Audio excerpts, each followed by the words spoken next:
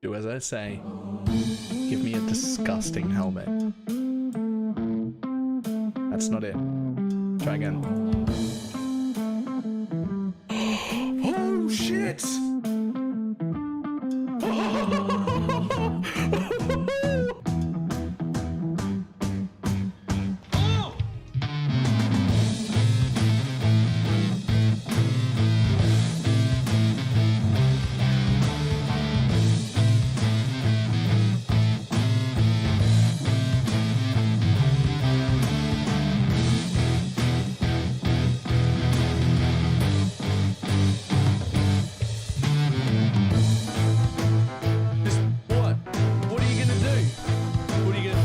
Trying to hit me and hit me.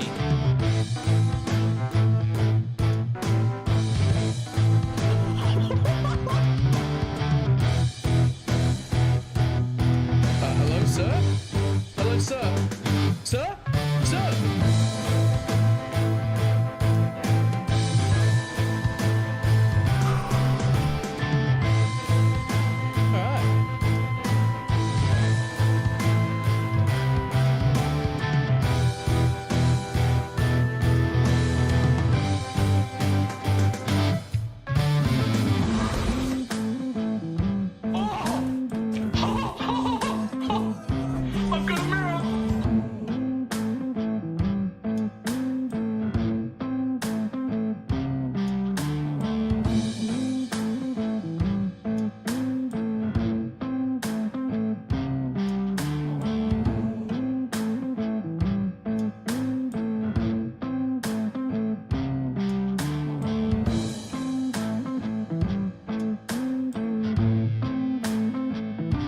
It's fine. What's the worst that can be? Oh, fuck, cunt.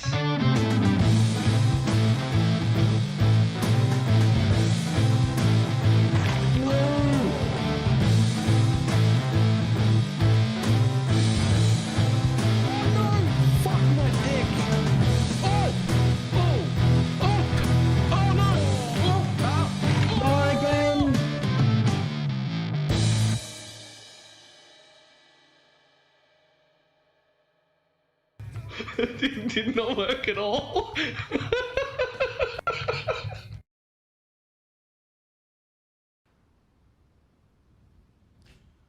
Why, hello.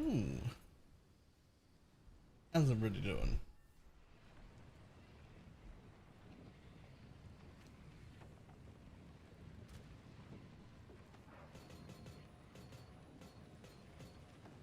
Alright, I know I'm supposed to be testing league starts, but you know what? Fuck that nonsense.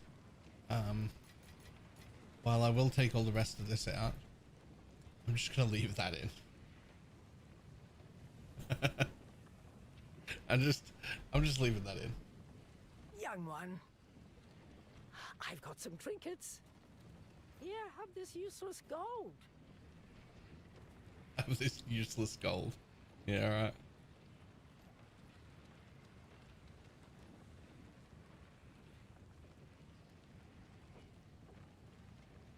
Wow.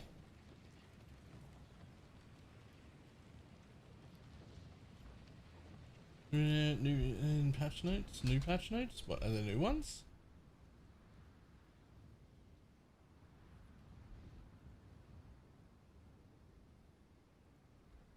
There are no new ones, are there?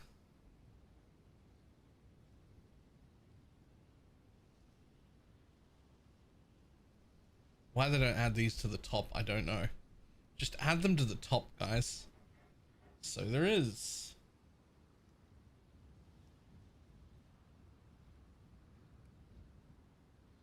Totem placement speed now also scales the speed at which the totem emerges. What? Also scales? What was it scaling to begin with?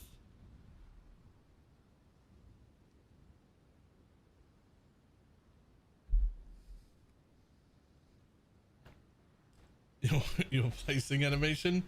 Ah. Okay, sure. Curse area passives and the passive skill have been halved. Now going 10% curse, previously 20. The zone is now 20, previously 30. But it also grants 10% magnitude, previously 8. Curse area small passives on the Lich Abyss now grant 15, previously 25. Ooh. Ooh. That's just unnecessary. That's just unnecessary. Missing Chaos Tag to extraction support. Second Wind can no longer support meta skills. Second Wind 3 now restores 1% of your life for 1 second on cooldown. Previously 2%. Okay. And can no longer support metal skills. Okay, sure. Temporal Chains, Ellie Weak, Enfeeble, Vulnerability, Despair, Inevitable, Agony have now all had their radius lowered on top of it?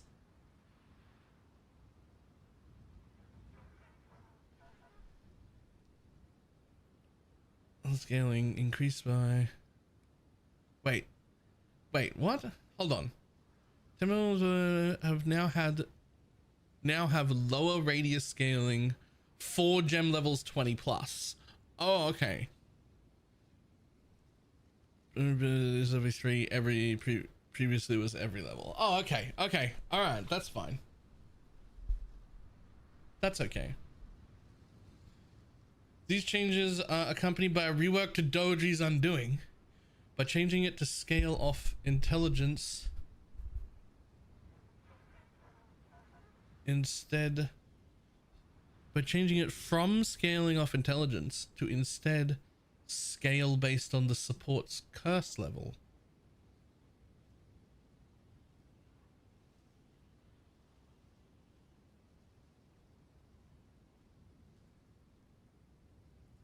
I mean, this might, we don't know the scaling for this. This might be better.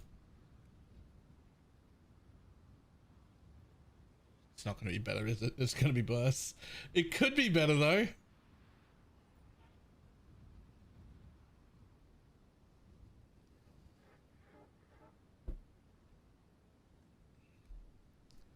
It's not going to be better. It's going to be worse, isn't it? Right, Firestorm now deals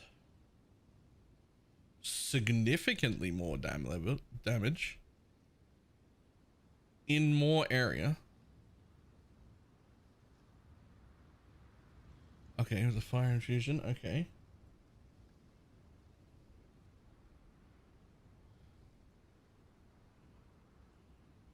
So the infusions are weaker. But the base is better. Okay.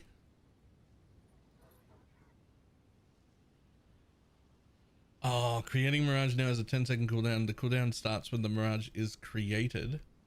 It's no longer reset by dodge rolling. You can now have multiple barrages out at once.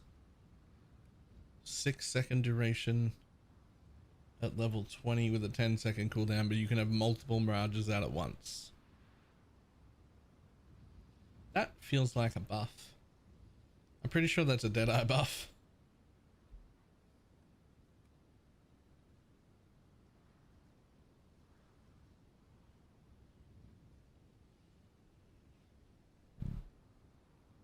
Okay.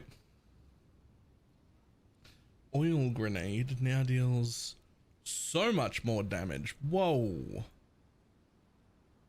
It now has once ignited. Oil Ground is 150%. Ooh.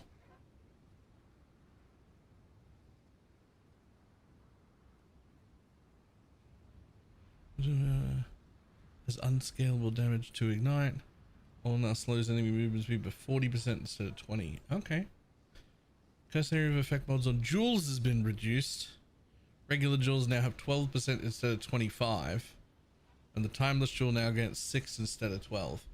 Yikes, they really don't like you cursing a whole area, do they? Are you gonna buff blasphemy to make up for this? Because like the blasphemy area already wasn't that good. It was okay, it was fine. But not, it wasn't.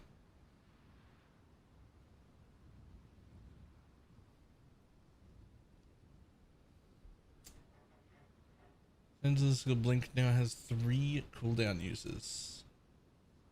Ooh. Prism Guardian now has 1% increased spirit efficacy of buff skills per 100 life, instead of 1 maximum spirit per 25 life. But it now comes with 50 flat spirit.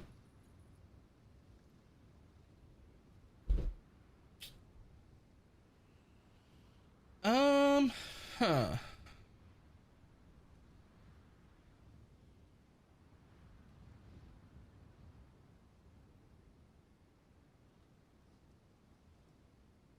Okay.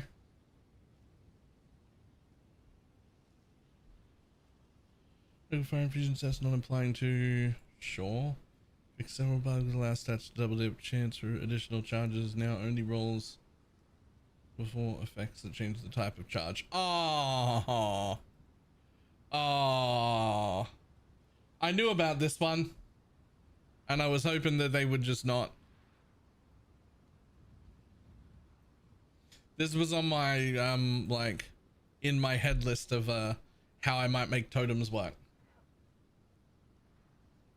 That's sad.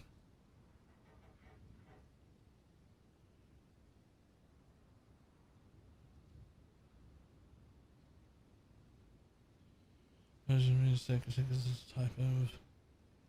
Okay. Blah blah blah. Oh, and more updated patch notes. What do we got? Ooh. All right. No. Let's start at the top. So Ice Nova now has more area on when it's cold infused. Cold infused is now doing a little bit more damage as well.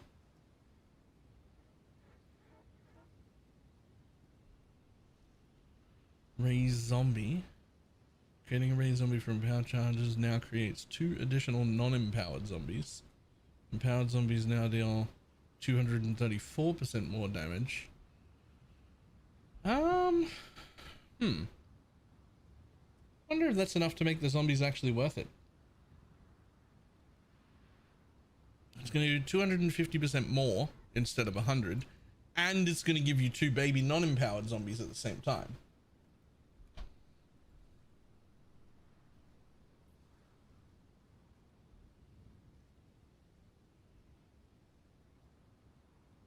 Yeah, that's true. They're still going to be just too slow to get anywhere.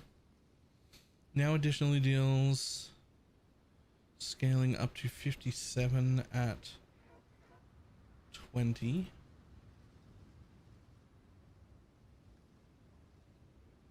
It'll compound if not from ignited ground. Previously magnitude. Shield per minute felt. Previously 10 to 5. Oh. Cast store up to 5 seconds of fuel. Previously 10. Ew.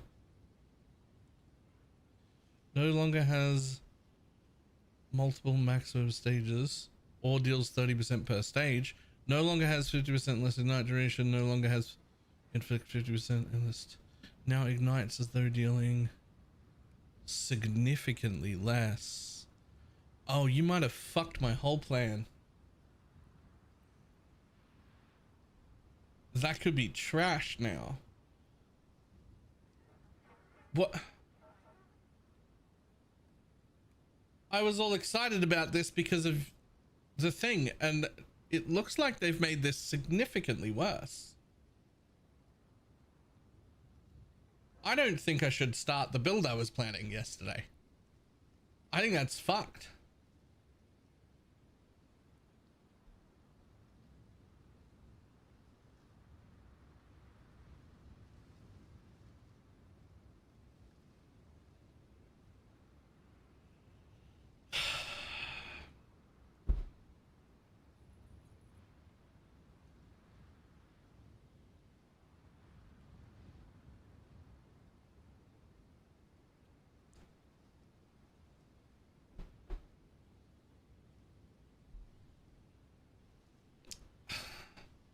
Man, I was gonna do something different.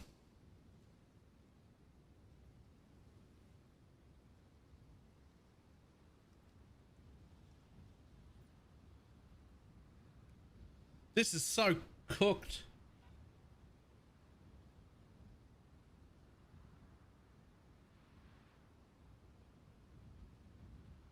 The fuel changes are rough. The duration is rough.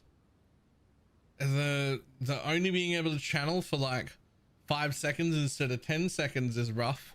And the damage got lowered by what I assume is roughly the amount that would leave you with the same ignite you used to have.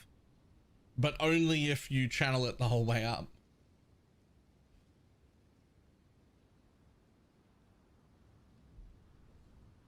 Which is just...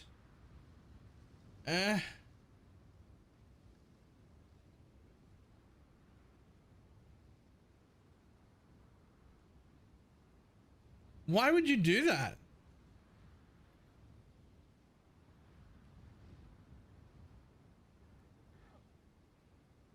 Meanwhile, we'll buff more bow skills. Now converts 80% fizz to cold, previously 7. Cone angle increased by 50%. Now it's 25% more build-up. Now deals significantly more attack damage. Quality grants small magnitude of chill. Shards now fire 11 projectiles instead of 8. Yeah, we needed more options for bow buffs. Yeah. Buff Deadeye builds. Nerf anyone trying to do non-meta stuff. That's the way. What the fuck are you doing?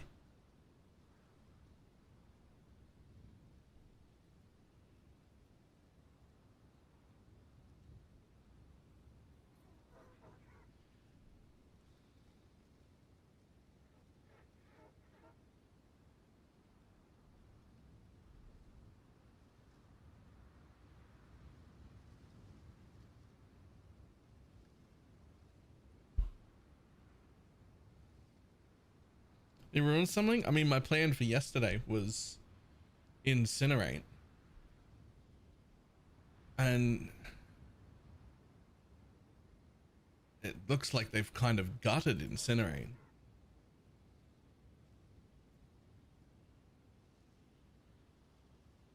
And they've buffed grenades and more different Deadeye skills. So now there are some more Deadeye options and grenades are even better. But don't worry about my off meta build. Better nerf that before anyone plays it. Just in case something,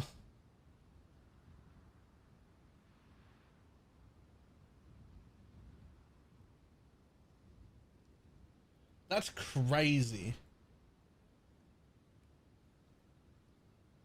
Yeah, like they fuck up PoE 1 to try to get people to play this dog shit.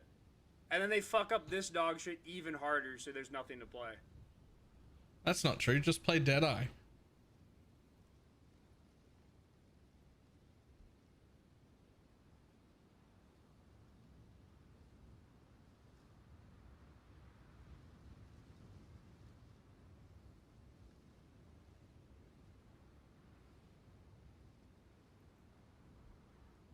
Sleep now. What is this? Whatever's left. Oh, some actual hands-on druid stuff. That's true. Just Deadeye stuff. I mean, that's what they want. They just want everyone to play Deadeye. Deadeye or Pathfinder or Amazon, or just basically just stay in that corner over there. Because it's the only corner where good stuff is. Oh, thank you.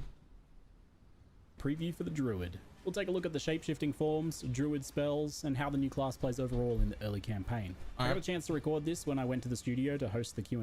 Thanks to Grinding Gear Games for covering my flights to do so.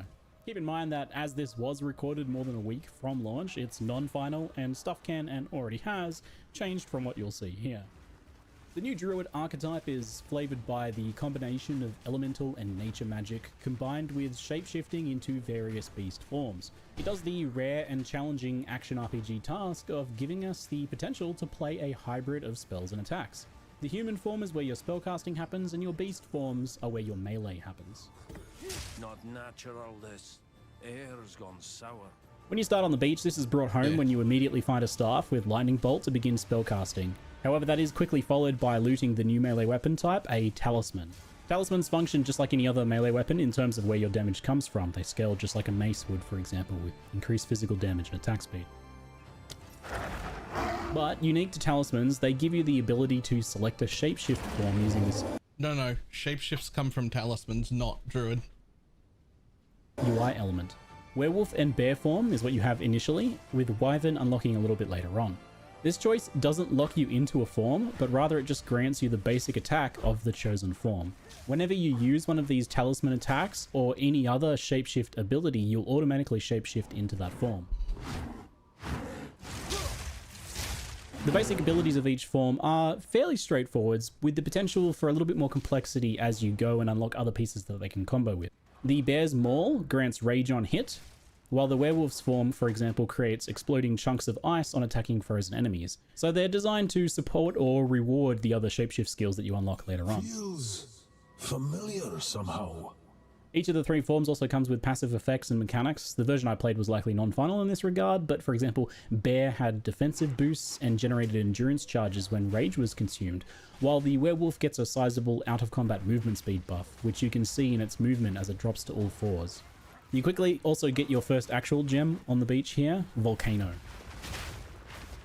By primal will. This is a spell that causes an explosion and spits fire projectiles for a long duration.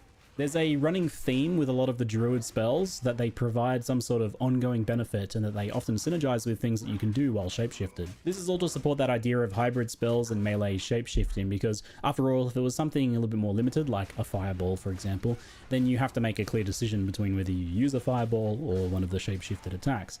In this case, you can place spells, they'll continue to do stuff while you're shapeshifted. Perfect.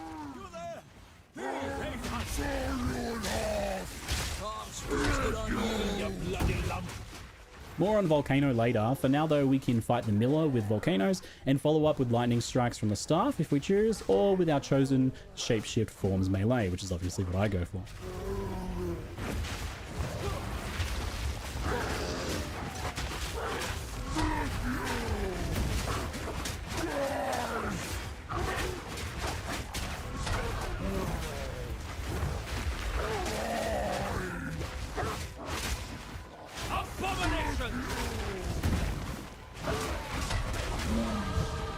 Still breathing? That's a start. Sleep now. Whatever's left of ye. The first uncut gem expands your options with the Entangle spell, Lunar Assault for Wolf, and Furious Slam for Bear. I'll test all of them as we go, don't worry, but I decided to kick off with focusing on the Bear's Slam combination first. The Bear's basic attack Maul generates Rage on hit, and Furious Slam spends Rage to empower itself with a more powerful explosion that leaves behind jagged ground.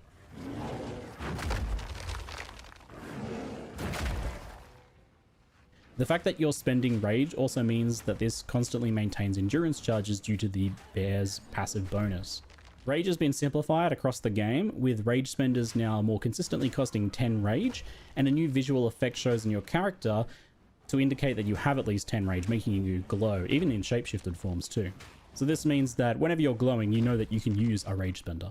I find the Devourer first up, so we get the first test of our metal a little bit early. Aye, this reeks of the Devourer's lair. And here we get to see a bit of the potential power of the Bear Styles combos. You'll not harm another soul.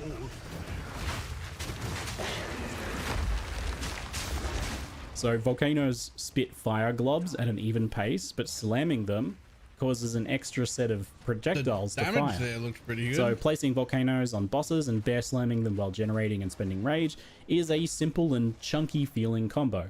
And it makes pretty short work of the Devourer here.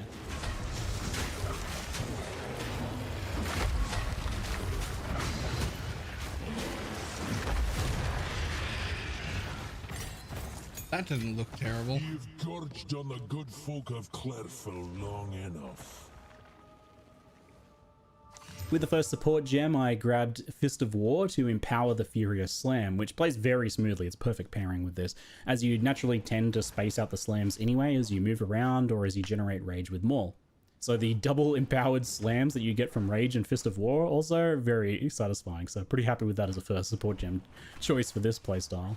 There was some other interesting options there though, such as Overabundance and Burgeon for Volcano.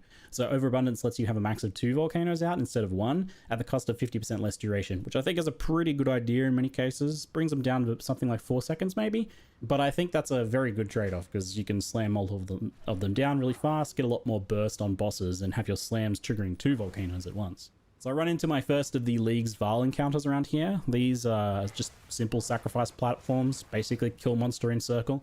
Thankfully, they aren't even too strict about you needing to be in the circle. You just kill monster from the circle. So this video is primarily about the Druid. I'm not really going to be focusing too much on the League mechanic here, but I will touch on my very limited experience with it. The basic premise is kill monsters from 6 circles, and then you go raid a ruined temple for loot and a bunch of crafting options to improve your gear as you level. It's fairly unobtrusive as you play through, and then you get the chance to spend a little bit more time in the actual temple to do some gear crafting. That felt pretty powerful. For now though, I get a chance to pick up the Wolf skill, Lunar Assault, and the plant spell, Entangle, so I'll test those out in the near future. Entangle first, it places a fissure that grabs nearby enemies to deal rapid small hits of physical spell damage while slowing the entangled foes. Skills like this are always really good for utility, like Oil Grenade for example. Slowing enemies is really effective on Crossbow. I anticipate Entangle might feel similar here as a utility spell. And similar to Volcano, it's got that duration lasting benefit design, so it kind of means that regardless of your actual leveling setup, your build, you can throw in some entangles for some extra damage and slowing. I'm immediately pretty impressed with the feeling of bear form for blasting bosses here. Double empowered Volcano slams is very rewarding. And the hybrid gameplay option on Druid means that if you need to kind of back off for a little while, you're taking a bit too much damage, your flasks are getting run down, you can give yourself some distance and throw down some volcanoes, entangles, and later on other spells while you're recovering. I'll take the opportunity before we test some wolf form here to comment on the overall feeling of shapeshifting, and it is, thankfully, seamless. GGG have done a really good job here of leveraging the weapon swap system, especially after they kind of changed it to not have delays and things like that. And they've done it in a way that requires zero thought on the player's behalf, which I think is really important. We've dumped a bunch of new players on the Druid here, and then you had to like teach them a bunch of complicated weapon swap mechanics and set up for the UI. It would be a real problem, but you don't actually have to think about it or do anything initially to use it in its simple form. So spells just naturally swap you to human form and your staff or wand so that you can use them, right? Because they don't necessarily work otherwise, and the shapeshift abilities need the talisman, so they automatically swap to that and thus swap you into your form. There's no real delays here, and it just feels smooth and seamless, even swapping between multiple forms. And the gameplay feels pretty fast too, because that was the thing from the preview that people were concerned about. Especially in War form, it feels very fast. The initial reveal, it did a good thing of like focusing on clear, low damage, low movement examples of mechanics so that you could understand what was going on, but it didn't actually show what it kind of felt or looked like to play the Druid, and it made it look honestly a bit slow and clunky. So much blood spilled here, the earth still bleeds. The biggest thing that I noticed playing it though, that almost right away in Act 1... Stop.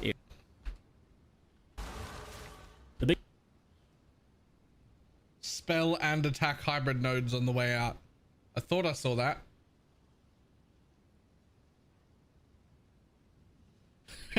Everyone paused here? I needed to see what it was.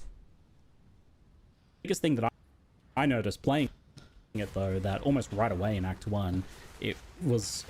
I've seen every streamer do that. I mean, you've gotta look, right? Like, I'm sorry, you showed the passive tree for a second, you mouthed over something. I must see it immediately.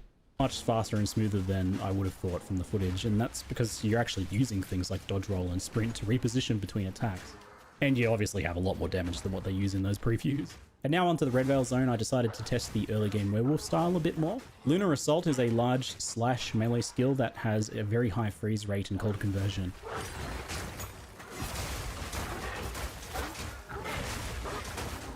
And that can be paired with the Ice Bite support to give you a big bonus cold damage buff that's up pretty much all the time with this skill, as it freezes so easily on regular mobs and even fairly easily on most bosses.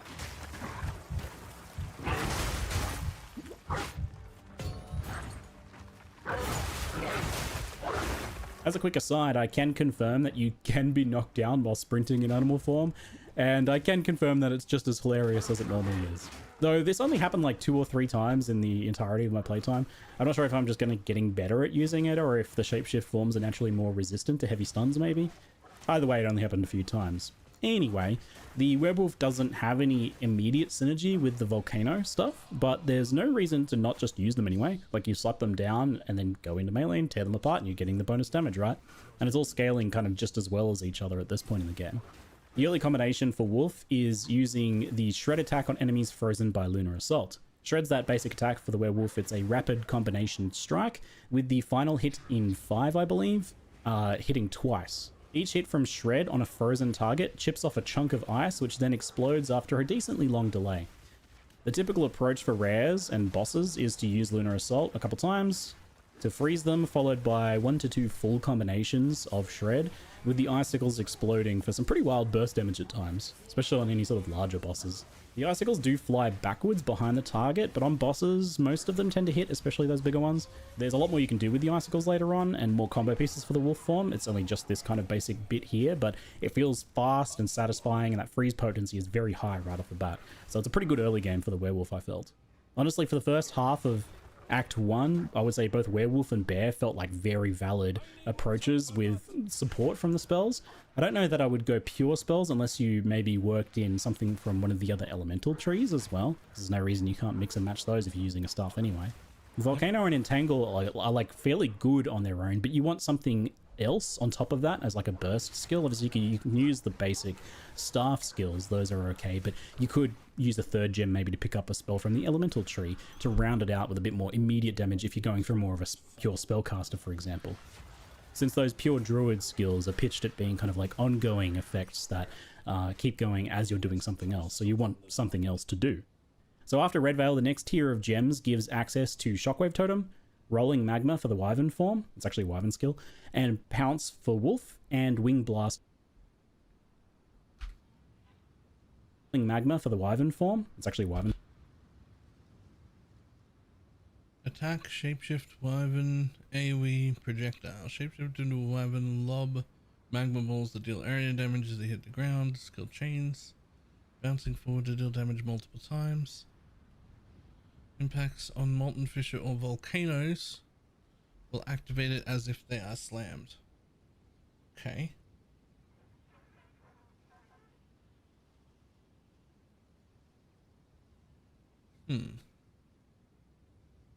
Skill, and Pounce for Wolf, and Wing Blast for Wyvern as well. So Wyvern gets 2 here because it's kind of first introduced at this point. You also like unlock damaging enemy around you when you land. Mark will be triggered at the highest rarity. This skill, the mark will be triggered instead. As any wolf minions, you have to leap immediately. Okay. The ability to swap to it on your talisman at this point, even if you've got the original talisman, I believe. I suspect maybe it's based on character level. That would make sense. So this expands your build options in quite a few ways, about 4 different directions right away. There's a lot of lines of play on the druid here, even right at the early game. So you can totem with bear form for jagged ground eruptions, for example. Rolling Magma plus Volcano as a combo there for fire-focused wyvern. The magmas trigger the volcanoes. You can incorporate Pounce into wolf form, which gives a bunch of benefits. And you can also grab Wing Blast for like a lightning-focused melee wyvern with its default attack. Since at this point I was really enjoying the wolf form, I grabbed Pounce, and this is possibly the best all-rounded skill in the entire druid category. It's a skill of all time, I'll tell you.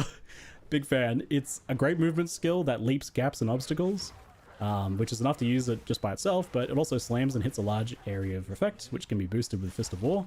It marks a target on hit, and it automatically marks the highest rarity target, so it just works. You can link your own mark later on, or you can just use the built-in Predator's mark, which is honestly quite good on this skill.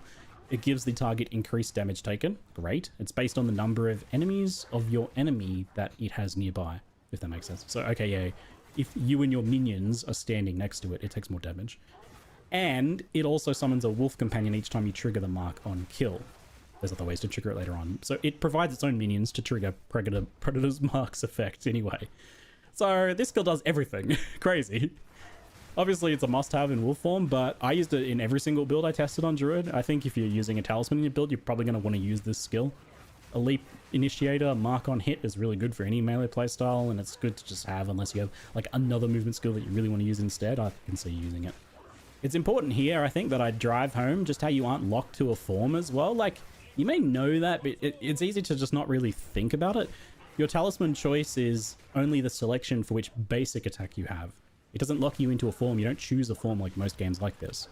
It's only important what you choose on your talisman if you actually plan to do some sort of combo with it, and I don't think every build will necessarily use the basic attack. Some of them will because they have some pretty powerful combo effects. But for example, the bear forms one just generated rage, and there's other ways to do that. Rage support gem on another skill, for example, so I can absolutely see not using the bear's basic attack for too long. And you'd only use the werewolf one if you were planning on doing some sort of like icicle-based build, right? So you're absolutely free to leap in as a wolf and then proceed to bear slam everything, for example. And it took me a while to really fully take that in and incorporate that into my gameplay. I still catch myself thinking of each shapeshift form as this like own separate thing, even though I know it's not. But try and like remind yourself to take Druid a bit more holistically, right? It's if there's like a skill or passive bonus from one of the forms. I'd like to take some special note on exactly how good these wolf minions were just now. Thing, even though I know pay attention to these not, two wolf minions he's got currently 4. Look at how good try they and are like in this remind fight. yourself to take Druid a bit more holistically, right? It's they just fucking stand there. They're not even doing anything. If there's like a skill or passive bonus from one of the forms that you want to enable some combo or synergy with your build, bonus from one of the forms that you right? It's not, but he doesn't have 4 wolf pets. He's got 4 fucking cheerleaders. What the shit? Try and like remind yourself to take Druid a bit more holistically, right? It's if there's like a skill or passive bonus from one of the forms that you want to enable some combo or synergy with your build, then use it. Nothing stops you, right? The devs have given some guided and more obviously spelled out combos within each particular. Devs have given combo. What the fuck is this? Or synergy with your build, then use it. Nothing stops you, right? The devs have given some guided and more obviously spelled out combos within each particular like shapeshift form or archetype. Like for example, bears combos within each particular skill speed and generic increased damage.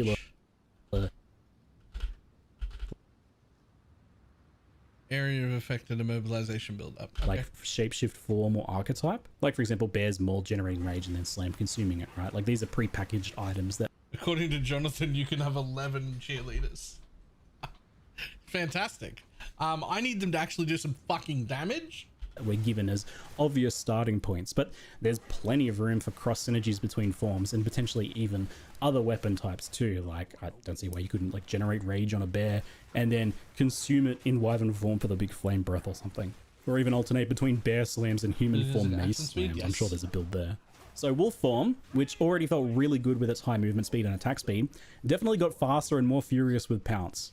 Overall, this playstyle is a fairly straightforward melee attacker with some room for some pretty good skill expression, I think, in how well you position and freeze and then swap to shred enemies so that you kind of choose which direction. Okay, this is as open as it could possibly get. If these wolves aren't attacking, the icicles fly off. I think if you are pretty good at it, you can perform, you know, get a little bit of extra juice out of it. But if you just want a lunar assault, freeze.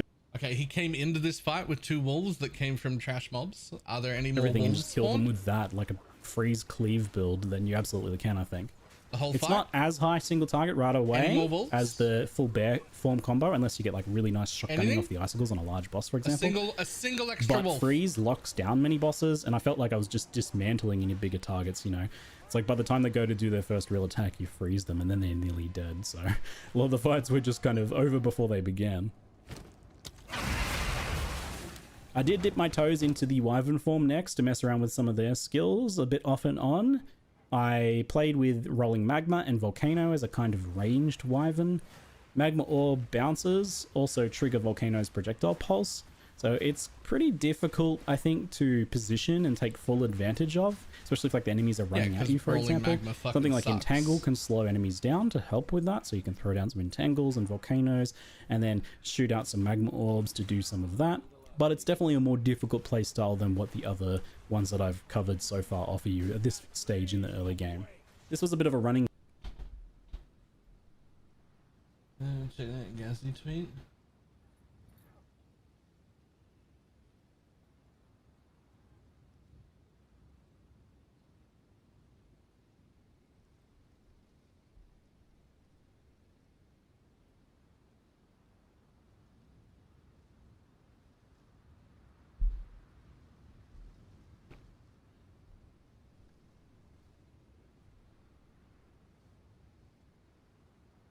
Yeah, I mean, I already theme for said me that was with trash. Wyvern in my play session.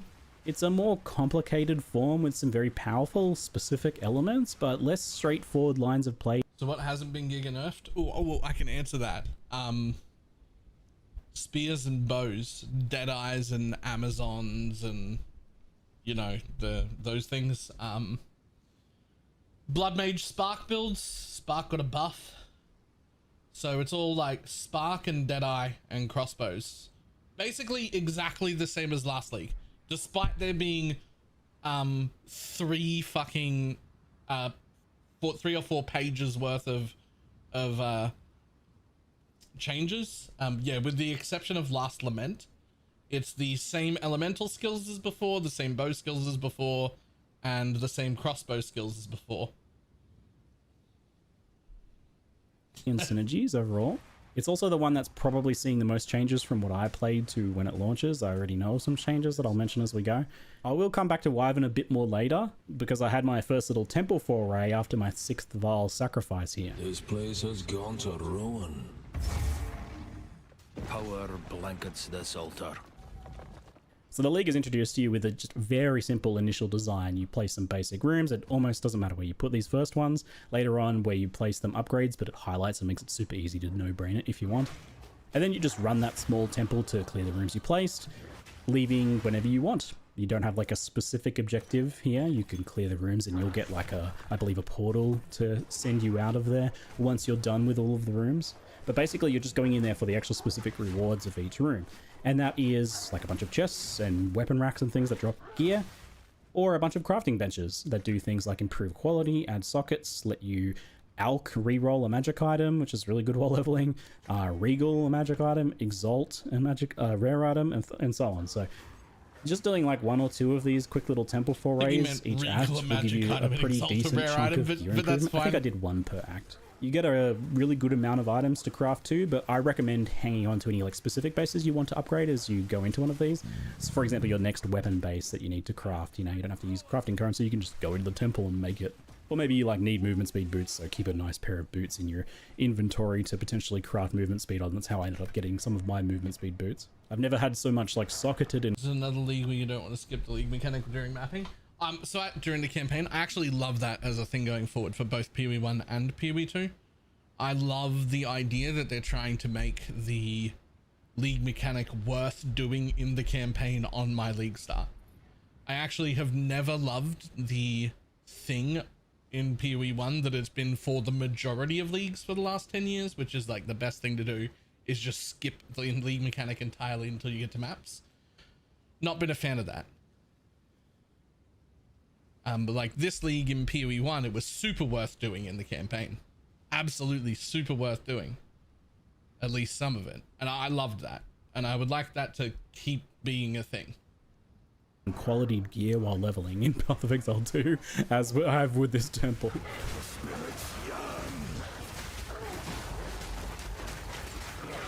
I need more time for that.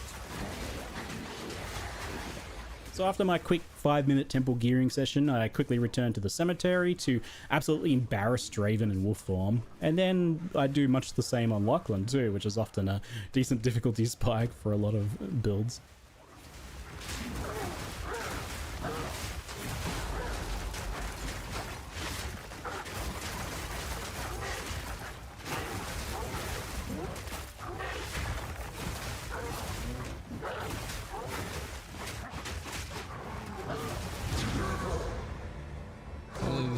Close that? Yeah. Hunting grounds. Best be careful shape-shifting, lest I take an arrow to the ass. Take an arrow to the The other set of Wyvern starter abilities is melee with Wing Blast and Wyvern's default attack Rend. So Wing Blast is a bit like Spear's disengage skill. It's a backwards leap that can get you out of harm's way and do some other utility things. But in this case, it also is a large AoE that stuns primed for stun enemies and triggers an extra explosion for some nice kind of like AoE clear on those stunned enemies. It also generates charges on stunning enemies, power charges with a surpassing chance, it's called. You can scale it past 100% for more charges, potentially, for example. That's how that works. And one change that GGG has already told me about here with the Wyvern is that this skill has been buffed a bit by granting 3 charges now on stunning unique enemies, which is good, because I felt like it was difficult to actually use the power charge stuff in boss fights, but having 3 charges means you can get like 15 seconds plus of empowered attacks or something. You can like chain it through the rest of the boss fight. So I could see you kind of just getting 1 stun and then that carrying you through the rest of the boss fight as you expend all of your charges. So that does sound like a nice improvement. So the rend basic attacks can spend a power charge if you aren't currently buffed to give you a buff with empowered lightning attacks. It gives that skill a much bigger AoE and adds lightning damage. It does a few other things with a few other skills too. It actually turns it from like a very basic little melee attack into like a pretty hefty, big cleaving skill that does quite a lot of damage. Empowered Rend, it is slow, but it is big and chunky and really satisfying, and I'm really hoping that there's some potential for like melee Rend builds that maintain empowerment with that, because it felt really good when I was cleaving my way through packs with it. Wyvern's early game was definitely the hardest to get the hang of all of the kind of types here, at least when you try to stay purely in Wyvern form, because again... It's gonna be wet. Oh no, I'm so sorry to be the bearer of bad news. Oh, hold on. Let me just fucking ruin your whole fucking day.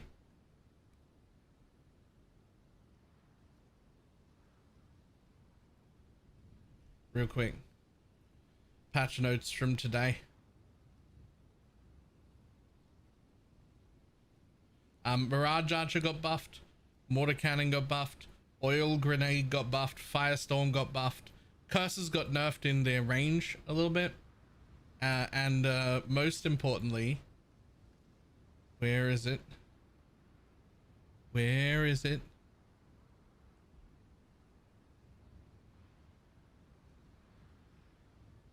Updated patch notes. Here it is. Incinerate now deals a little bit of damage per second, which it didn't have. Ignited ground duration is now 8 seconds, previously 4. Now ignites from a single skill compound, if not from the ignited ground. Those are the buffs we knew about. That we were pretty happy about. Quality now grants more duration, previously ignite magnitude. Now gains 2 to 7 milliseconds of fuel per mana spent, previously 10 to 5. Now can store up to 5 seconds of fuel, previously 10. No longer has multiple maximum stages or deals 30% more damage per stage. No longer has 50% less ignite duration, no longer has inflicts 80% less flammability. Those are good. Now grants ignite as though dealing 24 damage at level 9, previously 120. Up to 124 fire damage at level 20, previously 622. Incinerate fuel can no longer be gained while using Incinerate.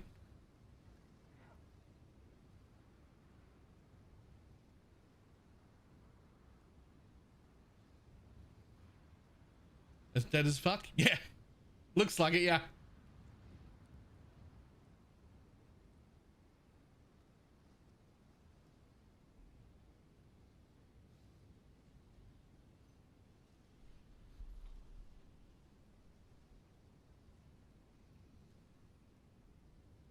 Again, just like you can just use something like Wing Blast alone for a melee escapes skill and then like play your... I don't know, man. Like, that was a super off meta build. I don't know what the fuck Connor was doing. Like, I spent all day yesterday planning out my Incinerate ED Contagion build. And then today fucking Incinerate's dead.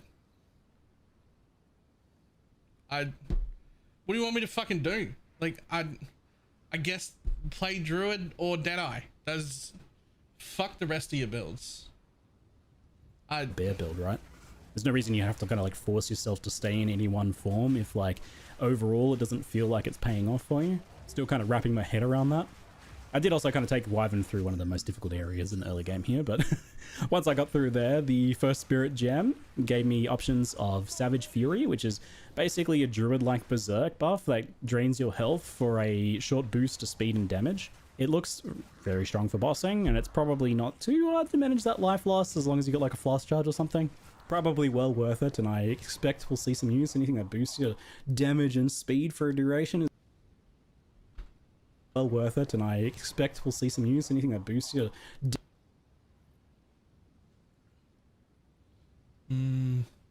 Rampage. While active, a portion of your physical attack damage dealt is stored.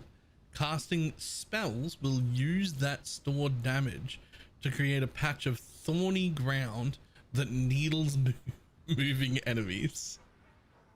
Probably pass on that. damage and speed. Eh.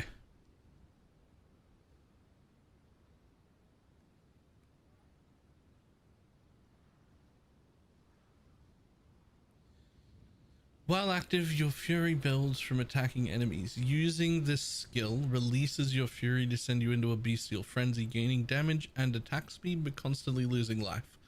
The frenzy ends immediately if you return to human form. Cannot gain fury while in a frenzy. 1 fury per attack. 20 maximum.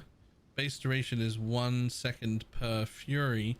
21% more attack damage, 32% increased attack speed, 16% movement speed, and only 3% life loss per second. You know, that's kind of fucking cracked. That's a level 4 version. 3% life is not that bad. 3% life per second is not that hard to deal with.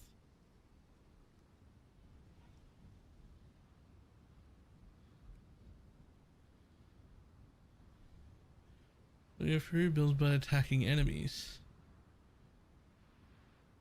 Gaining damage and strictly for shapeshifting though? Where does it say that?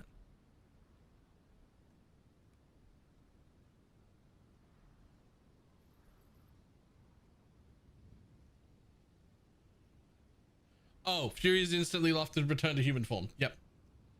Okay, sure. Sure. I mean, that's fine. That's a pretty cracked Probably do damage well now worth it, button, and I though. expect we'll see some use. Anything that boosts your damage. Damn it, go back. And then this one, the one that you get at the same level, looks kind of garbage.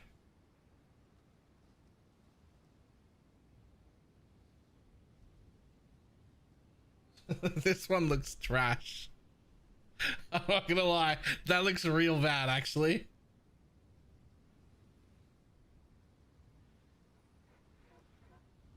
I don't know what thorny ground is. Sure we do. While active, a portion of the physical attack damage you deal is stored. Casting spells uses the stored damage to create a patch of thorny ground that needles moving enemies.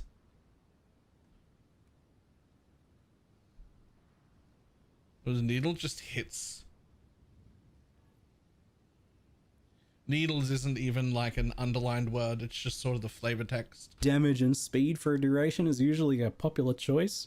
I didn't get to chest it in this run though, as spirit gems are pretty hard to get hold of in the campaign, and I instead went for Briar Patch. So this buff stores some melee physical damage that you deal to enemies to automatically place a thorny ground when you next cast a spell. Oh, so here if you we put a go. volcano down, it'll be surrounded by thorny ground, or if you cast like a lightning strike or something, it'll be thorny ground as well.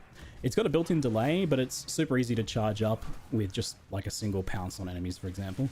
It's pretty low impact overall, though I was thinking that there's probably some good utility supports that can go on there later, especially for plant druid styles. Between Thorny Ground, Volcano, Entangle, and Totem at this point, we have a lot of persistent effects we can dump out before engaging in melee, and they all scale fine together at this point in the game, right? Like, so there's no real reason to just not go ham and use everything. I can give you a reason. I only have so many fucking fingers, my dude. Just like throw everything in the kitchen sink at the boss and then go in and bear slam them. You know, you got time often while most bosses are doing some sort of monologue to like pre-place like 4 entangles, 2 volcanoes, a totem, and automatically place down the other thorny ground. So you're absolutely going to go that route. The other notable spirit gem choice that I passed up earlier was Herald of Ice, and I wasn't able to get my hands on one for the rest of the 3-act session, which is something I wanted to note because it's a bit of a shame because I played it and loved a lot of the wolf form, but I never really felt like I got the full picture of what it plays like to clear as an ice wolf. because it feels pretty good, but it was missing a bit of AoE clear. That's the thing it probably struggled with the most.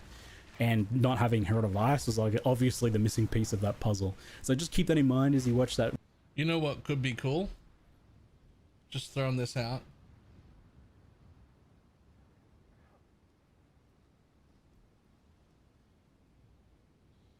That's going to be +2 to the limit of elemental skills. Those volcanoes could be pretty cool. You can just plant a bunch of them around. Triggers elemental storm on spell crit. So you become crit with some limits and just fucking storm. And then they automatically crit and the volcanoes automatically crit and like also proc your storm. Could be cool. You can also like all damage can shock on top of it.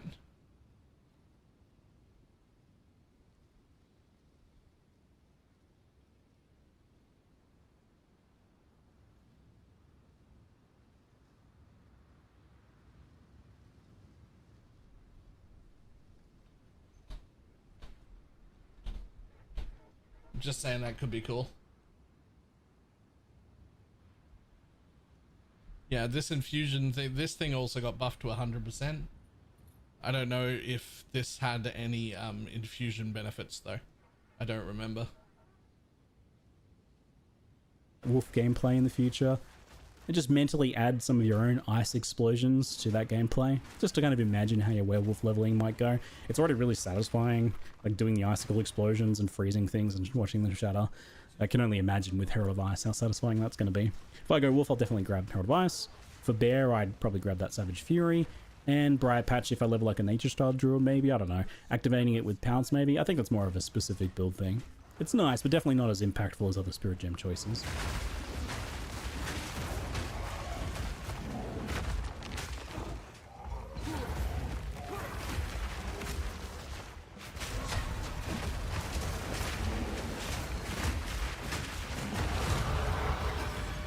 Late Act 1, you start to get your first weapon set passives, and unlike leveling other characters, I think you... Hold up. Late Act 1, you start to get your first weapon set passives. Show me that. Skill effect duration, sure. Unlike leveling other characters. Increases spell critical hit. Increases critical hit chance while shapeshift. And skill speed while shapeshifted. Yeah, I know you can go frame by frame, but it's like real slow to go frame by frame. I want to jump like 10 frames at a time. One frame, like frame by frame, is real slow. Right?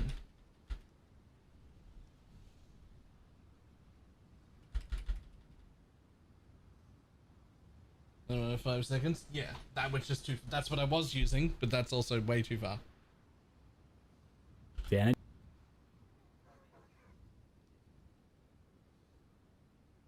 of these right away if you're going spells and shapeshift combo, which I absolutely think you should. It's super fun.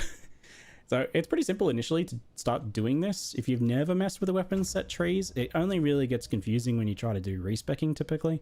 That's when you kind of got to wrap your head around just how it works. But initially you can basically just kind of like throw any duration or clearly spell-oriented clusters on the staff weapon set, and any shapeshift or survivability nodes or melee damage stuff on the talisman set. I spent and tinkered with these a lot as I went, and it felt like a pretty nice payoff for it. There's like quite a lot of it going on that you can cherry pick between in the druid area of the tree. It makes sense. I think passive tree support is like super important for this sort of like hybrid playstyle. And it's good that that kicks into gear pretty early on if you want it. For Executioner, I decided to revisit the Bear Slams since they performed pretty well early on. I was keen to see how they were holding up at this point.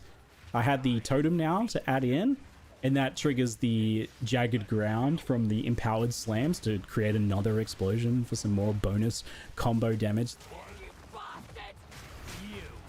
You have much to answer for. That's some pretty good executioner damage, I'm not gonna lie. I just had this quick thought in my head that in our like group leveling situation, there's just like 4 of us, and you just see like 4 totems land on the floor, and then 4 the volcanoes land on the floor, and then 4 bears jump in, and they all proc each other because they're all ground effects. The hand that held the rope lies still. And yeah, their form is. I was originally very excited about the wolves. Seeing this video so far, they look like cheerleaders at best. They're not fucking doing anything. They don't do any damage when they do attack, and they spend most of their time not fucking attacking. Stupid AI. It's pretty amazing on bosses, and overall pretty well rounded. Felt like the most well rounded of them. Like powerful single target, decent AoE clear, maybe a little bit slower, offset by just switching into wolf form, and nice defenses too. It's pretty nice. And you know, you can just use that I really do pounce wanna to play form wolf shift into wolf and start sprinting version, and though. move between packs. There's no reason why bear has to feel slow when you can instantly shapeshift into a wolf whenever you want. I was really vibing the hybrid wolf bear and human spells. It feels like you get to cherry pick the best parts of every part of these kind of 3 forms and just add them together to create a super build. Feels like cheating a little bit. Adding rage and rapid attacks to maul makes it really quick to generate rage for slams as well, with 3 mauls giving you enough for like 2 slams back to back. And when you start double and triple volcano slamming bosses,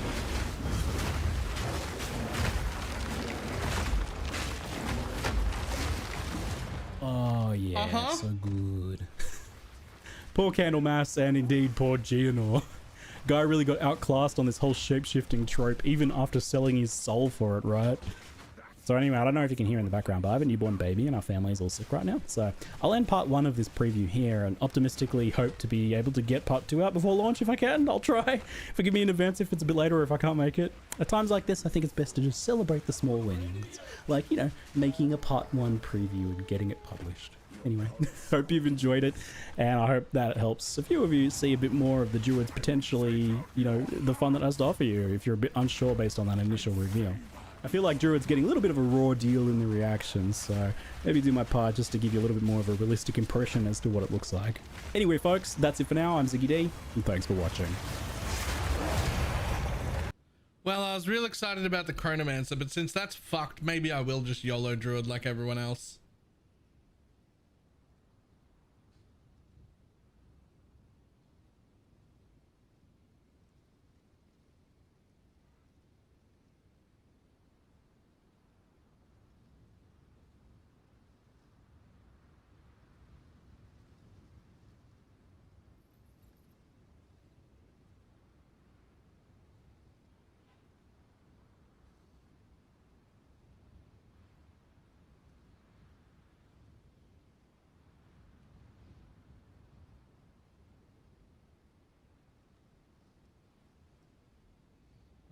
Titan Mist sounds really good to me. Well, it's hard to tell because we don't know what the ascendancies are. Like, we don't actually know. We don't actually have the information about what the ascendancies are here. Right?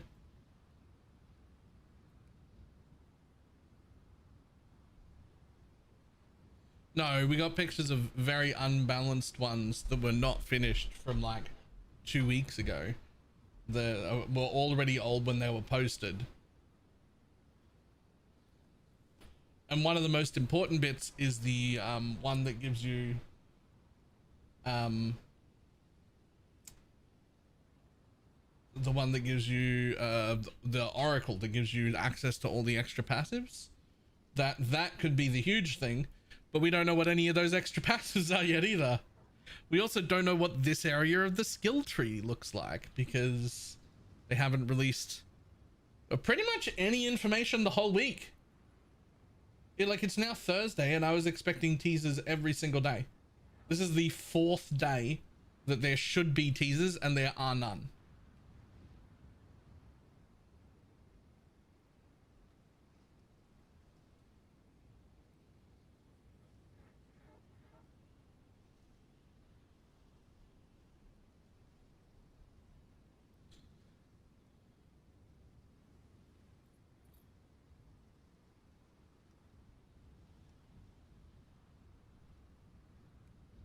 We got that drop video.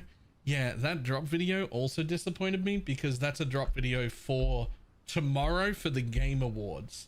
So I have to jump on for the Game Awards, which I wouldn't normally I wouldn't normally do, right?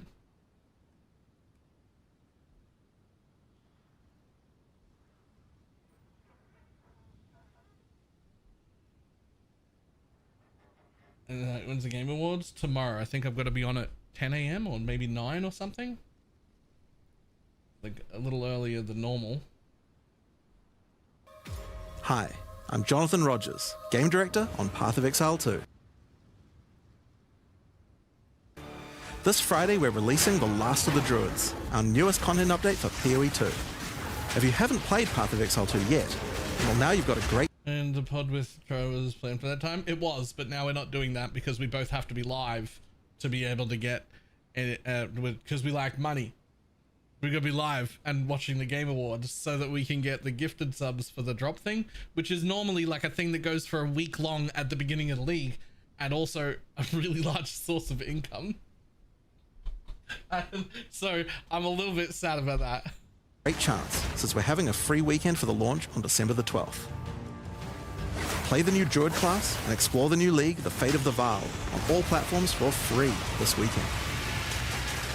In addition, by playing in the Fate of the Vaal League during the free weekend, you can earn a few cosmetic microtransactions. Everyone looks wiser smoking a pipe. In addition... This is a kind of shaman that I would be really interested in playing. By playing in the Fate of the Vaal League during the free weekend, you can earn a few cosmetic microtransactions. Everyone looks wiser smoking a pipe, right? Well, get to Clearfell Encampment and you'll be given one of your own. Yes. The Druids are charged with keeping the knowledge of the ancient Magi. Kill the rotting Druid in Act 1, and you'll receive a book to retain this knowledge. Count Geonor, as a fellow lycanthrope, can teach you a few new tricks, if you kill him. Defeat him at the end of Act 1 to learn the secrets of the Blood Moon, which you will see every time you level up. Now these are entirely cosmetic and do not affect your character's power in any way, like all the items we sell. So we hope to see you on December the 12th. But no like support a streamer campaign this time. Because that's done for the Game Awards for like a few hours the day before the league launch.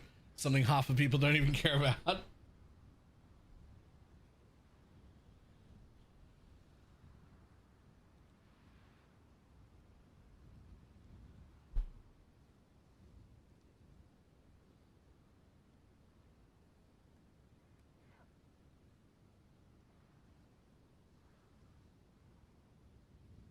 Showcase on the Game Awards, I'm assuming. I have no idea.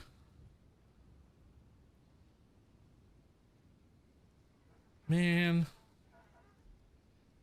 I spent like a few hours yesterday like planning out exactly how I was gonna start, when I was gonna respec, how my endgame was gonna look.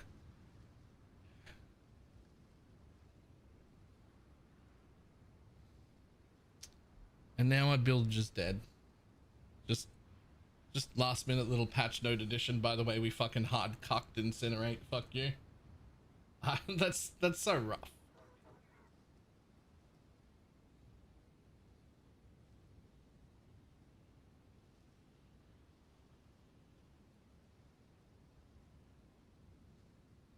Incinerate's fucked. Yeah, incinerate's fucked. Nah, we're not doing incinerate anymore.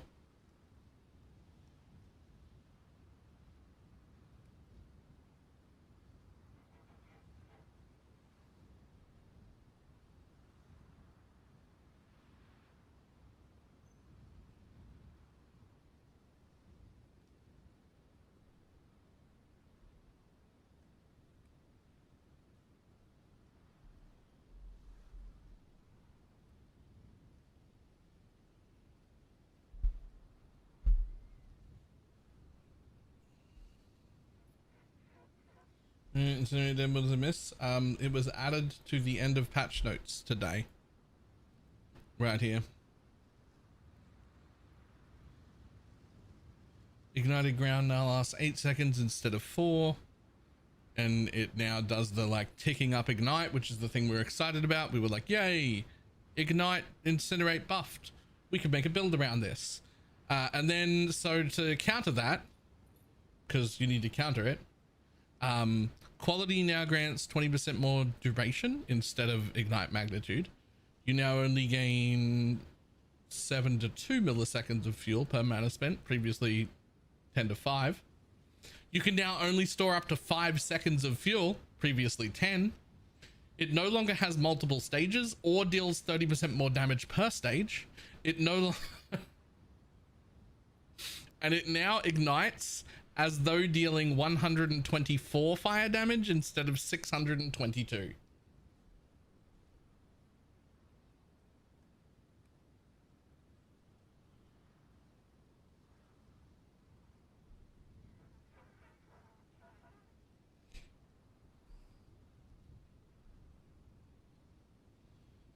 Yeah, it ramps, but you can only do it for 5 seconds instead of 10. So I guess it's like 5 times this number, which is roughly the equivalent of that number. So that alone would put it back on even footing. If you got the entire channel off from front to back, then it would be back on even footing. However, that does not account for the 30% more damage per stage, which is gone. So it's actually, I'm pretty sure it's garbage.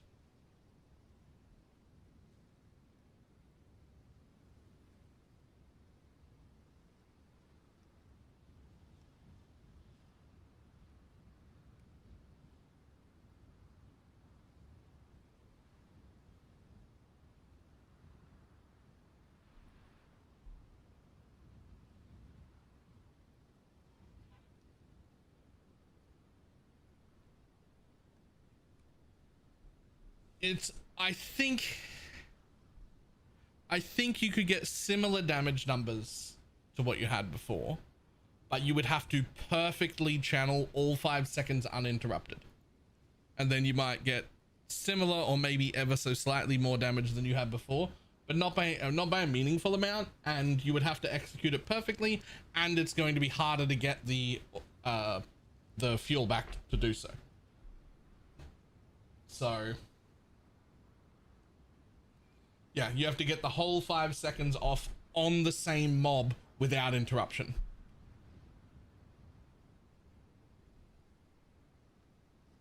Is it out of date? Refresh.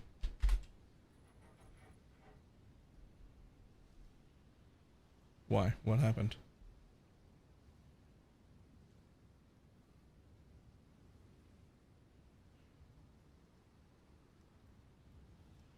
It ignites every 0.75.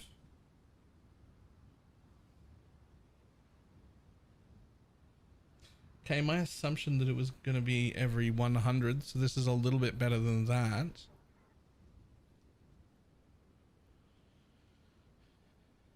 So it might be slightly higher damage.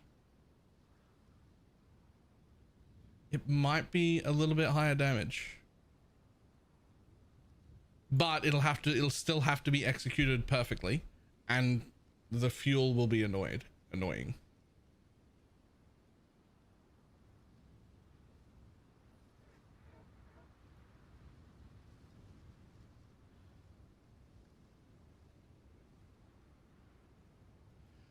Okay, I suspect that might be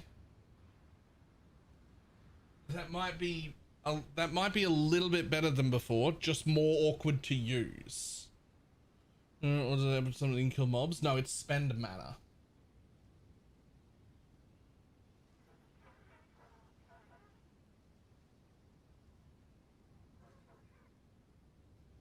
Which Incinerator does not spend mana. So I think with the addition of this line, it might actually be a little more damage than before. If you've got full fuel, which is harder to get now, and you execute the full 5 seconds without interruption on a mob, I think you do more damage than before now. It's just going to be a lot more awkward to use.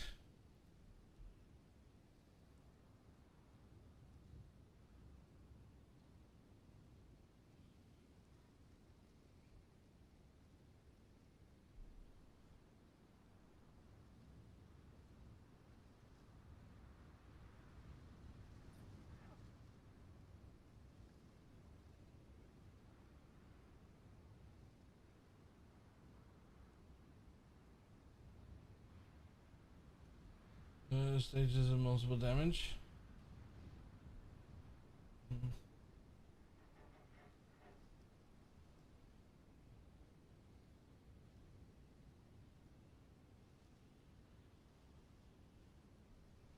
Totems would be the reason to change it if it works. Yeah.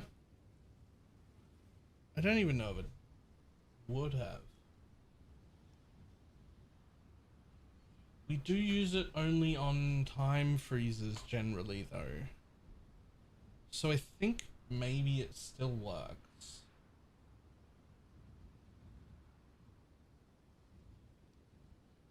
Okay, so with the addition of this line, this is a lot quicker than I thought the ignite ticks were gonna happen.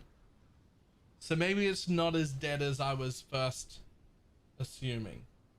This line kind of saves it a little. It is gonna be a little clunkier to use, but I suspect the damage might be okay.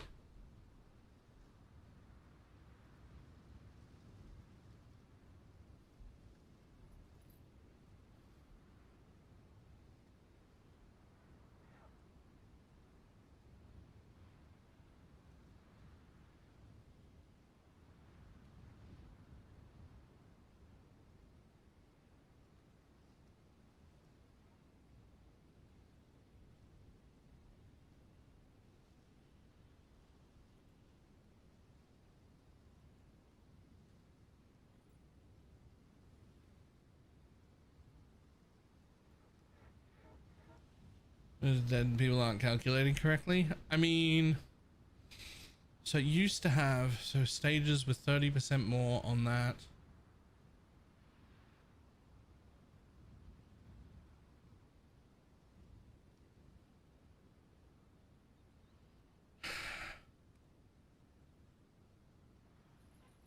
No, I'm pretty sure with a 75% millisecond.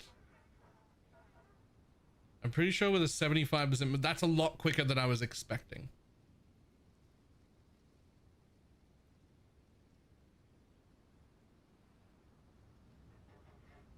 So I think the damage might actually be a little higher. It's just going to be awkward to use. Or just a little bit more awkward to use, that's all.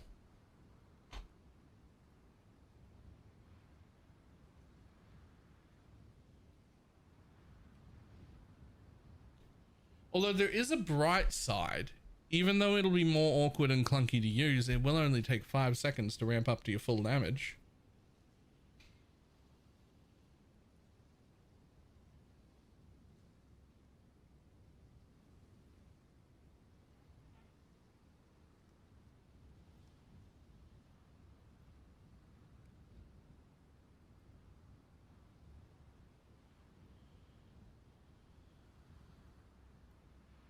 Yeah, look, relax about Connor getting upset. He's the king of overreacting and throwing tantrums. Not that his like builds aren't good, but he's very, very emotional with his responses. Give him a few hours or potentially a day to fucking self-regulate his emotions, and then he'll be able to come back and have a better opinion on it. He is very, very smart and he makes very, very good builds. They're usually quite expensive and he reacts incredibly emotionally. So like, give him a little bit, calm down. He'll come back and have a look at it.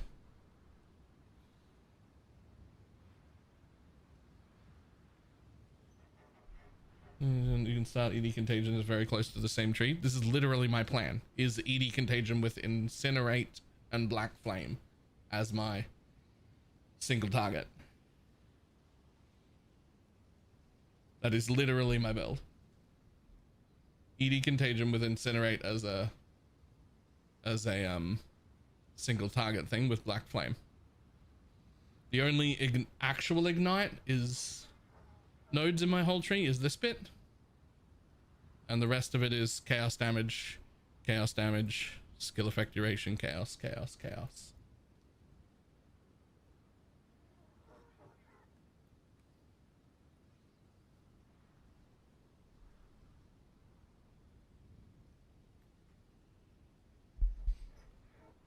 So the answer is this might still work.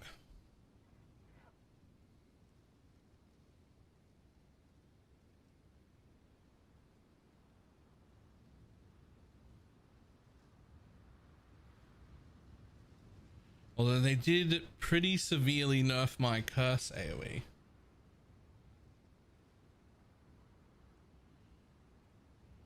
Alright, equivalent 3 things a night.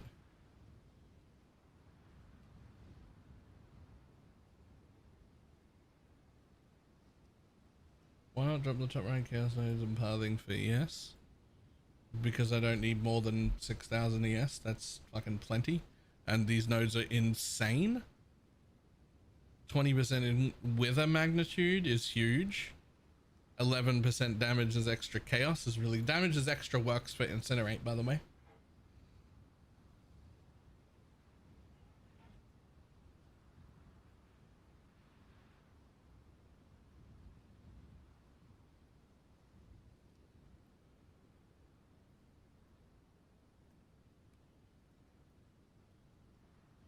Damages extra works for incinerate, but because it's a fire spell converted to chaos, you do need to worry about only adding as extra chaos or fire.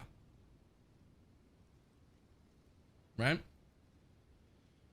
So like, I actually fake crafted the wrong wand here. That's extra as cold, extra as lightning, and it shouldn't be, right? Like that should be extra as...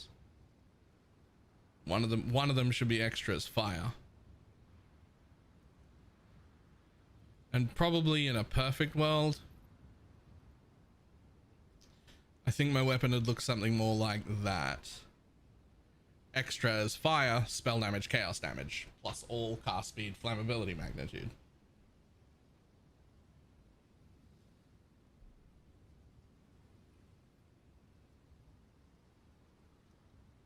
ED Contagion felt amazing in Abyss. I wonder how to feel with 40% less pack size. So, some important notes on 40%. Which Rune Socket gives you +1 all spell skills. I had no idea, to be honest. It just was one of the options here. And I was like, oh, cool.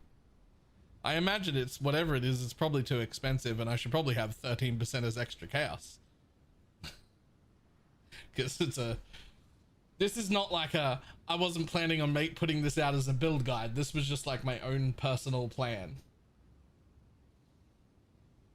Right?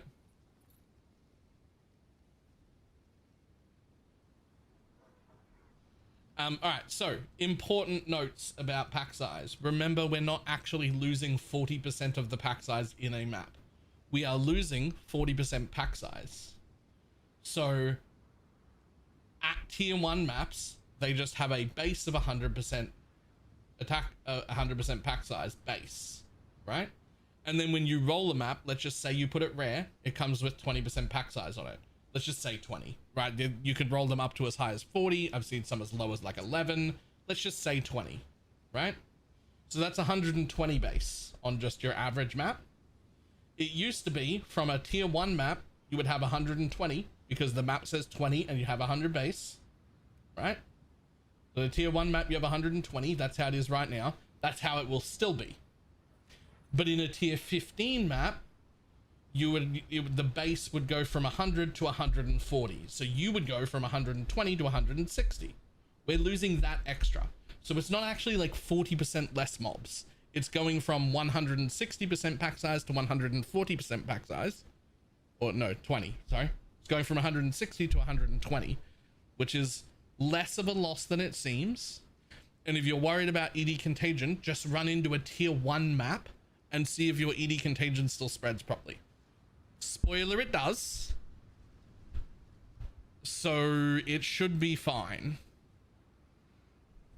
There's a 13% reduced functional pack size. That doesn't sound right. I don't know how to math, but it's higher than that. Hold on. Let me ask my mathematician. I don't know if Ildris is here. Math me, please. What percent of 160 is 120?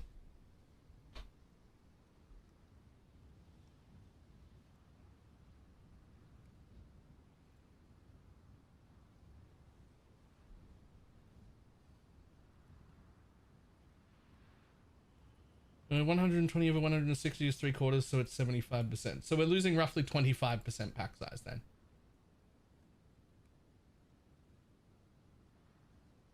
roughly 25% pack size on average.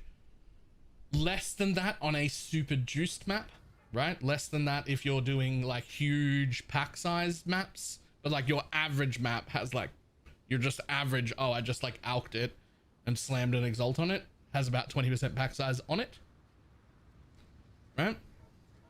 So on your average map, then you're looking at 25% less mobs than before, but that is not less packs than before. That is each mob having, you know,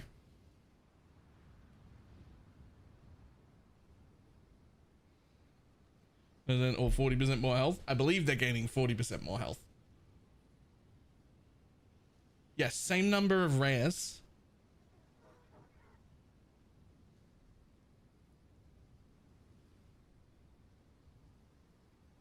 Same number of rares, same total number of packs. Right? Same number of rares, same total number of packs. It's just that, you know, 25% fewer total magic monsters. See, that's true. There'll be 25% fewer total magic monsters and total normal monsters, but the exact same amount of rares, and then everything will be a little bit tougher and drop 40% more stuff, right? In other words, I think it'll be fine. It really probably won't even be that noticeable. Also, this is significantly less noticeable the more juice you put on, right? It'll be significantly less noticeable the more juice you're using.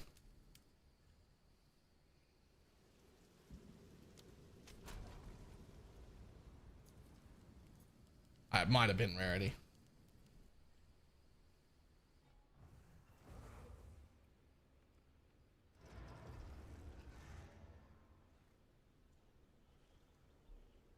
Yes, also trample toe, that should get stronger too, just so that you're aware.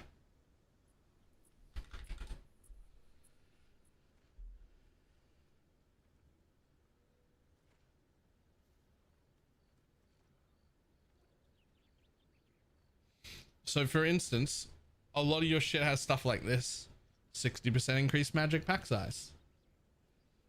Well, that means that the magic pack size in that map was 40 plus 64 plus 100, so it was 204, and now it'll be 40 less than that, right?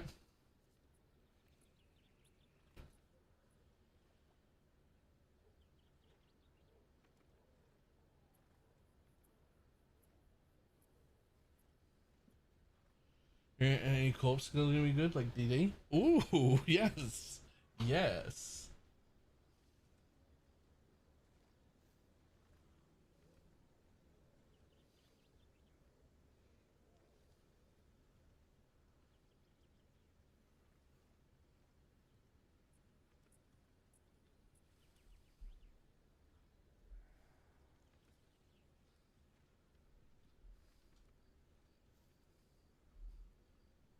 Three days, 3 hours. Oh no. Oh no. Okay, I'm so sad that somebody put out a video on that one. Okay, so that was also one of my thoughts is, before I watched that video, which I'll do in a minute, is I also read the spark buffs and was like, yo, wait, hang on. If I go, Stormmancer and I generate shit and I swap that shit and I go real hard on generating, that I should have way stronger sparks. There it is.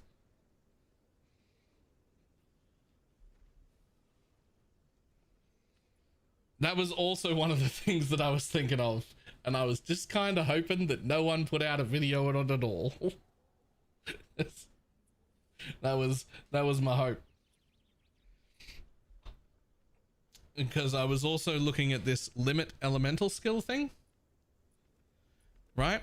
And here's something you can do with that, which is what you can do, which is disgustingly good, is that you can have overabundance and less duration on Orb of Storms and Frostbomb, and you can put them both in a cast on crit setup.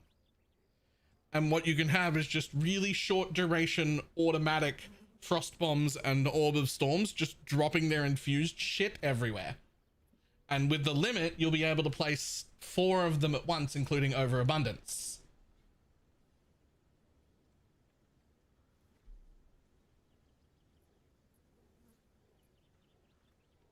And since you'll be able to put overabundance and less duration in them, they'll last like a second each, and you can have 4 of them of each, which means you get to run, you're basically self-generating without the siphon elements. You'll be generating like 8 infusions per second, which you would then double, so that's 16 infusions per second, but it would be random, so you would only get, you know, a third of them on the correct element, the cold one, but like, okay, that's still a lot per second, and that's not including siphon element, which will give you the correct ones.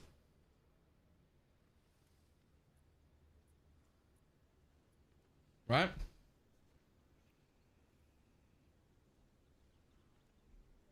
It is changed so that lightning will always give the cold ones now. Oh, okay. Okay, yeah. Fuck. Could be so good. Man, Spark might be really good.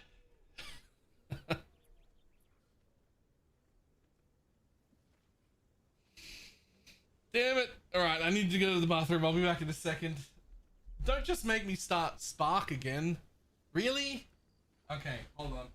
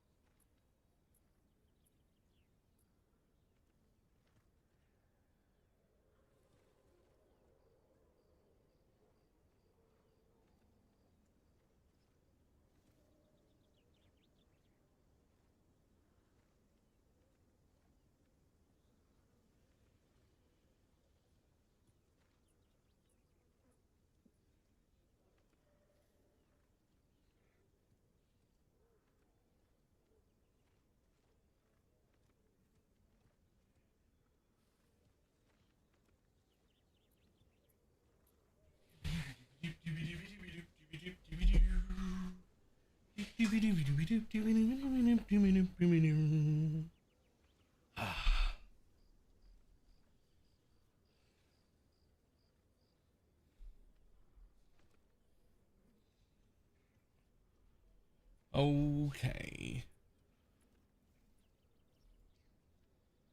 3 days, Let's see how 3 this hours, 3 minutes, and 3 seconds until The Last of the Druids will be released on December 12th. And we already got the leader of the patch. And no, it's not Pathfinder, and yes, Pathfinder will be pretty broken.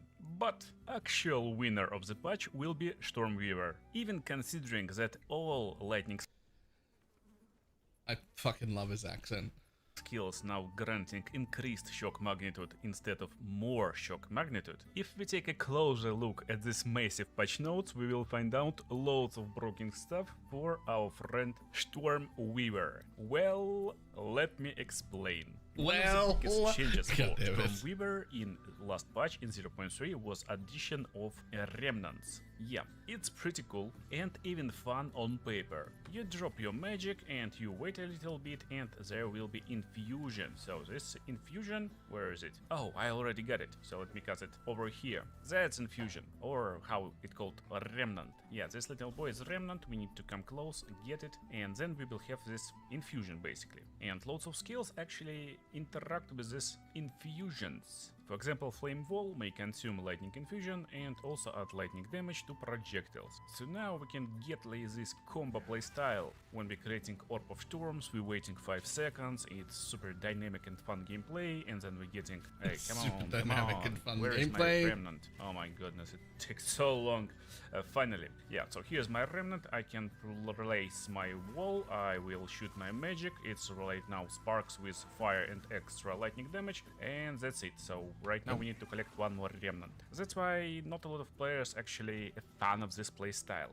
But here's the fun part. For example, spell, that's the wrong one, like Spark, got pretty powerful buffs. Normally it deals at level 13 up to 100 lightning damage, almost. But when it's cold infused, it will add extra cold damage on top, and cold damage is higher than lightning damage. Therefore, cold infusement on Sparks is just broken, let's be honest. But it's only broken if you can somehow cast Sparks with cold infusion, like a little bit more often than once every 20 seconds. And normally game kinda does not allow you to do this crazy stuff and shock and freeze enemies at the same time.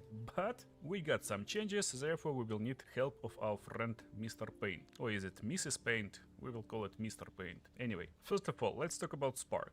Cold infused Spark right now will deal unchanged cold damage at gem level 1, but it will scale up to 310 cold damage at maximum gem level, without any corruptions and other stuff. And it's around like 15% higher than before, so it's like even more powerful. Which is very cool. At the same time, lightning damage on Spark also unchanged on tier 1 gemstone, but at maximum level it's around 20% higher. It was 216, right now it will be 245. So it's already like 20% buff to our damage. Just Spark got plus 20% damage buff. Pretty cool. Now, Stormweaver. He got refracted infusion. Previously, you got 50% chance when collecting elemental infusion to gain another different elemental infusion. And this passive node on Ascendancy class got changed. So Stormweaver right now will grant you another elemental infusion. Previously it was 50% chance. Basically every time we gain infusion, we will get another one. There is one more buff for collecting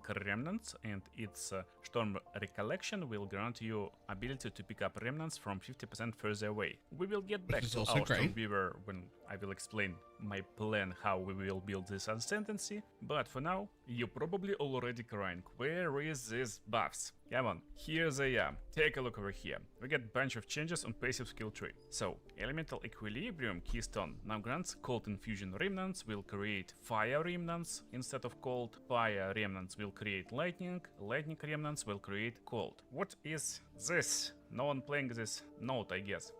So it's Elemental Equilibrium. It's located on the top left, so it's over here, pretty easily accessible, near one of the most popular energy shield enhancement for mages. So Elemental Equilibrium right now in 0.3 gives you ability to create a random element from infusions. Basically, we can't control what's going on, and it changes into we got full control on what's going on. If you ever played Sorceress, well, you probably already see some combinations. For example, Lightning Infusion will create Cold. This means we can play classic Spark with Orbs of Storm combination, because Orbs of Storm will basically create Lightning Infusion, and when we collect it, we will be able to shoot Spark with Ice at the same time, because Lightning will become Ice. Pretty cool. At the same time, we get bunch of buffs to our principal infusion. Basically, there's loads of nodes that will give us ability to pick up them from further away. So let's talk about these siphon elements. Basically, when this is active, we will have chance to create infusion remnant when we freeze, shock or ignite target. And that's the key. We cast Spark and we shock targets. Thanks for our keystone, Elemental Equilibrium. Instead of fire, we will create lightning. No idea, to be honest, of lightning, we will create cold, and instead of cold, we will create fire. So yeah, that's how it works. At the same time, thanks for our refracted infusion from Stormviewer, every time we will create anything with this stuff, it will be multiplied by 2, and it will create different element with 100% chance. Or like over here, it doesn't matter too much. So technically, we use Spark with siphon elements on, we don't need any other preparations, and when we shock target, it will trigger Cold Infusion. So we got Mr. Cold, but with Mr. Cold we will get one random different type. So it can be like fire, for example. But if this will trigger, fire can become lightning actually. And if it will create lightning, let's actually make these two situations. So this lightning, I believe this and bit got that's nerfed. fire. So Right? fire will actually become lightning. Didn't they mention that in the patch note just here somewhere?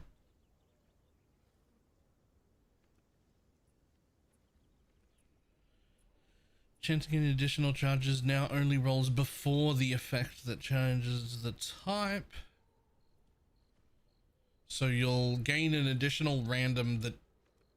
No, so that's only for charges?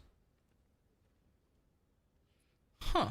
Okay, never mind. Lightning, and lightning will become cold.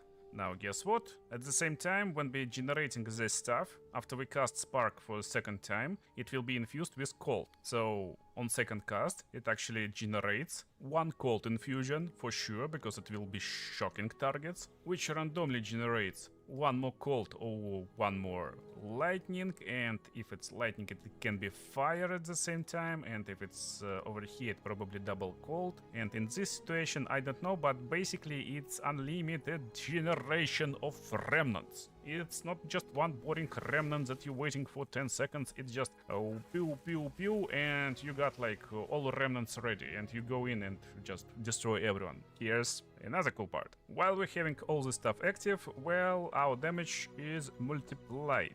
Not by 20%, but by adding this cold infusion, we're actually adding like plus 100%. It's more like 120.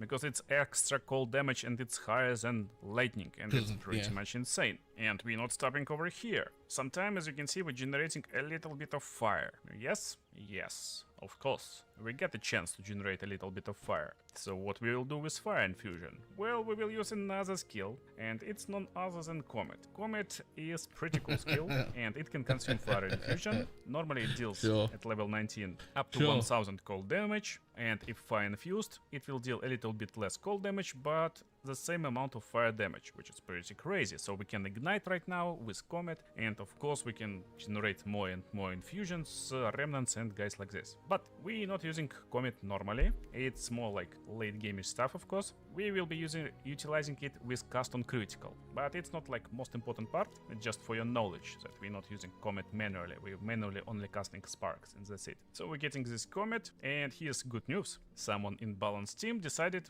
that fire infused Comet, which is already one of the most powerful skills in the game in terms of raw damage output, on level 20 gem, instead of 800 damage, should inflict 1.6k. Basically doubling its damage. So Comet got plus 100% damage is when it's fire infused. And that's exactly what we want to see in Path of Exile 2 when we talk about, you know, this combo wombo playstyle. So you need to That's work, you need to get your remnants ready, and you get your reward. You're getting basically double damage on one of the most powerful skills in the game. It's actually so fine. This part is understandable. We're already at around like plus, what is our final verdict? It's plus like 220%. So I hope it's understandable. It's like simple math. Basically, we cast Spark and just... Okay, just real quick. That's not how that works. We were already custom critting Comet with this build. It got increased by 100% and this got increased by 100%. But you don't add them together. That's both parts of the build. So it's still 100% more damage, not 200. And 20, that is separate. So it's 120. Although he did underround this, the cold is higher than the spark by about 15%. So it's actually 135% more, not 220. But it was already fucking disgusting. 220. So, but we're not stopping over here. Of course, there is more. How it can be otherwise. There's also another pretty new stuff. So how we can increase our damage. There's one pretty like easy and straightforward one, BalorMage. It will give us ability to gain 4% as extra lightning damage for maximum mana. Keep this in mind. We probably will use it, probably not, depending on our items. But what we will actually use, this new stuff, and of course it's from Huntress. So Trinity also got some changes in recent patch. Previously it was the buff that gave you ability to increase power of your elemental damage attacks. But it got changed, and basically it increases your elemental damage, no matter what damage you do. So it works on spells. And at the same time, with quality, you will increase your skill speed, which is also casting speed. So it's pretty cool. But what's more cool and how it works, basically it gives you more elemental damage per resonance. So what is the resonance? Resonance is a buff granted by Trinity. There's 3 types of each. And there's fire, cold, lightning, and you can have maximum 100 of each. You lose resonance every second if you haven't gained resonance of the type in past 8 seconds. So basically you need to deal like lightning, cold, and fire damage. You build up your resonance, they can build up to 100, and technically in the end Trinity will give us plus 45% more damage. Why plus 45% more damage? So Comet will deal fire damage, it will build up fire resonance. Spark will build up our lightning and cold. We will build up basically 3 types of resonance at the same time for 45% multiplicative damage. So it's not like additive to 220. It's actually... But these two are these two are the same. You've still doubled. This should be 120, not 220. But this one is a multiplier. Plus like 350 right now because it's so it's actually more like 135 times 1.45. So it's actually more like 195. So we're definitely overselling it here just based on not getting the math right. But a build that was already disgusting doing 195% more damage is still fucking great.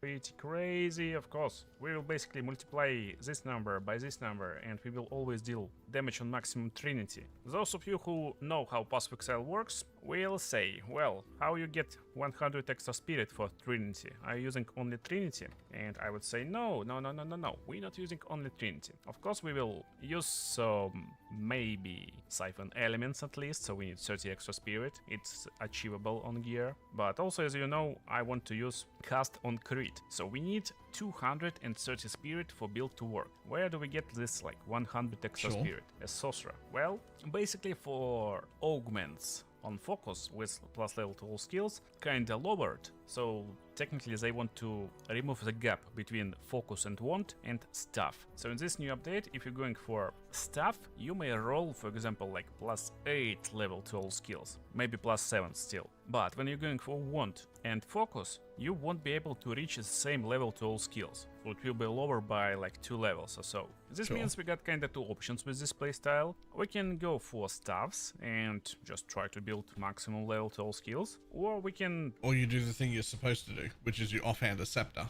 completely rely on Trinity and forget about the stuffs. Buy cool wand and instead of focus, use as offhand weapon. This weapon is of course Scepter. Yep. Scepters will grant you spirit, and some godlike scepters can give us up to 200 spirit, as you can see, so we can have like 320, but that's like some godlike stuff. It's still pretty cool.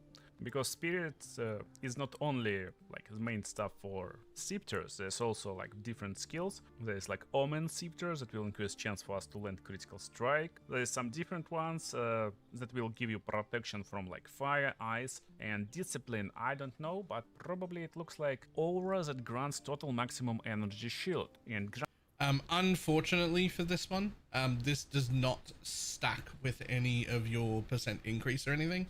So it ends up being 300 flat. So when you've got a build that's got like 14,000 energy shield, which can absolutely be done no problem right now, or even 10,000, 300 flat, not really that good. What is that good is getting either the Malice one if you want more damage, or one of the Purities for a whole bunch of resistance so you free up gear. The Discipline one is only really good early, because this flat is added at the end after all the calculations. It's just an unscalable flat number that goes on the end. I mean, I say unscalable. Technically, it's scaled by aura effect, but you're not going to take any of that, right? Not much on a rare sector for yourself. You can get both strength and int in pretty high numbers, and then double increased spirit. So it's just a big spirit thing and stats. There are, however, some unique scepters that are pretty good, but energy shield not on a recharge generic rate. one, no. So we will kinda get benefits of energy shield with this focus, this scepter I mean. At the same time we can find one with pretty big bonus to mana, and it will come with at least you can also come with 100 mana. spirit, and we can have even more. The only downside for scepter is inability to roll resistances, so that's like kinda bad stuff. But we can roll loads of other useful stuff, like intelligence, for us it will be useful, increased mana regeneration rate, and even we can drop essence that will increase power of aura skills. Maybe we will use some auras if we get like really big amount of spirit. Still, we're getting all this stuff, we're trying to scale a little bit of critical strike, and as I told you, the problem is our resistance. Again, math Some of is them off. can be fixed by 195, runes, of not course, in our 350. sockets. But also, like, how do we survive? And there's different ways how we can survive. Of course, we can stack insane amount of energy shield, but at the same time, we kinda can combine it with stuff like Mind over Matter. However, Mind over Matter will give you ability to take all damage from mana before life, but it will lessen our mana recovery rate. So technically, even though we're taking damage from mana, it will be hard to replenish our life. And mana, unlike other like resource, is actually recharged constantly. So technically, with high mana regeneration, you can be almost unkillable. You can see mana never like going down, and we can easily fix it. So there's legendary item Cloak of Defiance. It will give you 100% increased mana regeneration rate. I mean, it can give you. Previously only 50. And also it gives you ability to take 50% of damage from mana before Okay, life. we don't Now need to getting see the back rest to of our it. Stormweaver, we're definitely taking Refracted Infusion to gain this like infinite amount of remnants, but there is a pretty obvious way to play. We're playing Shock Mage, so we need to go into Shock 3. But last part will give you ability that basically all damage from hits contribute to shock chance. Honestly, this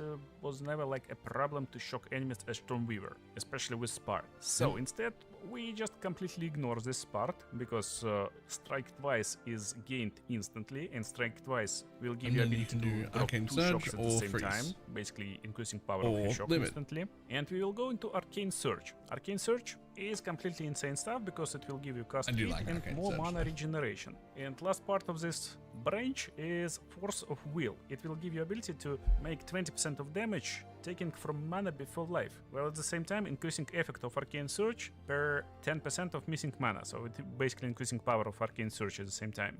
This means basically instead of using Mind over Matter, we can use this unique that I just described, and here it is. So it's not that bad, will require testing and need some calculations. Again, we will lose a little bit of elemental resistances, but that's something we can think about.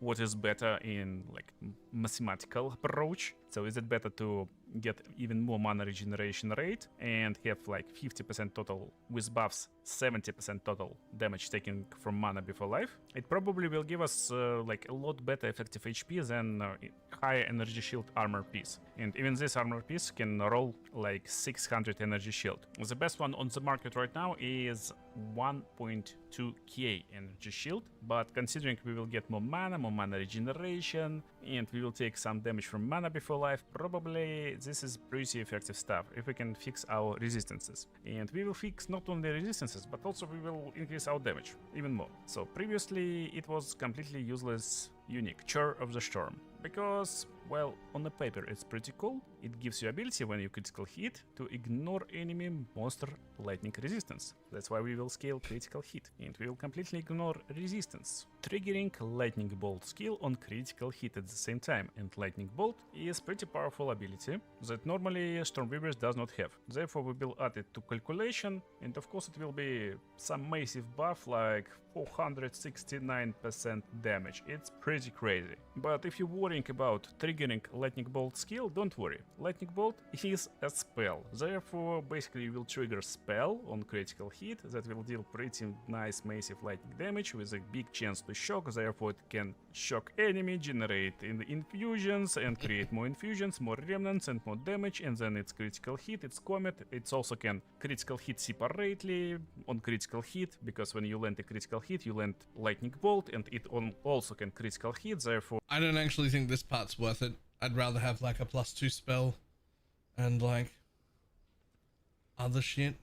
there will be like double critical hit that will cast comet on crit, and comet will crit, and it will basically generate fire and ice, and oh my god, it's just broken. It's just completely broken. I don't know how GGG managed to completely break Stormweaver again, but it sounds fun. And what sounds fun is inability to gain resistances with these amulets. You know, these legendary amulets from Zesht. You get them by killing pinnacle bosses, and you get some weird stuff that you never use, because plus 30 lightning resistance, come on. There's loads of useful stuff on no amulets. But this Chur of the Storm actually right now will provide up to 100 lightning resistance. Therefore, we can get this like Chur of the Storm, we can get bunch of good rings, we can fix our resistances, probably get massive energy shield, probably get at the same time massive mana pool, and instead of our tiny life pool, scale into chaos inoculation, so we will be immune to chaos damage. And I hope you enjoyed this breakdown. If you want to dive deeper in this class, make sure to subscribe and make a comment that... Alright, that was pretty cool.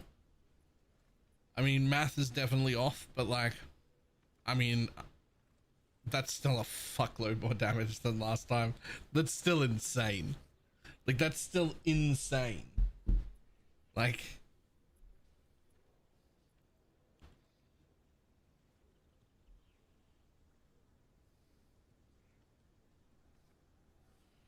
be pain to make usable remnants. Yeah.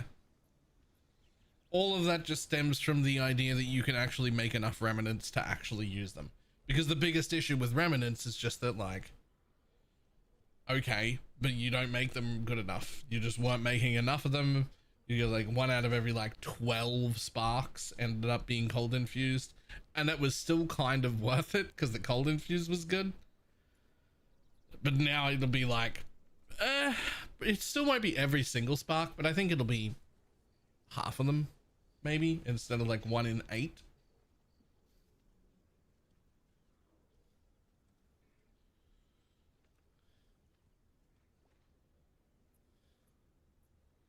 But the idea is still not bad. The remnant buff is very cool.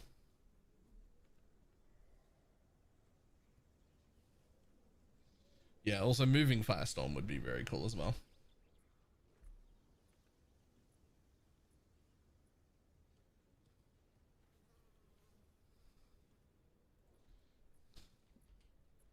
Firestorm.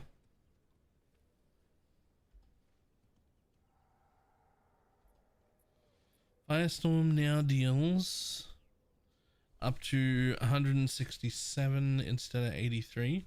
Radius is now 3 meters. Now has additional fire infusion, grants 100% increased damage. Fire infusion now grants 1.5 meter radius. Fire infusion now grants 100% increased pulse frequency, previously 200. Oh, it uses the cold infusions too. Maybe not. You kind of don't want it using up the cold infusions.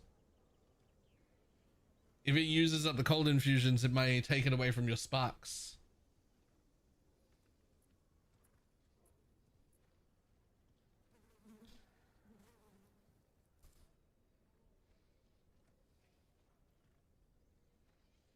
There's how many you're making. I don't think you'll make I don't think even with all that new tech that you'll make enough that every single spark will always be empowered. It used to be 1 in 8, 1 in 10 ish. I think it'll probably be around about half now. I still wouldn't want to take it from every second to every fourth, right? Like that would no. I'd rather, right?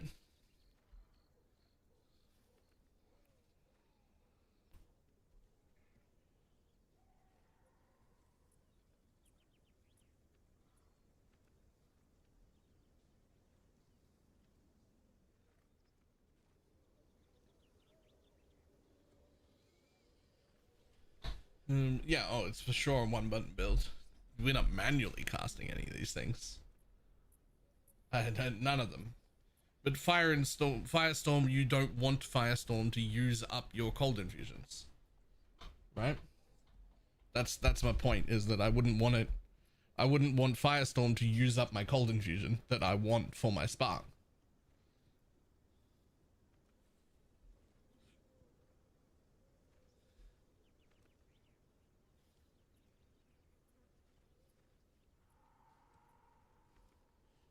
I don't think it'll use the cold infusions. I mean, you can use both infusions. It can use both the fire infusion and the cold infusion.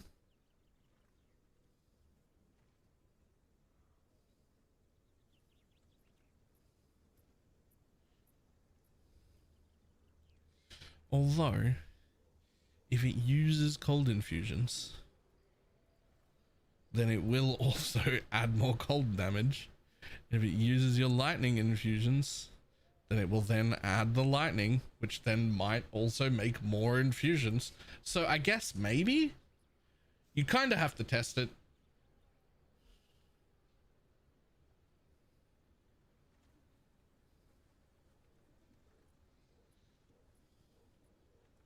Generation happened at the same time. You're not, I don't think you're limited to one remnant. I'm pretty sure you can hold 3 remnants at a time.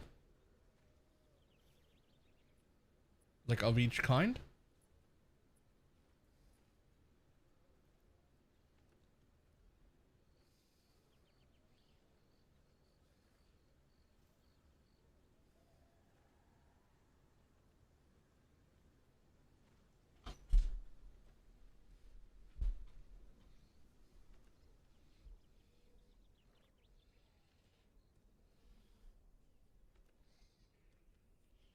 Not triggering Flying Storm the same rate as sparking. Yeah.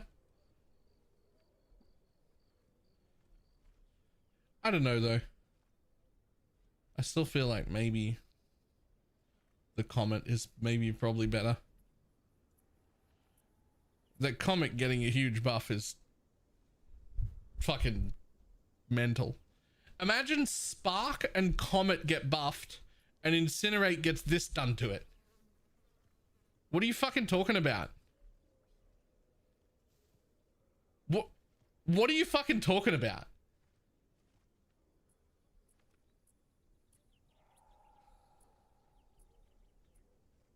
Like, what are we talking about here? Like, what do you mean? Oh, man.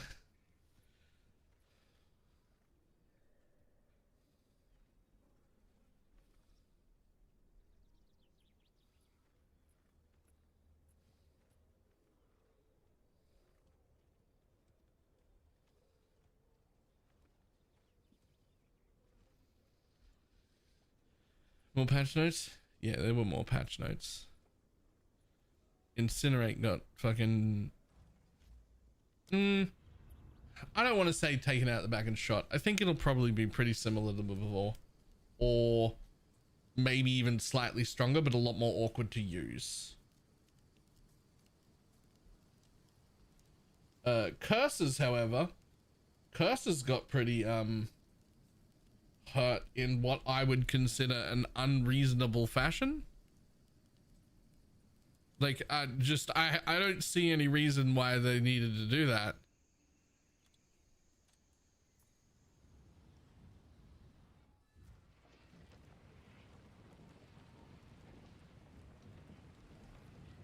It covered 80% of my widescreen. Right. Once you invested into it heavily. Have you tried a curse with no investment?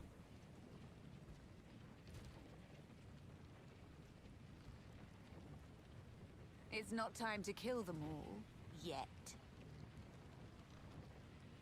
Like, they're really high mana cost. They have an awkward as fuck delay on them that mobs just move out of. And the area on a curse in terms of AoE is like this fucking big. It's like a little fucking thing unless you start speccing into it. And yeah, we spec into it, you get like 300% increased and it ends up like fucking huge. That's great. And it should.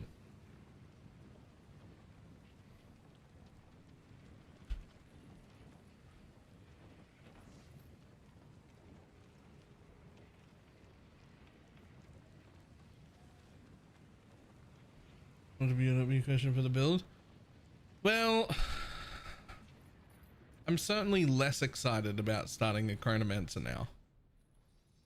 And because of Ziggy's video, I'm more interested in potentially starting one of the Druid things.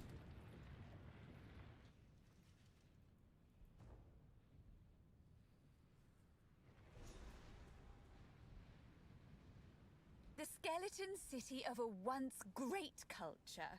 How adorable. Squish, squish! Infection!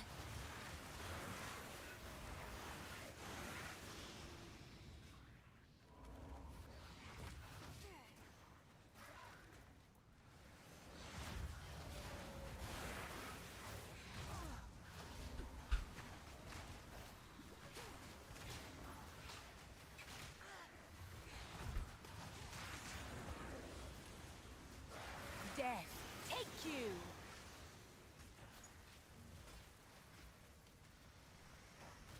Literally impending doom thing.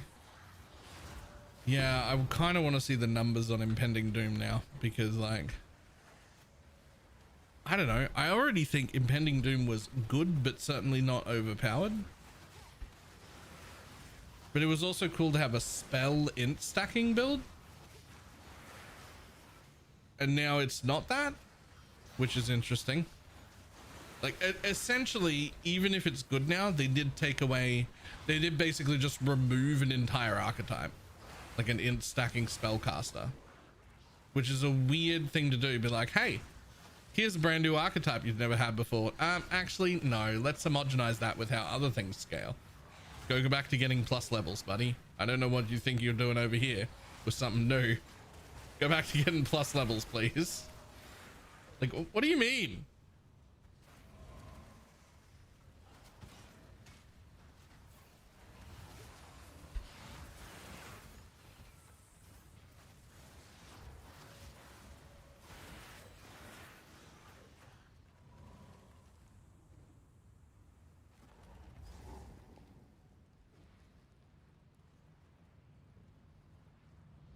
Well, because it's incredibly expensive with levels. Yeah.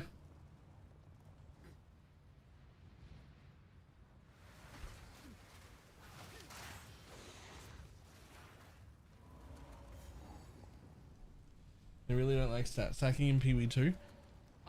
So I don't want to be too negative. I don't want to be too complainy. But it feels like they actually just don't like anything that they didn't intentionally design. You are to use only the set of tools that they give you in exactly the combination that they give them to you in. And anytime anyone finds anything that's outside of exactly how they designed the skills and intended them to work together, that gets instantly annihilated. And it's been a running thing, which is really, really, really weird since the entire idea of PoE 1, the entire time it's existed, was give the players all the tools and let them have fun with it. Let them come up with weird shit. They've in the past bragged about and been happy about how many times the players come up with shit they never even thought of. And now in PoE 2, it feels like any time you come up with something they didn't think of, even if it's not strong, it's just good enough, they still take it away. Right? Not oh, that's overpowered. Just be like, oh, that's viable and we didn't design it, so say goodbye. Which is a weird fucking way. It's just odd. Like, it doesn't even need to be something overpowered. It's just something they didn't specifically design, and then that makes it not good enough. That goes away then.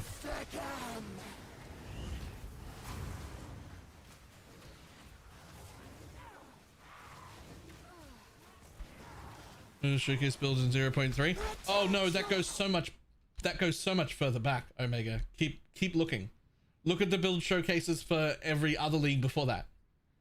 Every single build that they have build showcased as like a build of the week has been nerfed the following time. So they showcase you the interesting thing that's outside of the normal box, and then they delete the thing that's outside of the normal box.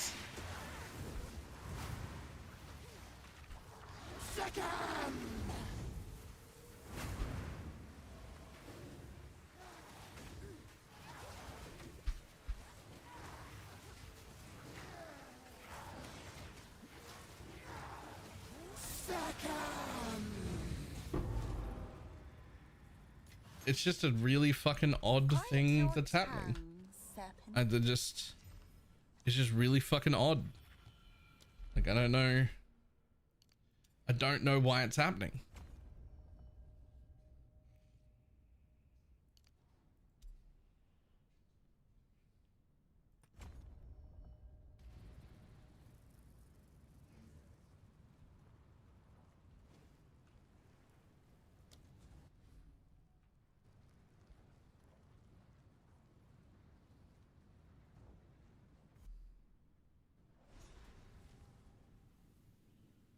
Builds that I think are selling. Verdant city is still mostly intact, but Freak Beast, that would make sense if the builds people were coming up with that they showcased were actually like the stronger or meta builds, but they almost never are. They keep pushing me off builds that are weaker than Deadeye or Spark Cock, but are just interesting and different. And that's, but they get rid of the interesting and different thing that's just like good enough to be viable. And then they push you back into just the standard meta, like 3 different archetypes of builds that they run. And it's just fucking weird.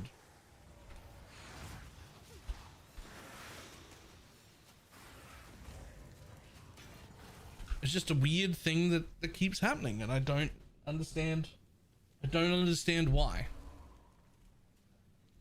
I know they're different games, but I thought as a company that the idea is that we are rewarded for creativity.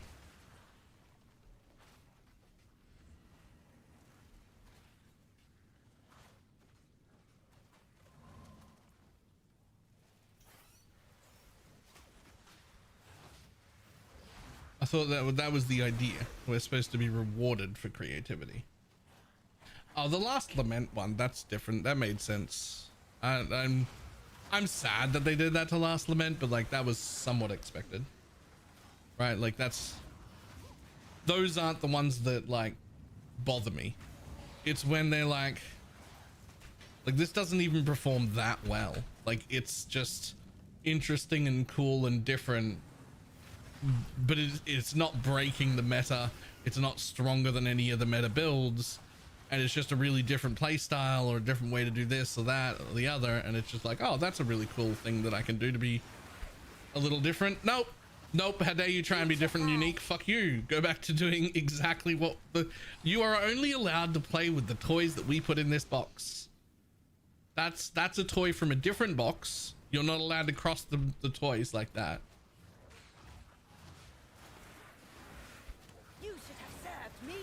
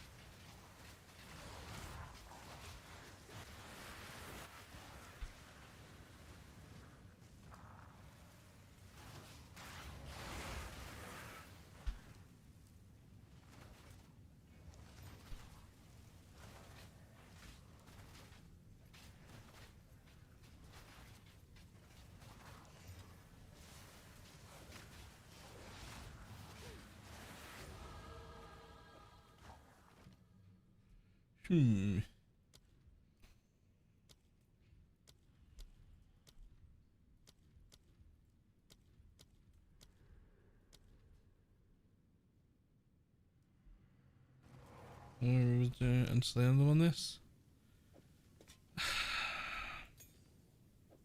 I would really like to.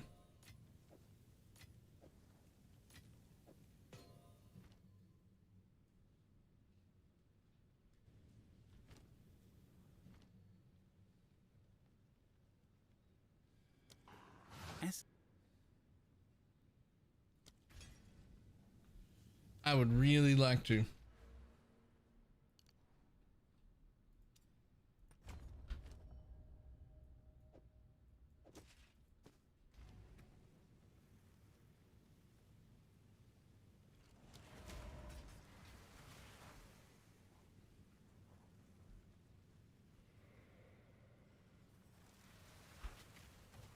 Is more likely to have them dig their heels in. Since when would I ever attack them on it?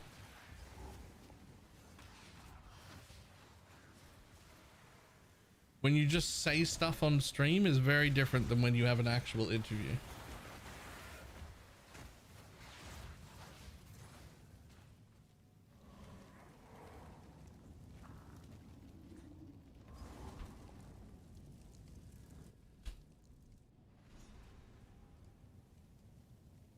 Long forgotten shrines.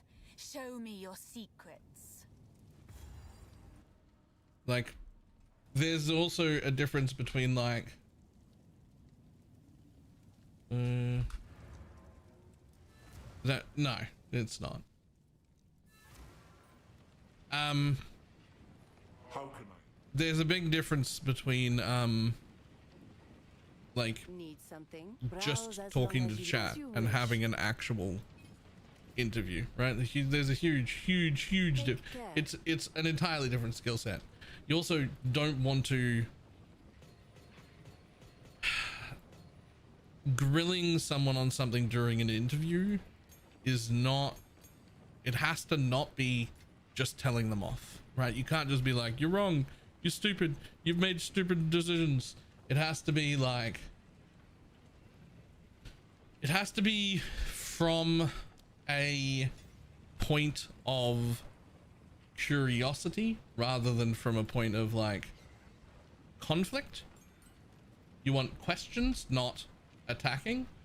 But the bit that I feel like is missing from the interviews is the follow-up and clarification. When they give an answer that I believe isn't good enough, then it needs further clarification, right? It needs I think you've misunderstood this problem the way I see it. Let me reiterate this part. This is the bit that is the problem. Can we get at the answer to that? Whereas a lot of the time they'll ask the correct question and or they'll ask the correct question, but it'll be like a little bit in a wrong way. So it doesn't really highlight what the actual problem is, or the problem will be misunderstood or only half answered. And the follow-up is lacking. Right? Does that make sense? Waste of my time.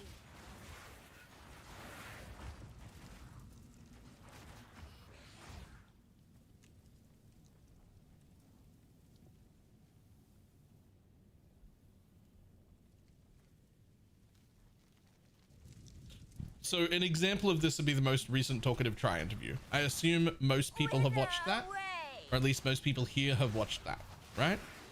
There's like 15 examples from that. But I'll give you one that stood out to me because it was one of my personal issues, right?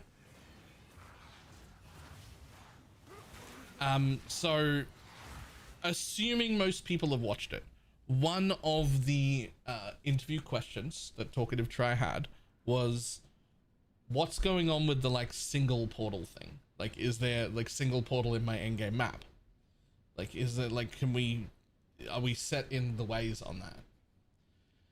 And Jonathan answered it, and he did answer it like fairly and honestly, but it wasn't the question.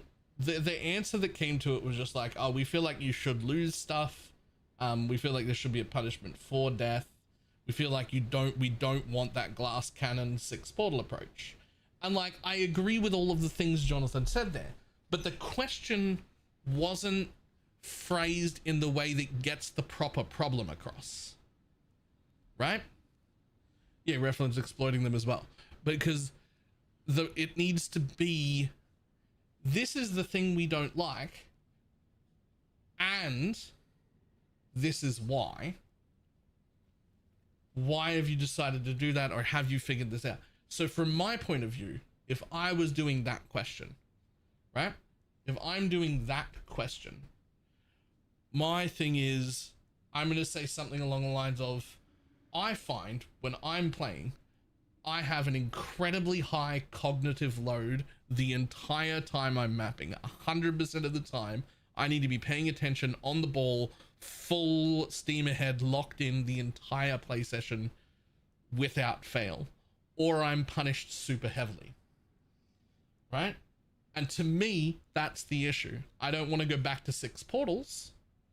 But if we just made the highest level of juice 2 portals, then you would be able to do some rather relaxed, you know, gaming. And then if you make a single mistake, you go, ooh, better lock in. That's the only free life I had, but my map is still here. And so then I can lock in for the rest of that map, pay a lot of attention. And like, to me, it is mentally exhausting to do endgame mapping in PoE 2. And I don't think that that should be that way. So I want to inquire more about that thing and explain why I think it's a problem.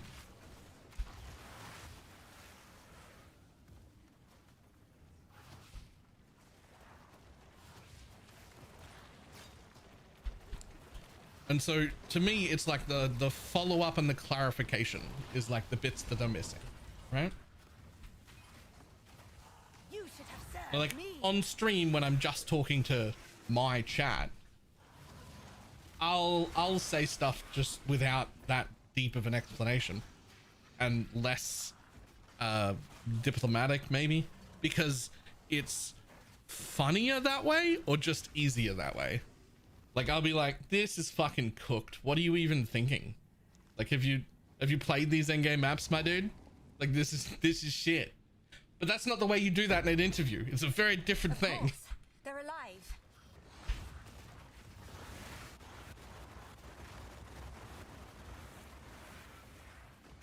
I do love Essence Strain right there. That's so pretty.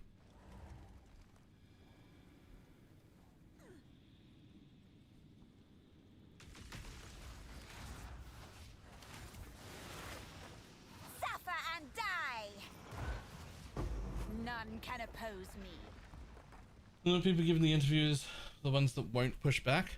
Well, I don't think that's strictly speaking true, but I think a lot of the time when people push back or have pushed back in previous interviews, they have not done it in constructive or respectful ways. So when I have seen interviews where there is a lot of pushback, it seems very combative, which is fine for some things, and I don't mind being combative when the time is appropriate to do so. But I think an interview with the developers is not the appropriate time to get combative. Combative can be entertaining and it can be useful, but it is not the way to do essentially journalism.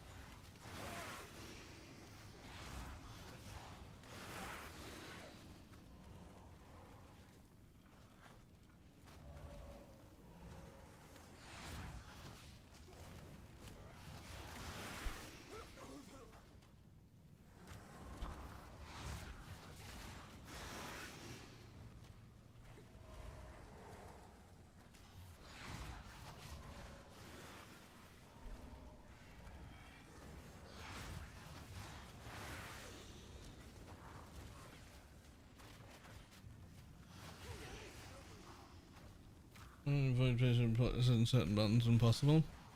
Yeah, I don't know. The Ziz interview specifically, I don't know that I specifically would blame that on Ziz. I've already forgiven it, but in that particular interview, it started off the bat with Jonathan in a bad mood, and we've all been in bad moods and had bad days. And I think like halfway through that interview, Jonathan realized that he was being very combative and not that fucking helpful at all. And he did like self adjust and be like, yeah, hang on. I'm getting real angry for nothing. And he figured the second half of that interview was pretty good. Right?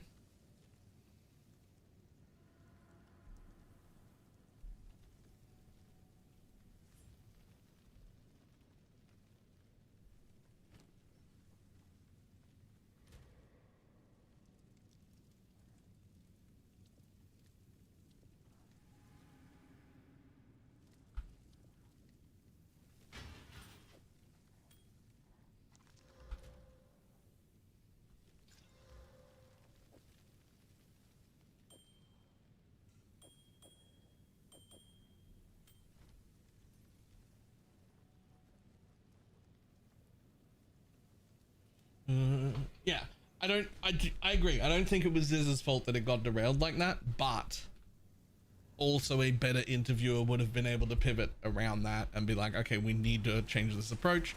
But it isn't on him, right? That was Jonathan in a very bad mood right from the beginning, that interview, right?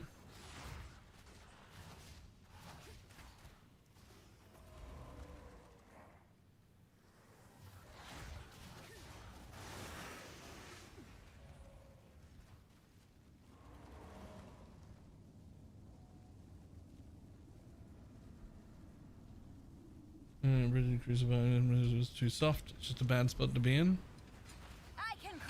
I guess I need to like actually work on seeing if I can get some of these interviews, because this is somewhat of a skill set that I do actually have if I go in with that mindset and have prepped. Like I've done, it's no different than business interviews and clients and all sorts of things that I've done before. It's really not that different.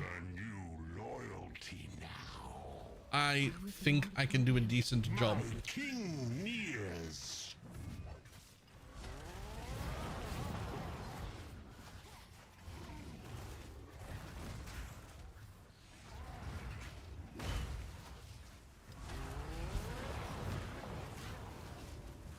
We're gonna start a podcast again. Even a podcast is different than how I would approach an interview by a long shot, right? Because I don't mind being combative in a podcast, depending on who's on the other side. And if you watch a lot of my podcasts, you'll see times where I've started combative things. I've started arguments with people because I thought they were actively wrong, but the way they responded to it was neither helpful nor entertaining, and so I have pivoted and closed off that. And then you'll see other ones where we've got arguments that go on for 20 minutes because the person on the other side is matching my combativeness, equally passionate, but not taking things personally or personally attacking me or actively getting upset, right? And like, if you're also handling it fine, then two people with passionate opinions arguing combatively is an entertaining thing, right? But only if both sides are handling that well, right?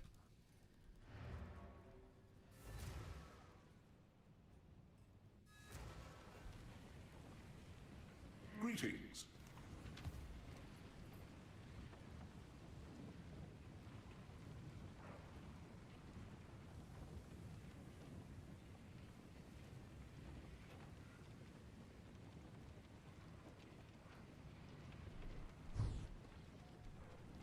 Second Ultimate Guide. Yep. There was a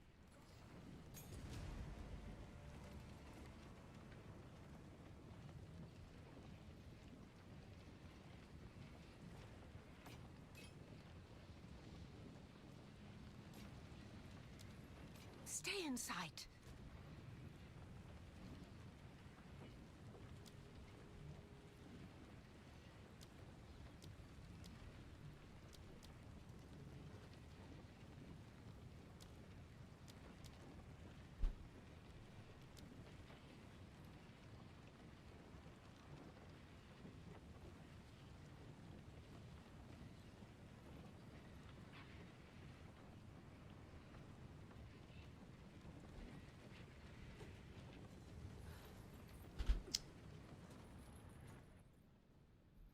There's no way to tell with all these guys.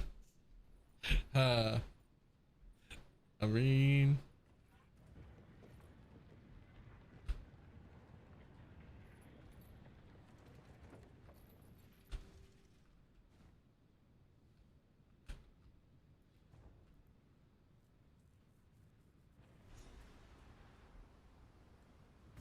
Titans lived and died here. is it interesting and hostile real fast? Yeah, combative is fine, hostile is not. I don't know if those are the correct words, but that's how it works in my head. I don't know if those are the correct names for the things I'm talking about, but like,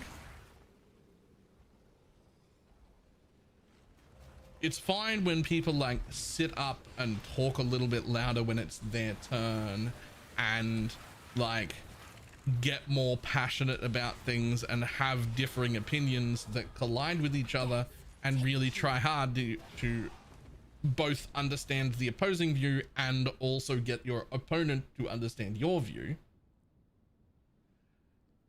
But as soon as it devolves into cutting each other off and like yelling loudly and like trying to be hurtful, like that's when it becomes not only not entertaining but also not helpful.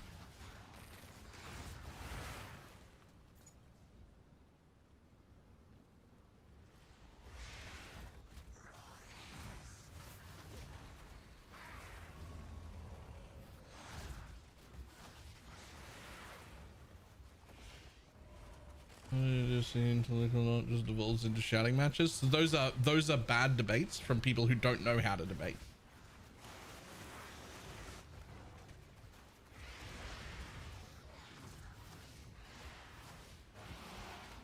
Like they don't have the tools for debating. Debating is not just arguing with people. Those are different things. There are also like de-escalation tactics for when things that are debates start to become a little too hostile. Like one of my go-to things when I'm in a debate and it starts to get a little bit too heated, one of my go-to things is to literally call that out for both of us and be like, listen, both of us are starting to get a little bit too engaged here. I'd like to stop for a moment and see if I can describe your point back to you and see if you can describe my point back to me, just so that we both know what the other person's actually arguing and we understand it, and we can see if I've got your understanding wrong or if you've got my understanding wrong, right? And then the next few minutes of that conversation is me trying to get across their point back to them to make sure I understand it, and then them trying to get my point back to me to make sure I understand it. By the time you've done that, which only takes 2 or 3 minutes, everybody's like a lot more calmed down. Everyone becomes a lot more calmed down, and they tend to be, you'll tend to find that 9 out of 10 times when you do something like that, you'll realize that a decent portion of both arguments will be something you both agree on, right? And you'll be like, okay, so there's really only these little bits that are the bits we're really disappointing on, that we're really disagreeing on, right? And then it becomes a lot more friendly after that.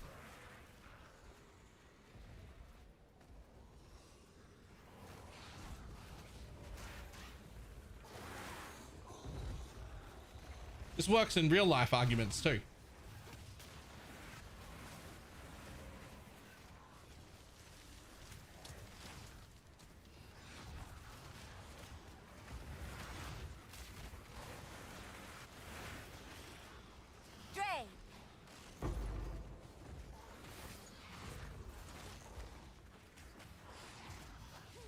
In the US, you get a 50-50 shot, I think, pissing people off. Every single debate I've ever seen come out of the US in the last probably 10 years isn't a debate. It's a fucking pony show. They're just full of complete and utter nonsense bullshit idiots on both sides who do not know how to debate and also aren't there to debate in good faith at all.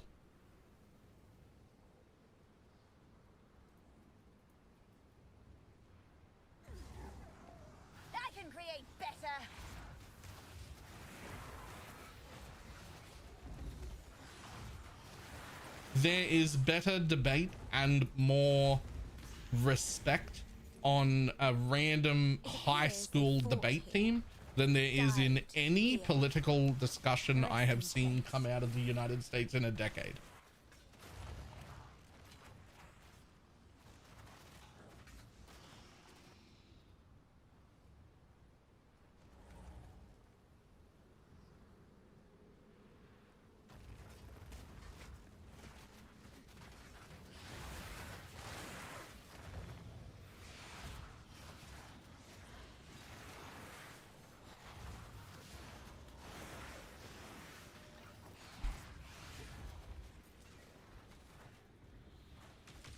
Shy.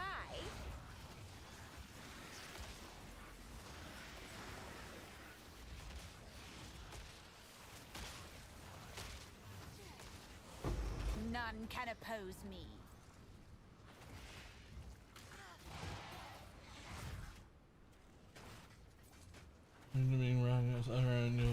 Yes.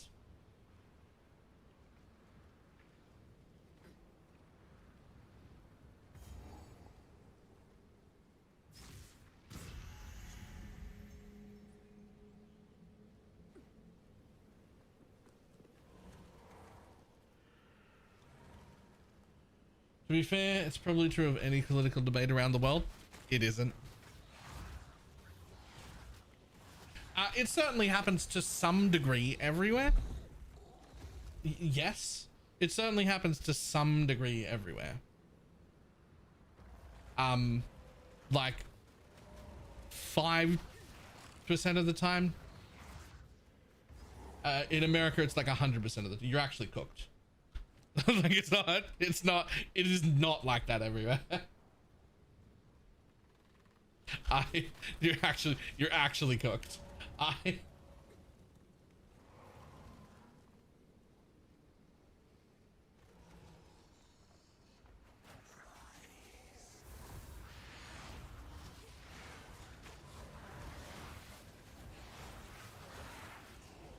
It's actually like 100% not normal. Like I not, it's not normal at all. Putrefy.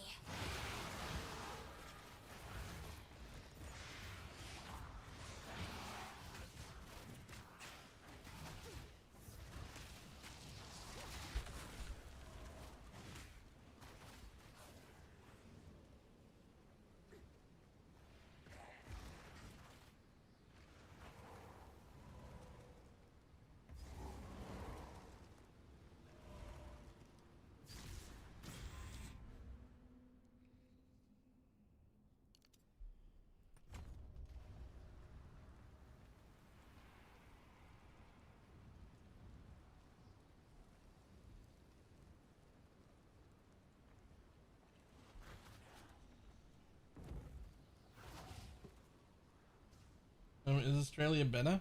I mean, better, yes. Good? No. No, we've been a little infected. We're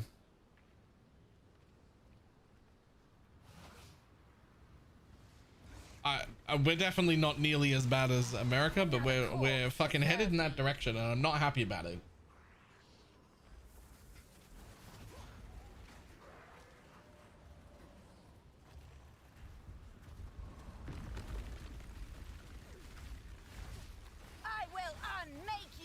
Yeah, I'm not pleased.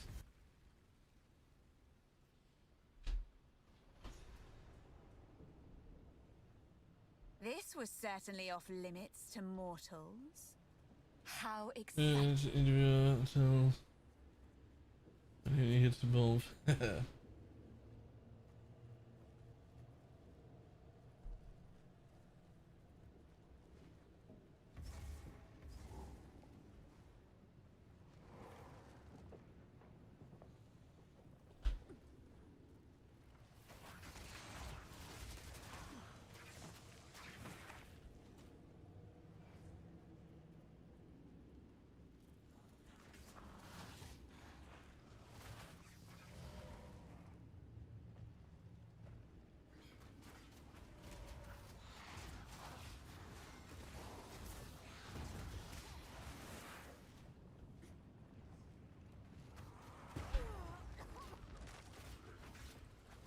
Sorry, I was sprinting.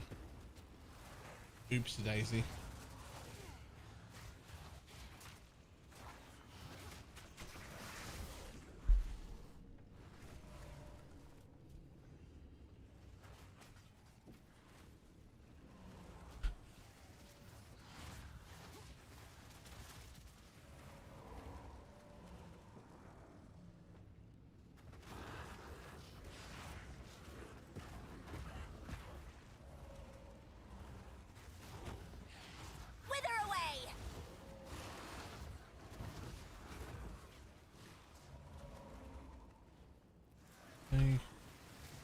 Juice media? Probably.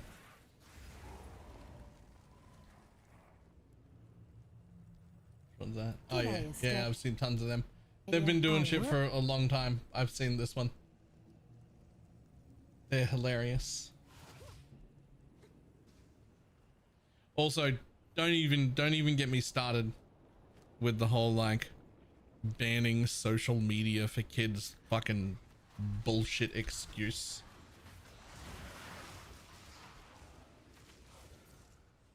It's very clear to me that that has absolutely nothing to do with protecting kids.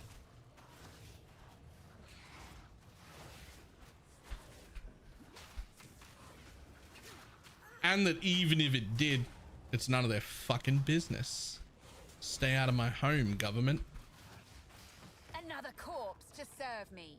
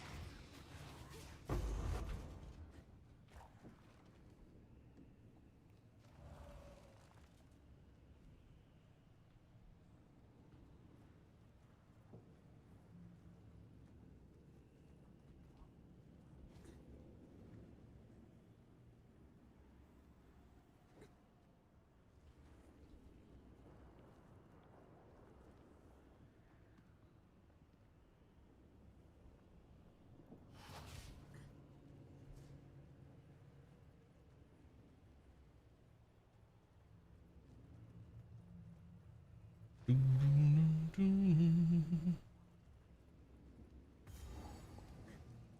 we can front load machinery.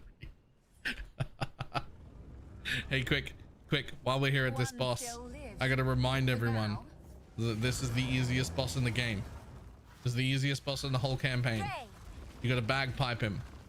We just gotta sit under this underarm the whole time. There's one attack that'll hit us. It's that one. It'll never kill you. Every other attack will miss. Just let that attack hit you. And just stand here and do your damage.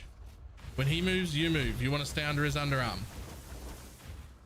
You're gonna stay right there. You're bagpiping him the whole time. That's it. You just stand here. Oh no, the one hit that'll hit me. It'll never kill you.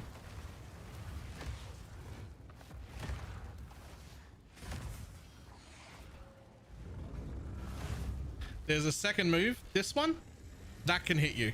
If he does this, you can come back here and stand there, and then just go back to his underarm.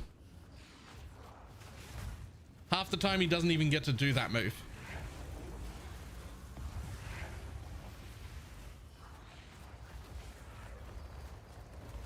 You could dodge that one move that he does if you wanted to. I just never do.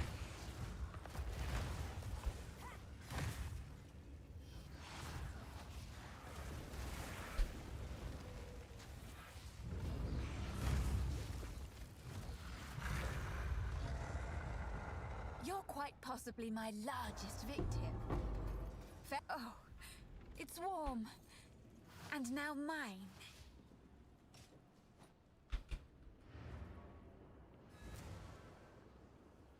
This has room for one person. Yes, we did discover just 2 days ago. 2 people can't stand under his underarm. Only one can. So if you're in a party, whoever's the first person to get up against the wall is safe. And the other person gets pushed out, and then you get hurt.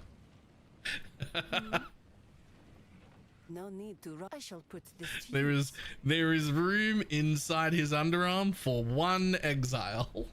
Take care. That is all. I will tell your tale.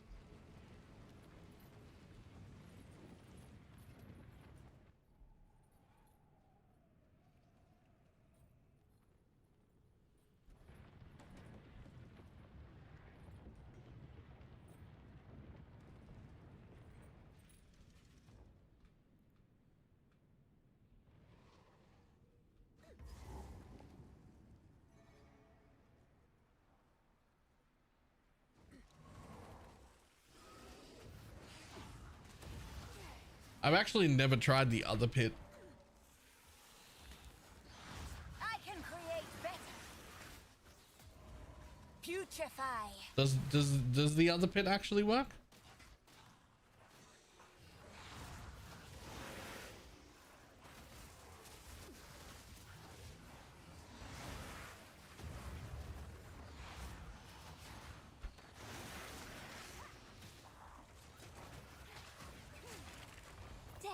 Is my power to wield.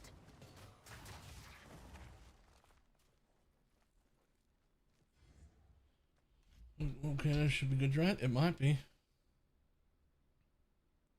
And it does even for melee. Sweet. I mean, I don't know how to spell Farrell's Fur. Oh, good. I don't need to.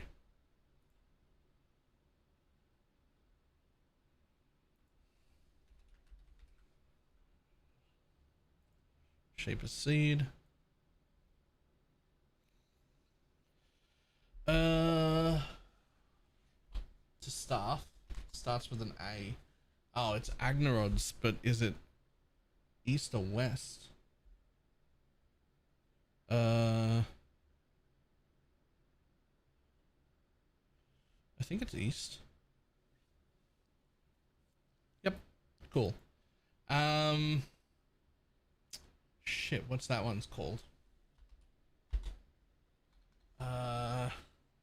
Starts with an S. No, it starts with an S. Maybe it doesn't start with an S.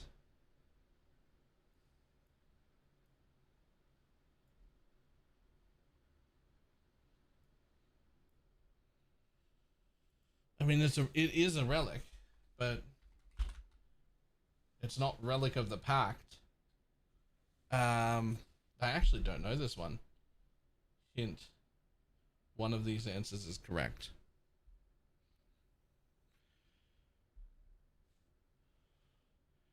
No, no, no. Oh, it's that one. It's that one. It's that one.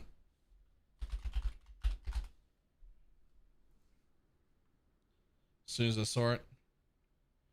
Mitts. Machina Mitts. No? Oh, Val Caress. Really? Okay. Hand of Wisdom in action.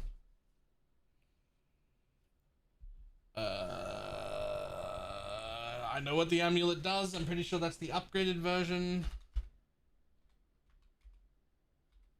I know it's an Onyx amulet.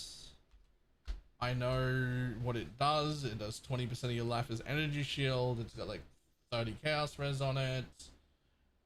It's the fucking low life amulet that you used to use when you wear shabs, but I don't know how to spell Chiula.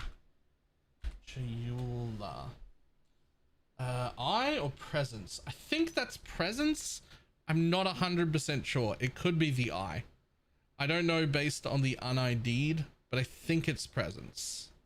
Cool. Zoph's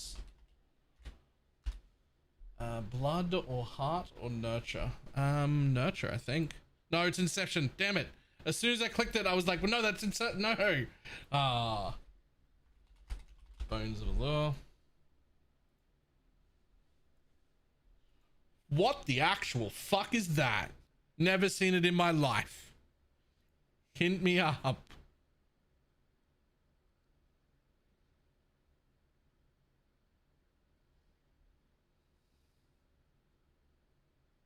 I'm gonna go with this one because I've also never heard of it in my life.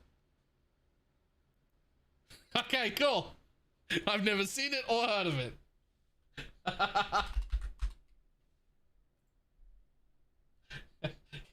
Gore-Tex. Oh, Sin Eater? No. No, no. No, no. No, no, no, no, no. No. No. Fuck. Hold on.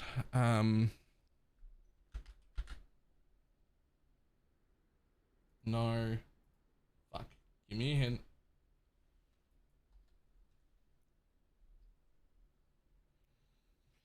No, no, maybe, but I don't know. No, no. Ah, it's gonna be one of them because I don't recognize either one. This is just a 50-50 for me. Damn it. It was the other one.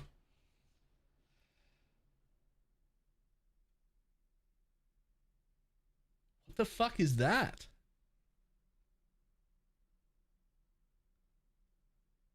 It's not Onigoroshi. It's not any of them. Is it that? That's not Onigoroshi.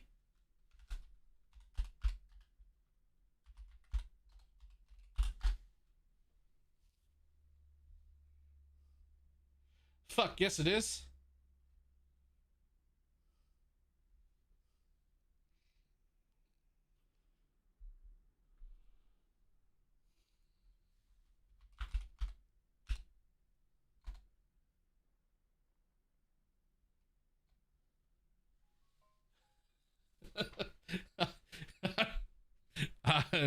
I also don't know this one.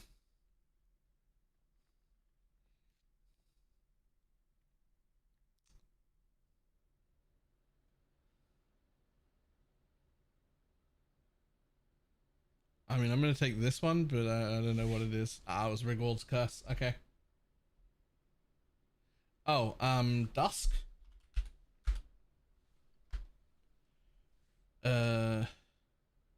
Shatter to Dust. No, the answer was to Dust. That's what I said to begin with, but then I didn't see it there.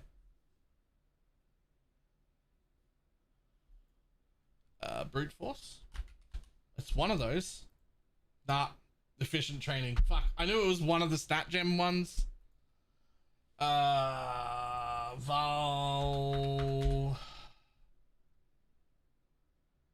None of those. The Doriani's. It's the one that corrupts. It's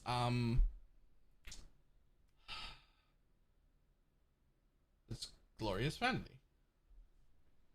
Not brutal restraint. Oh, I know what this one does. I know what it is. I know what it does. I don't know its name. Take 40% of elemental damage as physical. It's got some weird block roll on there where it's like can't block spells or something. The refuge. It's that one. Scorn.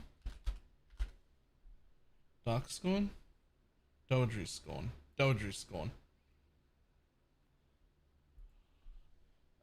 Immortal. Oh wait, no. Immortal Flesh is the node. It's called Soul something. Tether? Soul Tether. What the fuck are you? Who does swords, my dude? Nobody's playing with one-handed swords. There's a chance that it's Red Blade Banner, but it might also be Dance of the Offered because I don't know what either of those looks like. It could also be Ichimonji because I don't know what that looks like. We'll pick that one. Okay. I don't know if that should count. That was just a 1 in 3. Ice Fang. Ice Fang Orbit. Ming's Heart.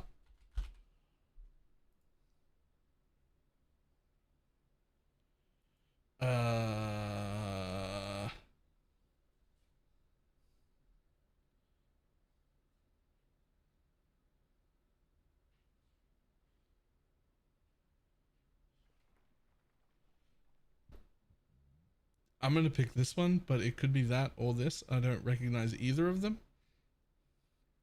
It's one of them. Good. Nailed it. No.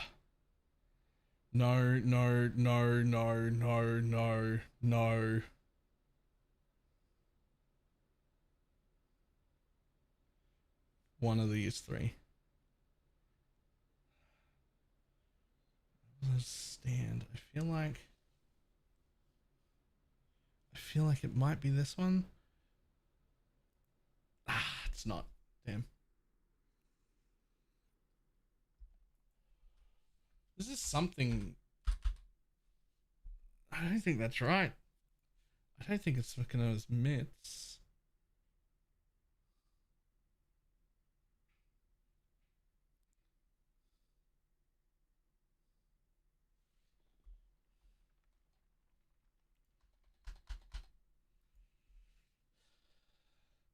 I'm gonna have to pick that one or that one because it's one of those two, but I don't remember. I'm gonna go with the bottom one. Yes, nailed it. I know what this is. I know what it is. I know what it does. I know what it can roll. It's split personality.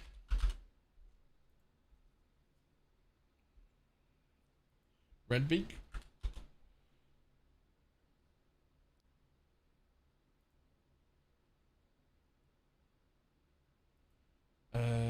Is it Queen's Decree? Yeah. More of Madness? More of Mischief or more of Conquest? Fuck. More of Mischief, maybe. I think. It's more. But I can't remember which one, but I think it's that one. Okay, good. Doedry's tenure or skin? Skin, I think, yeah. Fortress. Not Covenant. Tukahama's Fortress or Advancing Fortress? Tukahama's Fortress, I think. I'm not positive about that. A rain of splinters, you fucking idiot.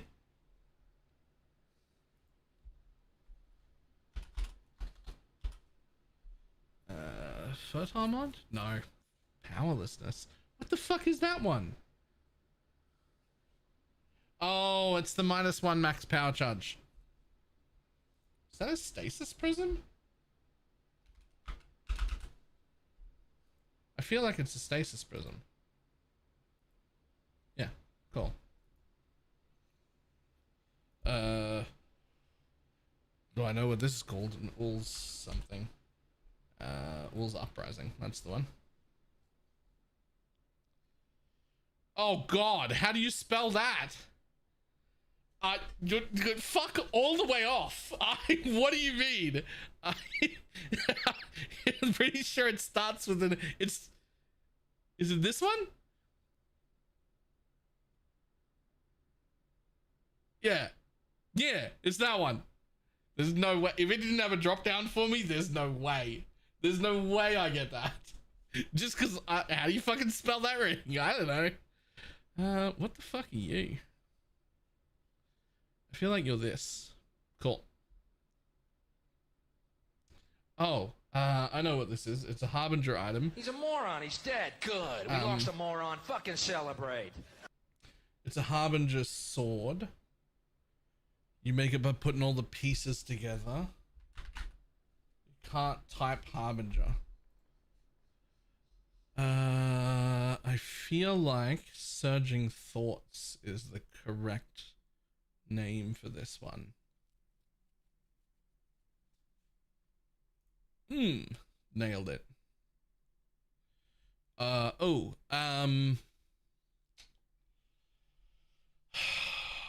It gives suppress. It gives a lot of suppress. I've used it before. It's not the Onslaught helmet. It's a relatively new one, but not new. Elevol. Fuck, it's another one of these things. I can't remember all of their names, man. That might be the self-flagellation jewel. Pretty sure it's been like 8 fucking years since I've run a self-flagellation build, but I'm pretty sure that that's what that one looks like. It is. Oh, no.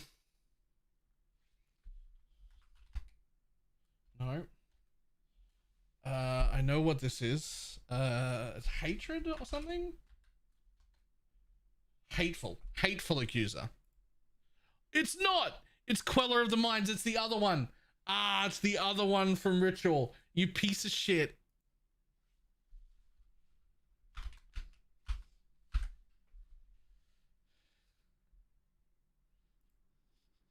That was 100% a trap. Yep. I know what that is. I know what it does. I don't remember what it's called. And this one, oh, Tempestuous Steel. Yep. Lament? Sig something?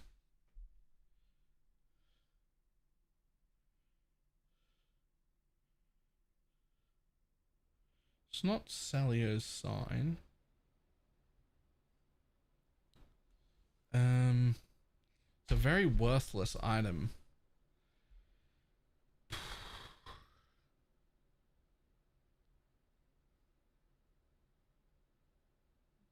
Didn't I look for Lament? Wasn't that the first thing I did? Was look for Lament and be like, oh, that didn't show up.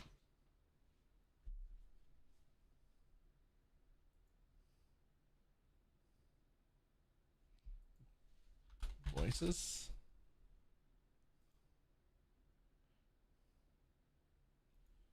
Alpha's Howl.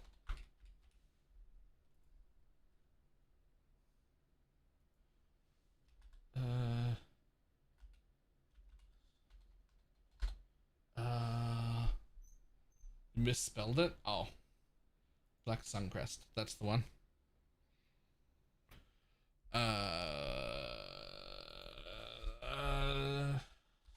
It's not a foible. That's not a Xerius foible. It's Makes minions deal flat cold, converts some damage. I've used it before. I've used it a lot before. I know exactly what it is. It's that one. Guys, you gotta stop fucking saying the answer. Right? You've gotta stop saying the answer.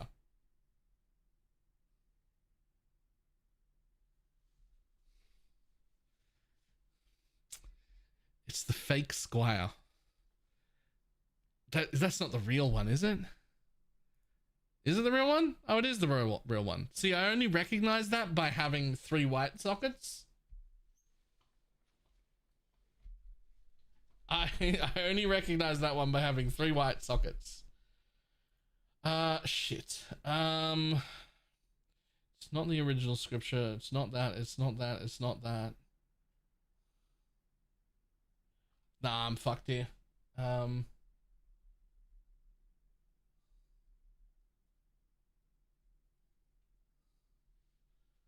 Non-square has the holes. Fair. I got nothing for you though.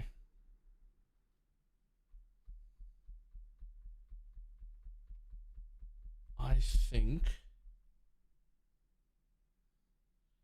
that it's like one of these two.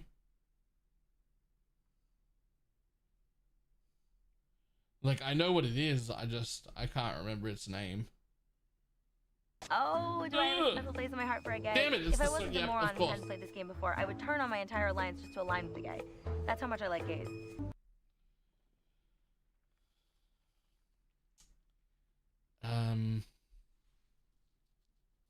It's not named Cosprey's. No, it's Dodry's Damning? Yeah. Yeah. Thread of Hope.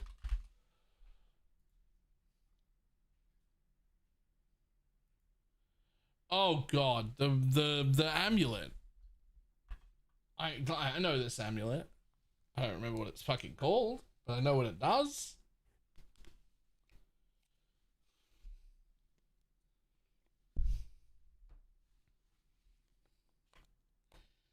Alright, give me some fucking hints. It's a leash. I think it's the leash. Damn it, no, it's the untouched soul. Fuck.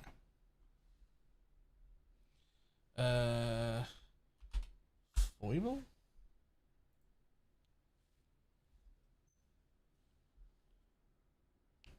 Oh god, what the fuck are you? Hidden on day 1. That's what you are. Is it this thing?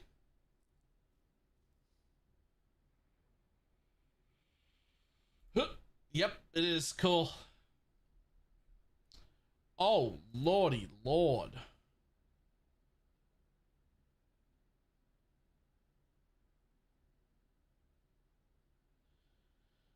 I'm just picking one that I don't know because I don't know that one. Nailed it. Is that what Gravebinds look like? It fucking could be. It could also be Ondo's clasp. Is it what Gravebind look like? I don't remember. I don't remember. I think this is wrong. Nope, it's not wrong. Fantastic.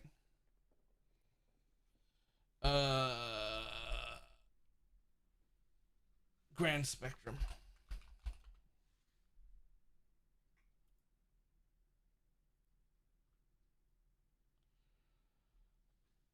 Oh, geez.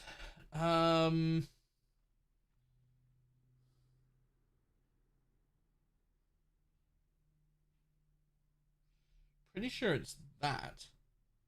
I very rarely see it, but I'm pretty sure it's Mark. Yeah, cool. I almost never use that one, but Vertex something? Is it the Vertex?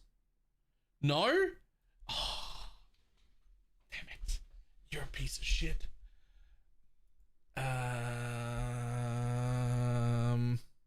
Helpful.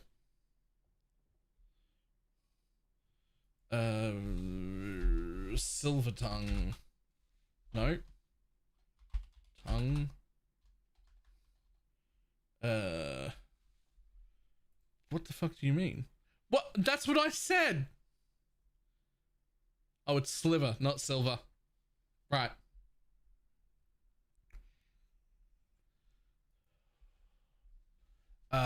Shit. I know what you are too. I don't remember your fucking name, but I know what you do. It's that one. I think. Yes. Waka Waka Bang Bang. Wakawarui. Wakawarui Temple. Wakawarui Tuahu.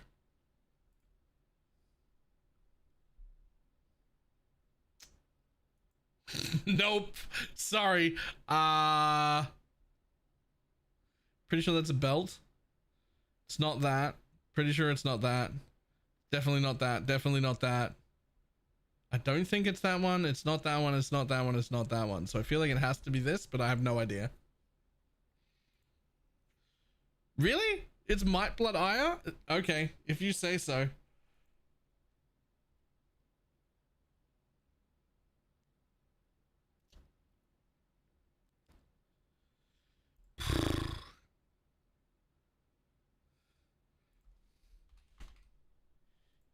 Heat Shiver, easy enough.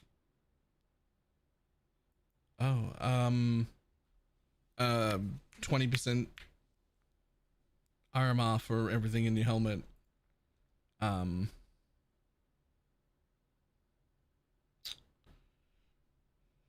Nope.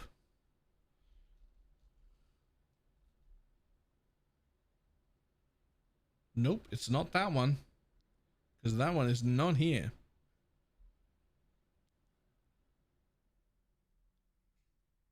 I'm gonna take this because I don't recognize it. Haha. Easy. No fucking clue. Couldn't even. That's not Hand of the Lords. Could be that. Nope. There's no. I said that's not Hand of the Lords.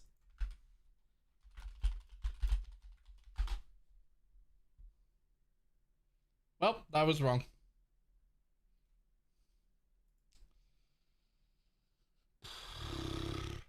Alright. That's enough of that. I was thinking Hands of the High Templar. Yep. That's exactly what I was thinking. Of the wiki. I love the wiki extension. For anyone who doesn't know, Chrome has an extension for the PoE wiki where you can just be like, I'm just gonna pick something because I want to show it off. Here. So you're like, oh, I'm wrong. Oh, Eclipse Solaris. You can just hit like Alt W and then, oh, it'll just open the thing up and it'll be like Mage Blood or whatever you want to press. And it'll just open a new tab to the wiki for that item. Right? Holy Relic. Ta-da.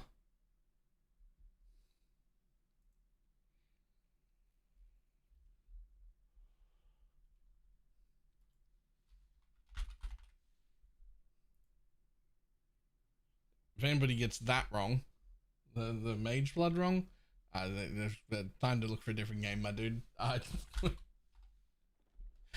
least if any streamer gets that wrong, then it's time to look for a different game.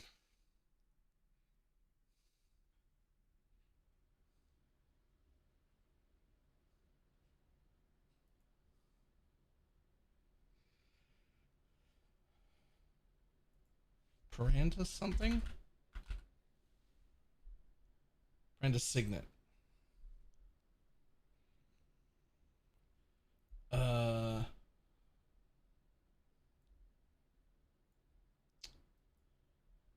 I mean, I know what it does. It's like the head for mana into armor with make your auras worse. Memory Vault. What the fuck is that?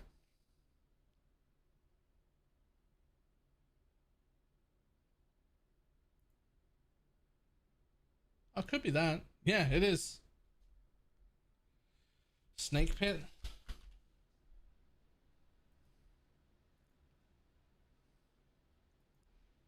Roots.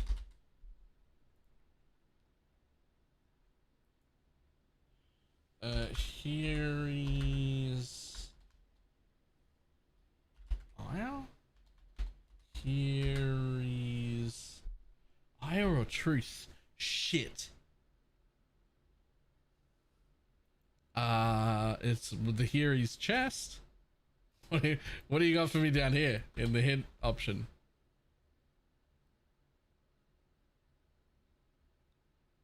Ire it is.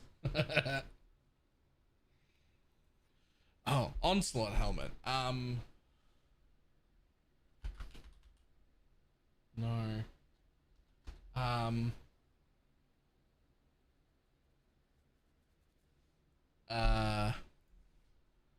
Onslaught, Thrill Seeker.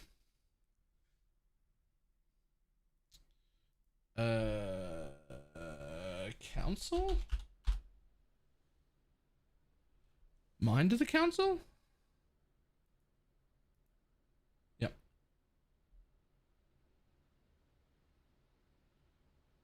Thrill Steel? Sure. Oh, new garbage. Nobody cares. The Monastery Bell. Yep, that's the one. Shit. Attack damage leeches life, a ton of stats.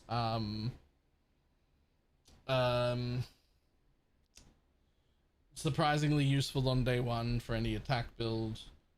Give me a second. Fuck.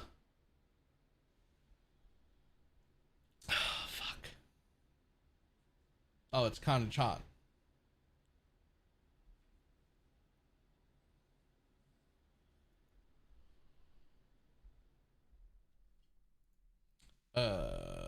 I mean, it's a bismuth flask. It's the one that balances your res.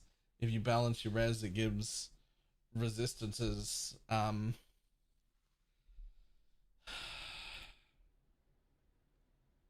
the Wise Oak. That's the champion belt that you use that stacks attack damage based on the lower of armor or evasion. Feel like it starts with a P, but I'm not sure about that.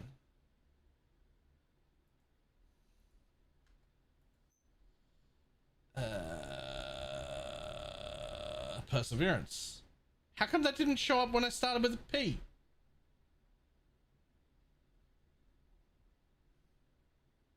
Rude. I was right.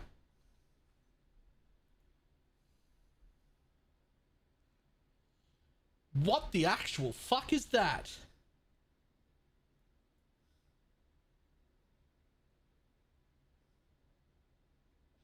Is that what the Vivisync looks like when it doesn't have a hole in the middle of it?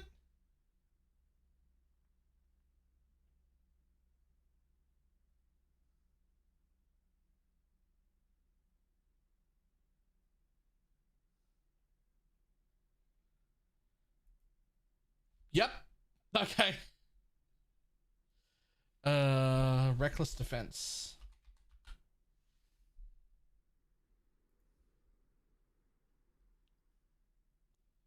We just did this one. I've already forgotten.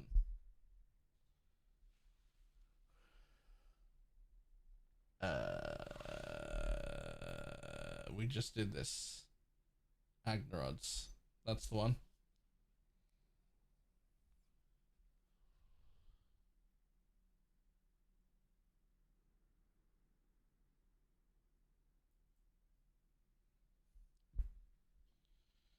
Nope. Couldn't tell you.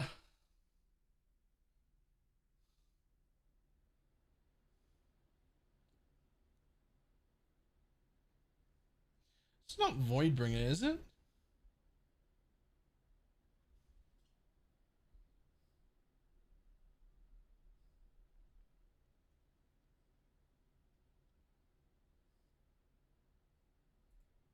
It is. Oh, Ross Reach.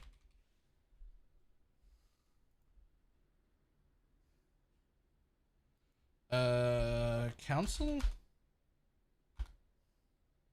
Mind of the Council. No, oh, Heretic's Veil. Of course it is, you fuckwit. Oh, I knew that one. Think about that for a tiny bit longer. It's the curse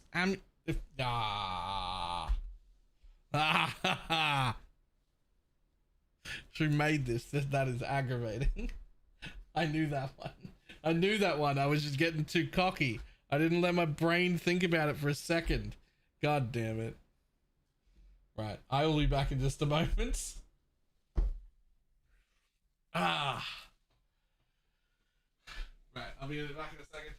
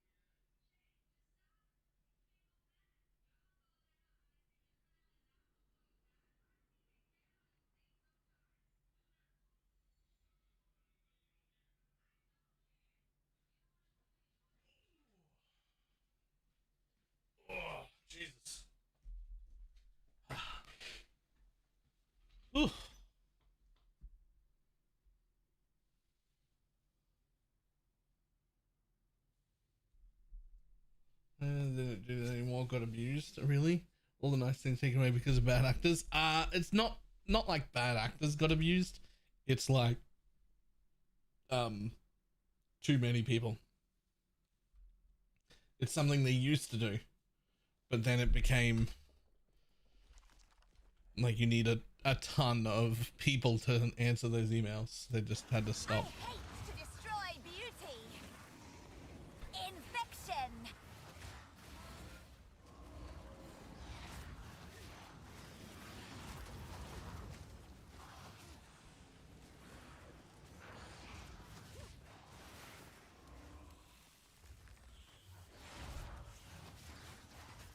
Man, I really think I'm just gonna YOLO start one of the new druid classes.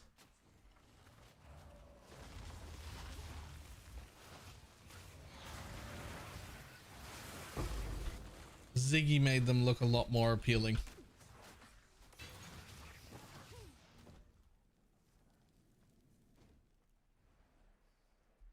Just commit to the hidden tree one right now without seeing any of them.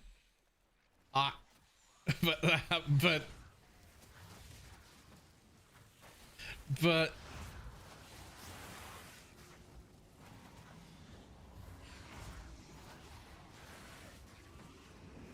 the hidden tree one is going to be amazing or shit. Yeah, that's the problem. It's going to be amazing or shit.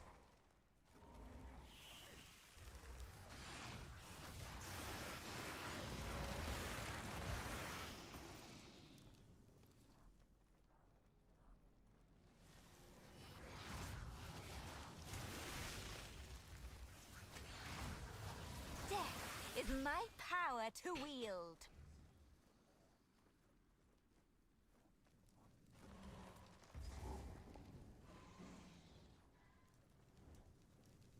Someone wanted these doors to remain shut. I should open them.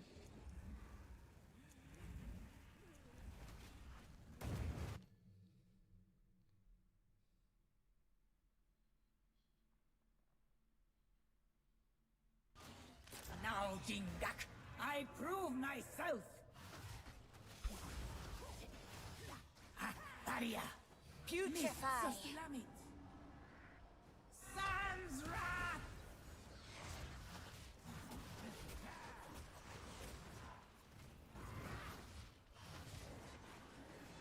Atul, Kundek, face me.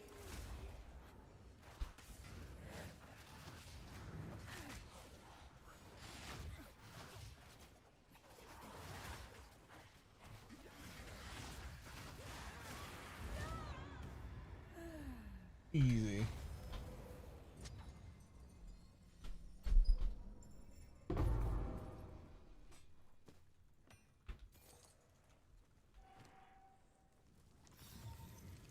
Oh yeah, it's that one.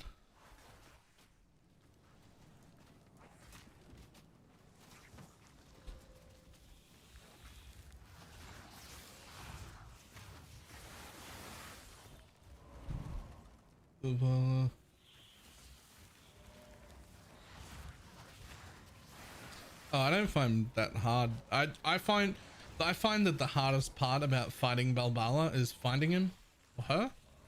It.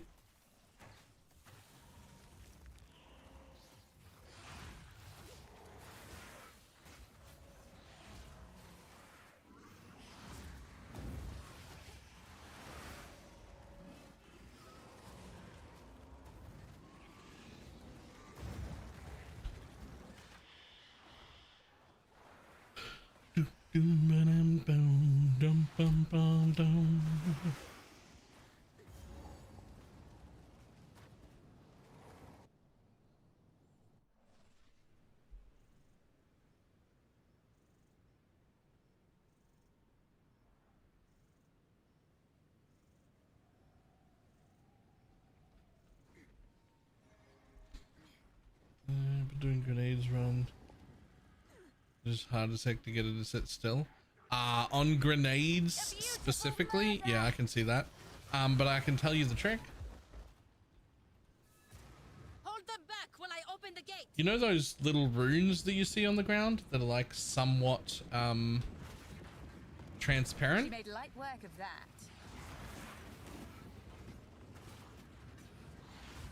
Well, when you run over them, it triggers her to slam on that rune, trying to hit you. So what you do is you throw 2 or 3 sets of grenades on it and you run straight over that. And she'll go boom and land in the center of your grenades and then blow up.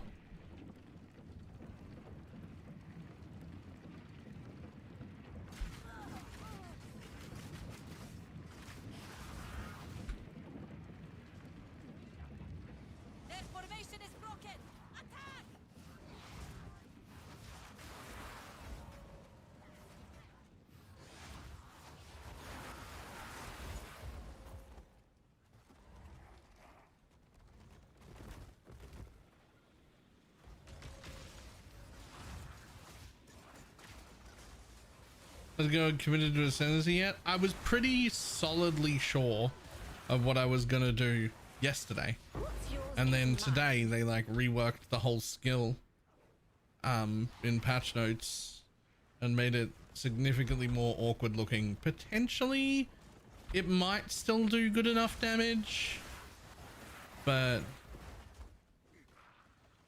then Ziggy's video came out and now I'm thinking actually maybe I just make a druid.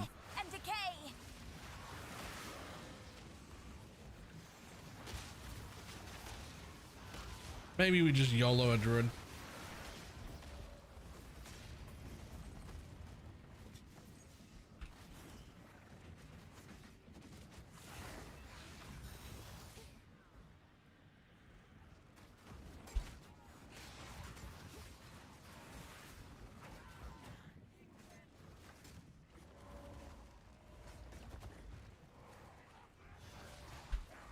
If we can allow the caravan through all 3 gates,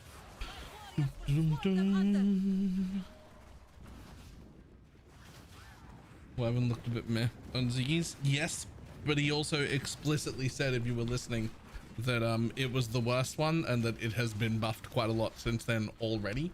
Like he knows that the playtest of his Wyvern was not nearly as good as the actual Wyvern will be already.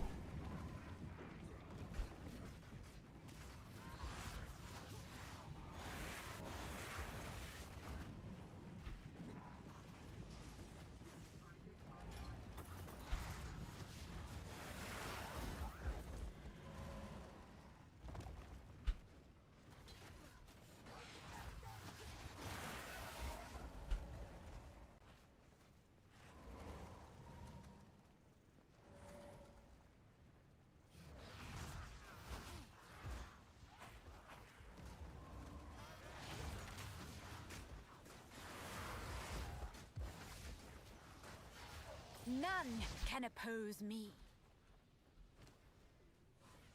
the final gate is broken! We must continue our advance!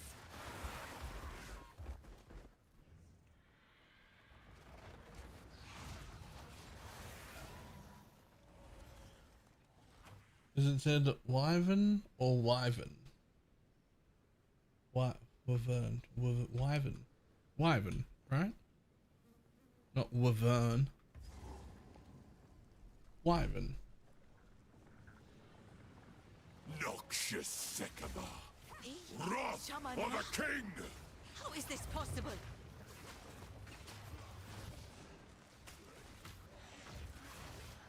I shall dethrone you, Sycamore, and leave you to the sand! I shall dethrone you, Sycamore, and leave you to the sands!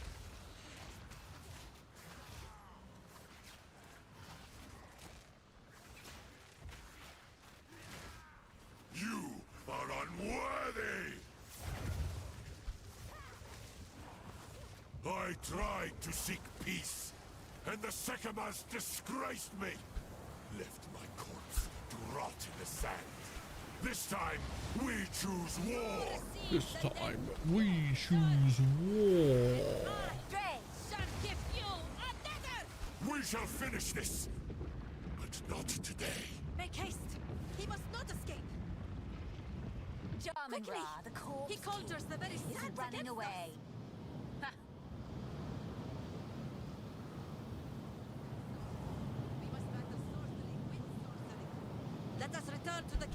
and entreat Zarka's wisdom.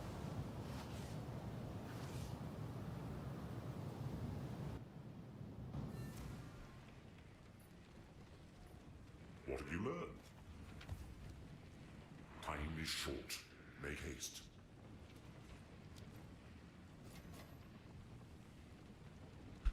I hear you. No need to rush.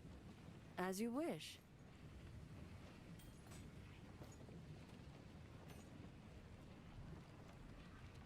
Sans guides you. It's for blue pack. I mean, something like that. I'll be playing something like that. Or who knows?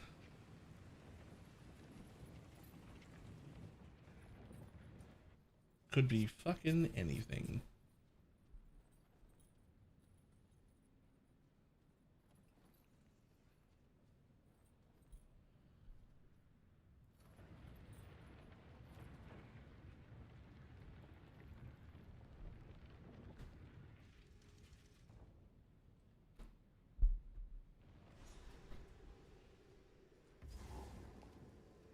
If I can't think of anything, then lightning arrow is pretty strong. Yep. I should retire here someday. The build Fearless Dumbo put out today. That should be a fallback if you can't figure out something you want to do. Try that. That looked really good.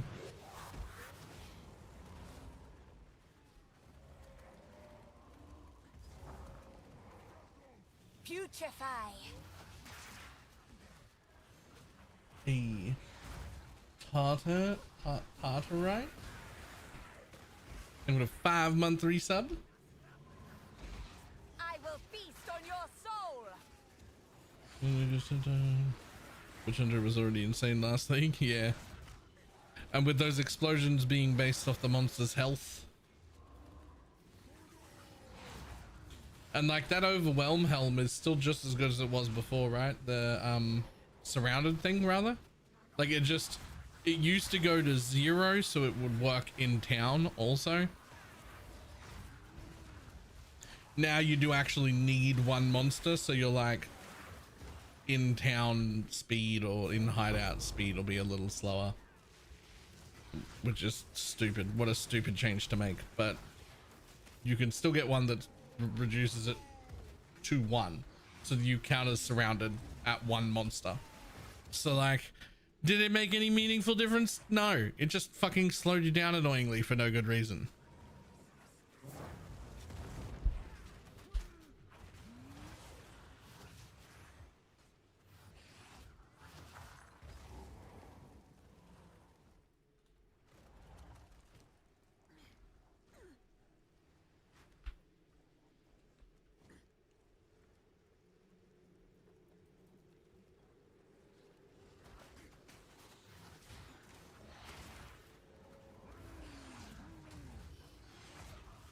I'm gonna beat myself into a wolf Amazon.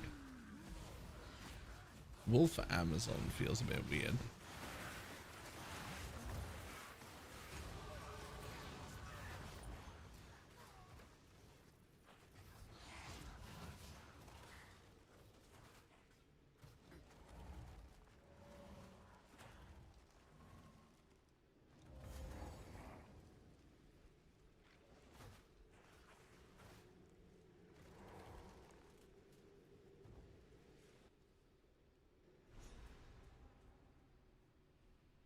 Pit graves and necromancers.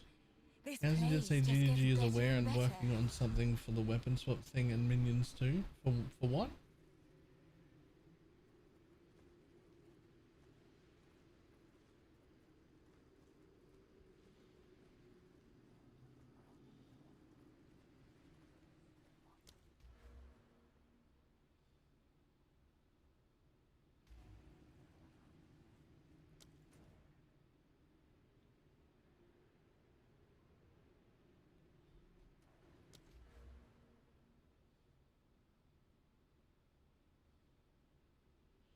And weapons up to 37 minions and stuff like. Oh yeah, yep.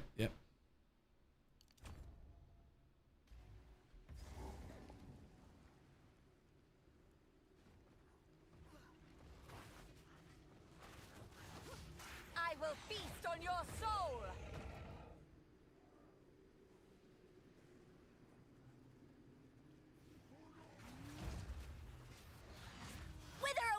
Also, the surrounded tech is still gonna work, right? Like you just need what you'll just be able to only be able to get it down to if one monster is in your presence, then you're surrounded instead of 0. So like it'll still work. It's still going to be quite a bit of power there.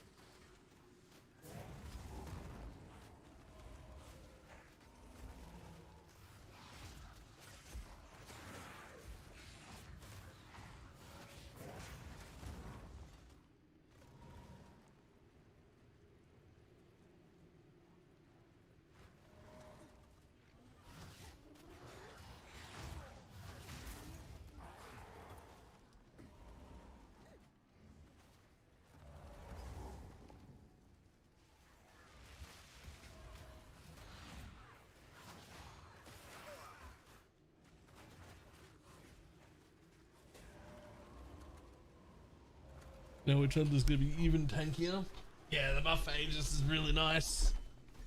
And then also the pop explosions are gonna like scale with all the minion health that's coming, or the mob health that's coming. So like that remains just as strong relative to the mobs, so that's cool.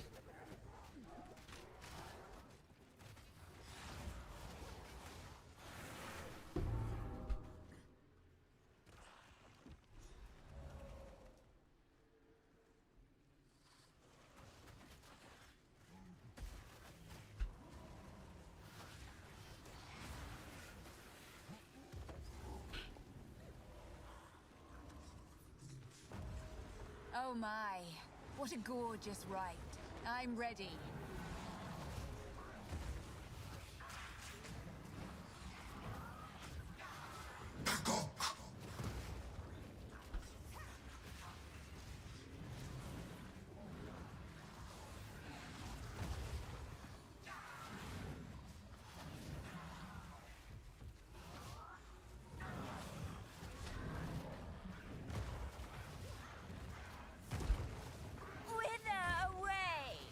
Wither away.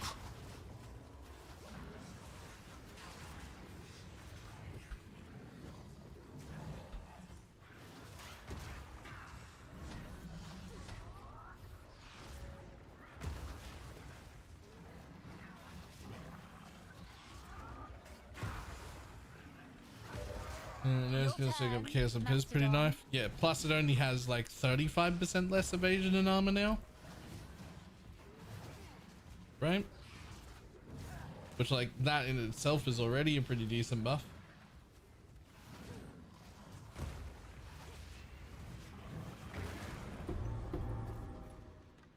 I suppose I am your better necromancer.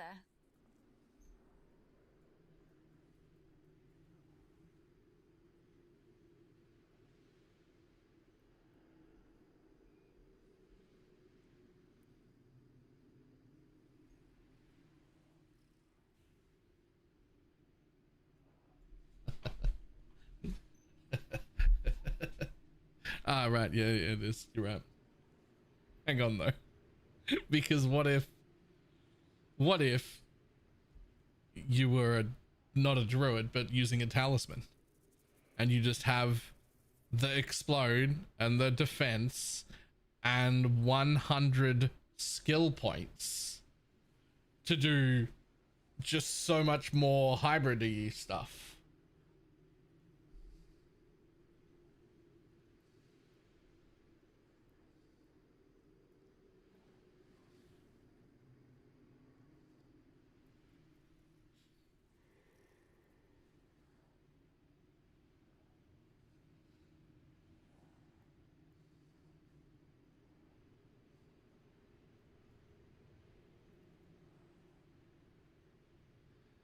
I mean, you would still want to like, if you did that, you would still want to like level as like something else, right? Because you would have to get you'd have to get travel out of the way before you got anything good.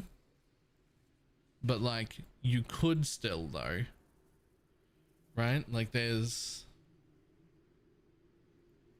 defense nodes that you can take, right? You get to come right past here, which is really, really, really nice for your regen and your attack speed.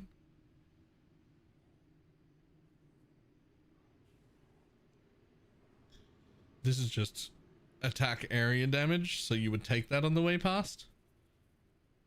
Attack area and attack area damage, fucking great. Right? You'd take that on one of your things anyway.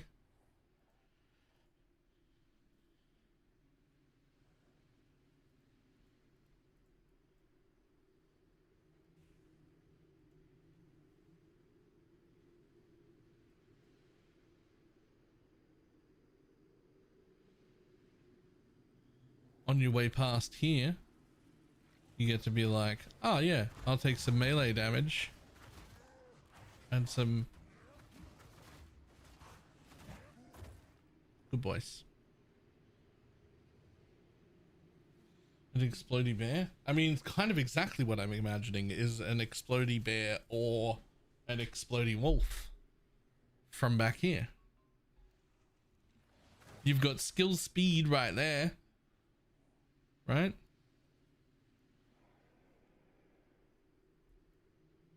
And now we're like already here. We're like already in the area where all of the nodes will be. It's only 26 points. And on the way there, that's 26 points while taking some of the good nodes. Like if you're interested in like just travel, it only costs you fucking 17 total travel points to get over here. And now you're in this section now. It's really not bad.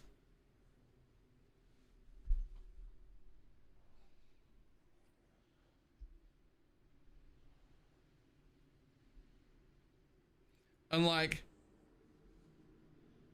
attack speed, for your attack speed version, you can be in here. For like some of your points can be in there for attack speed. If you want a little bit of regen, this is a pretty damn good wheel, right? 40% increased life regeneration rate and some regen for you and your allies, which could work really well for all of your wolves if wolves is one of your things, right? There's attack area right here that's actually quite nice. 6% damage, 4% AoE, 15% damage, 12% AoE. Really nice right there.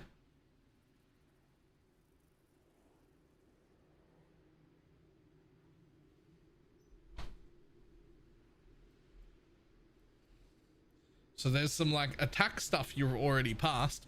There's this, which I would just take in both forms because skill speed, and like a little tiny bit of your skill cost change to life is fine. It comes with skill speed, so you would take that in both forms, and then suddenly we're right here, or we're where all the new tree will be and all of the correct nodes to be doing shit. And what you would get out of it is the explode, which is amazing, right? The sorcery ward, which is fucking fantastic, right? And the 100 extra passive points for weapon skill sets, which means like by the time you do travel pathing in here, you'll probably have spent 50 points in travel.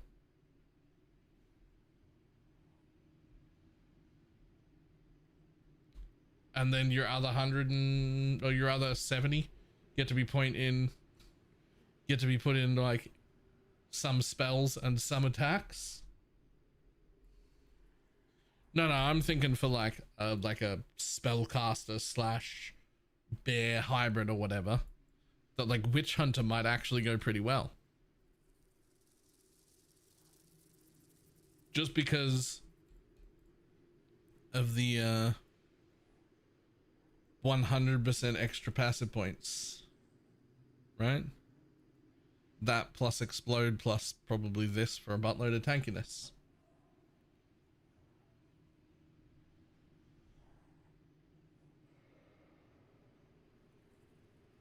Now you got a buttload of tankiness. You've got explode.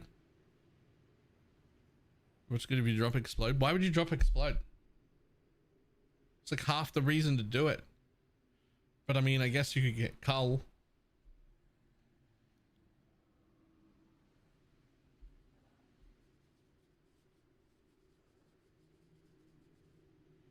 Any other 100 points? Well, no. So it wouldn't be 100 points towards druid. It would be 100 points towards. So you're probably going to spend 40 travels at least to like, because it's going to be.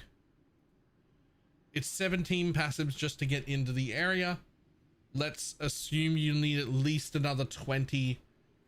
We'd need the rest of the tree. At least another 20 or 30 even. Let's say 30. 50, so you'd use 50 would be your like core path of what you need.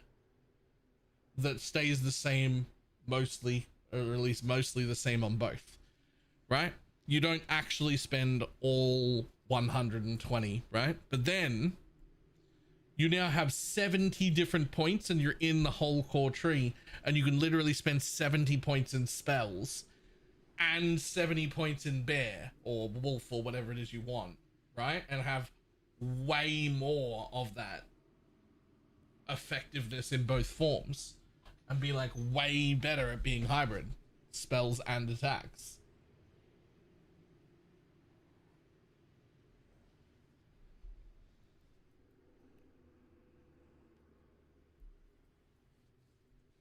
Any chance the Avatar Monk to be good with the Wyvern? I mean, same chance as the Avatar Monk being good for fucking anything. Probably not. He's still pretty shit. Oh, this one? Wait, this one maybe?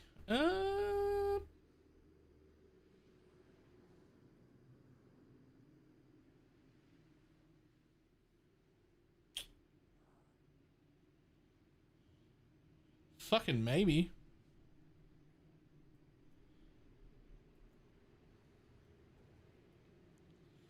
What we really need is to see more of the fucking actual druid tree, though. I really need this tree.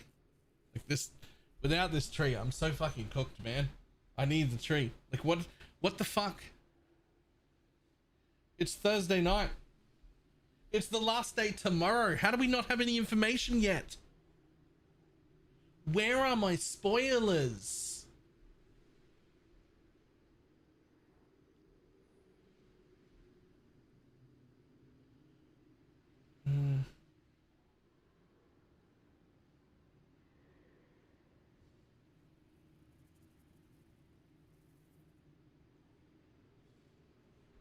Just when you're patching the game, I want more information, man. I just want more information. Like, I can't do this. I need to know more. Right.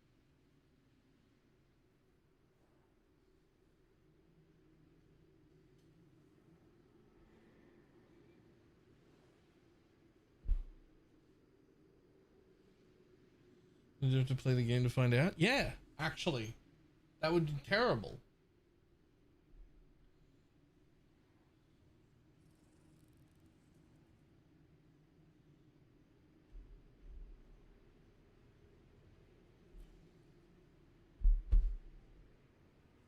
An entire player base full of picky autistic children that want to meticulously plan everything that they're doing from front to back days in advance and not be filled with anxiety.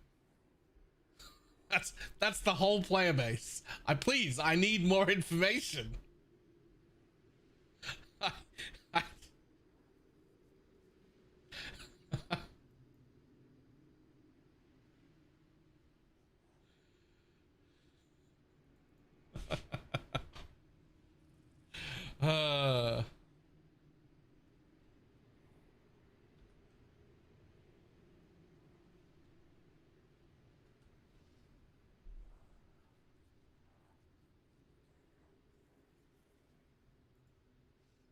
That's not the player base Jonathan wants. That's the player base Jonathan fucking is. Alright? Relax. This is not This is not a result of intentional choices to release everything late. This is a result of they're still very overwhelmed and they're still working on things till the very, very last second. We don't get to see it because it isn't fucking ready. And I understand that, I just don't like it.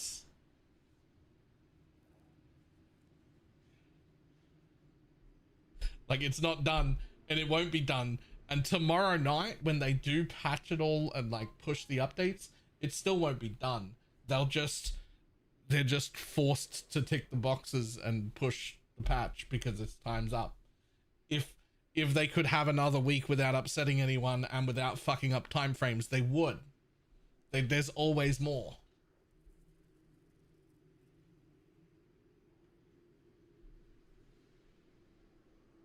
Right? Like, it's not like, I understand it. I'm just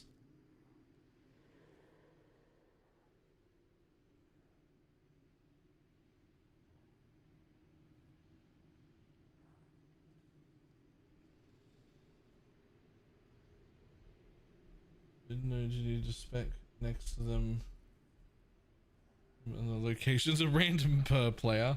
I would hate that.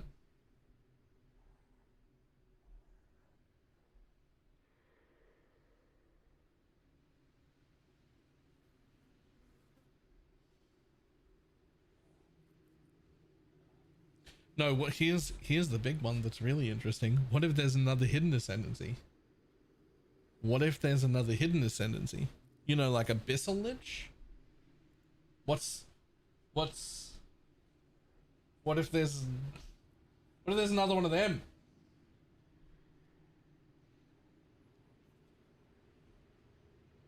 Have a druid one?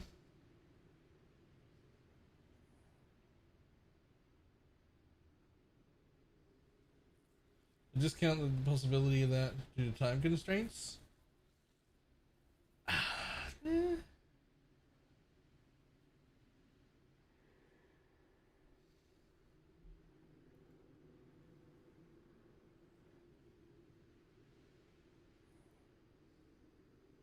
talking about this. Reckon there'll be a corrupted gemling or some kind of warrior Val corrupted blood ascendancy. Corrupted gemling would make sense. I think Gemling Legionnaire is, like, in my mind, the most thematic ascendancy to go with a Val thing.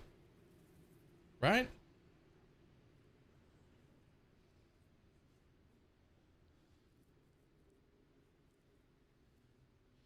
Also, side note, Gemling Legionnaire, allies in your presence gain added damage equal to percentage of your main hand's weapon. Wait, not Gemling, sorry, Tactician. If you happen to be a wolf that has a bunch of wolf pets, it could also be pretty good because the staff that you use for changing forms is a straight up attack based two-handed weapon. And so you could give 25% of your damage to the allies.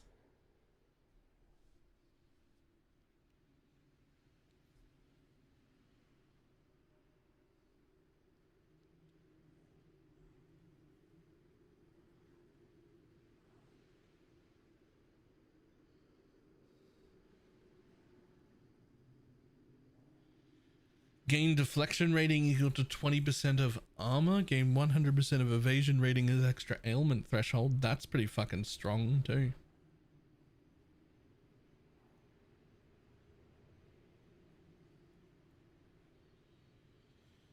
Interesting. +1 to maximum summon totems. That doesn't say attack totems. Totems only use skills when you fire an attack projectile. Well, there are attack projectiles. The wyverns attack projectiles. So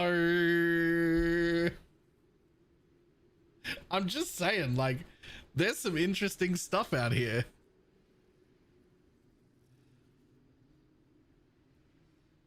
And yeah, you don't get the same like 100 points from Weapon Master if you do it as a tactician.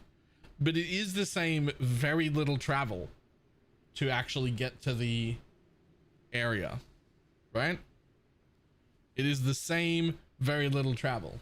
It's really not that hard to travel from Tactician into this area, right?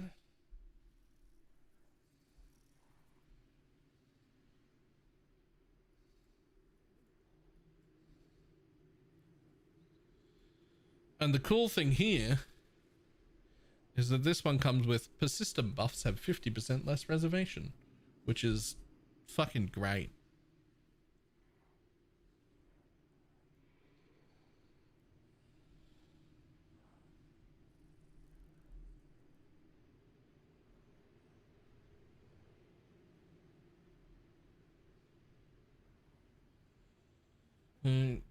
Titan, Tactician, and Witch Hunter are definitely all viable for shapeshifting. Yeah. I mean, I also think this guy's somewhat, like the Hellhound dude is also somewhat viable for shapeshifting as well.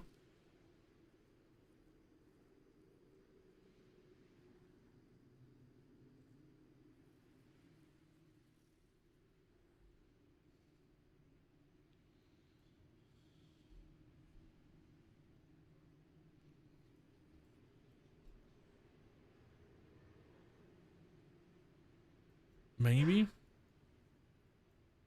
I think getting over here is starting to be a stretch. Like being like an Amazon shapeshifter or is a bit of a stretch. Although Pathfinder's not that much of a stretch because you can fucking have it start over here or something, right? And just be like, whoop, and I'm in. Or down here, whoop, and I'm in.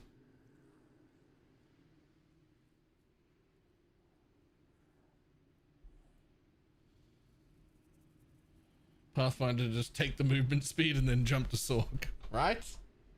That's what so we'll just come out, we'll grab some movement speed, we'll grab maybe some like fucking charge generation if there is any.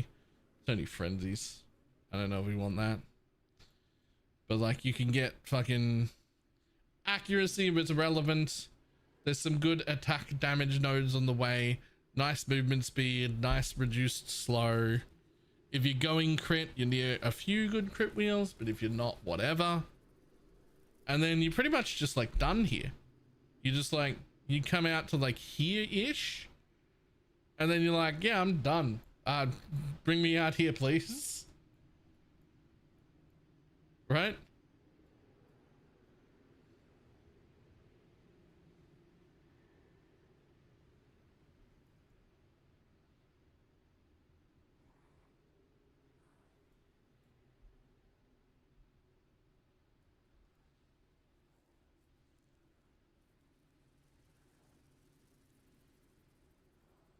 And on top of starting at warrior, well, yeah, on top of starting at either warrior or Sork. So depending on which way you want to go in, because we don't have this tree yet, but you get to start either there or there, which both are very, very close to this starting. So depending on which way is better, right? The Pathfinder might have a chance. I don't think Invoker's a good idea, and neither is Chalupa.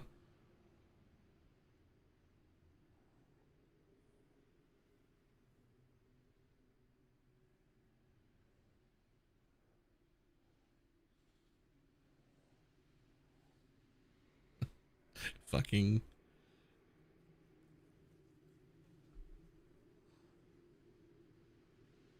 Chronomancer? I forget about the Essence Stone Contagion Ignite. Just fucking start hitting the boss, freeze it. As soon as the freeze is undone, time stop. By the time the time stop's undone, you can freeze again. By the time the freeze is undone, you can time stop again.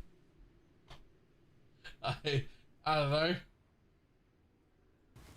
Well, after letting this simmer for a while, we are still getting this kind of feedback. Actually, what is that skill?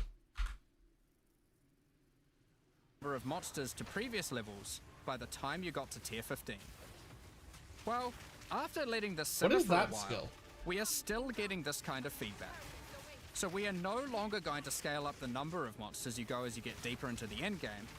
Instead, we are scaling up the difficulty and Hailstorm rewards bolts. by the same Right, amount. okay. So to be clear, instead of increasing the number of monsters by 40%, they will instead drop 40% more items, grant 40% more experience, and have 40% more life, in addition to all the normal scaling they get due to being higher level. This only applies to regular monsters, not bosses. Fuck, it looks cool. We have also reduced the speed modifiers that monsters can get sometimes. That looks like a lot more damage than I expected out of that. And there are a bunch of Why are different subtitles options. well, why are they on at all, really? You might just want more monsters and bosses. But you can also make finishing an abyss have a chance to overrun a nearby map with the abyssal. Or make your waystone modifiers also apply to abyssal depths. You could specialize in the interaction with other leagues, or specialize in a specific abyssal faction. One of the important elements that we have heard loud and clear is that needing to do abyss crafting on waystones is quite annoying. So, we have removed that. In fact, we have removed instilling from waystones as well. As much as I'm a fan of that, I will miss having delirium on every single map in existence, but I won't miss the fog.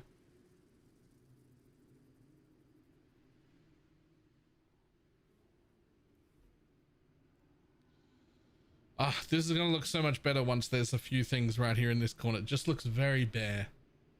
Even when you like zoom out, it just, like, you can tell that like work is missing in this corner. It looks very bare. Even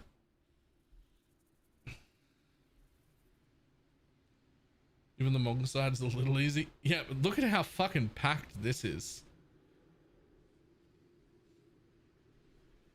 I'm convinced that Mark's carry is a Deadeye, and it will forever be safe. It will just forever be safe. Because Mark plays group play, and he does the support, and whoever his carry is, Deadeye all the time. And it'll just forever that's safe. They're never ever, in either game, is never gonna be bad. You're always gonna be able to be over here.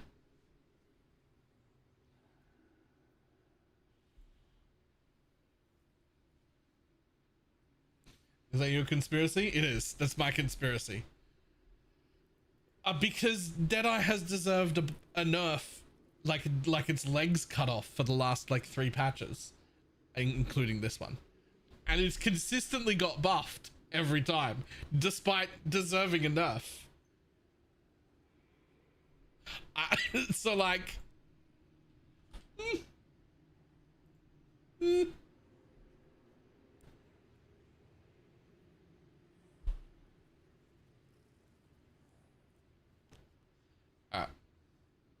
I'm calling it a day.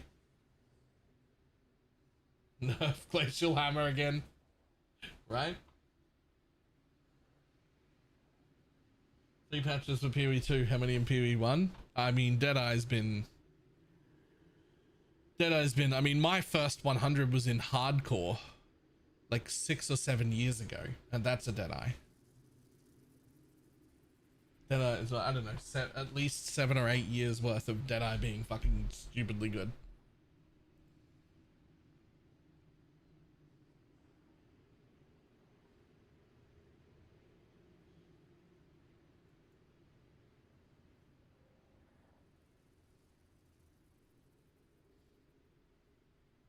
Stormweaver or Bloodmage for Spark, help me make a decision, everyone. Bloodmage is really safe. Stormweaver is way more interesting, especially now that it's got this node thing here. You should watch that video we were watching earlier. I think it might be better.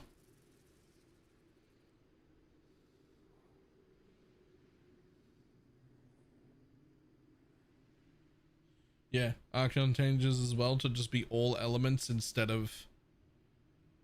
Yeah, I don't know. I think Stormweaver might be better.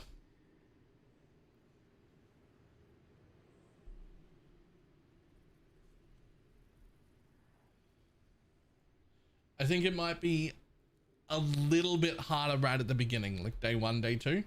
It might be a little bit harder because you do get to very quickly get the base crit of 15% instead of, I think it's got 11 or something.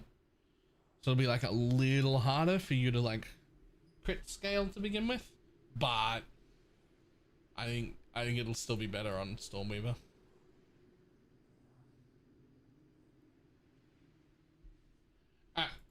I'm gonna run. Tomorrow we'll be on even earlier because we have to be on for the Game Awards, which I know we're all really interested in. But I have to be on for that because that's when the gifted sub thing happens, because we're not getting that at PoE 2 launch for some reason, and instead we're getting it here at the Game Awards a day before launch when everyone's at work. That's definitely going to cost us some money. Aha. The free drops to start? Yeah, the free drops is fine, but the supporter streamer campaign doesn't exist. They're doing it instead just for the Game Awards tomorrow, not for the league start.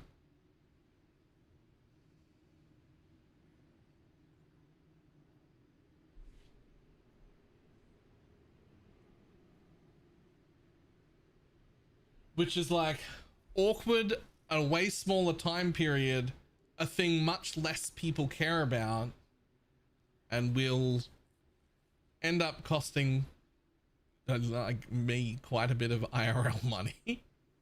So that makes me a little sad, but oh well. Oh well.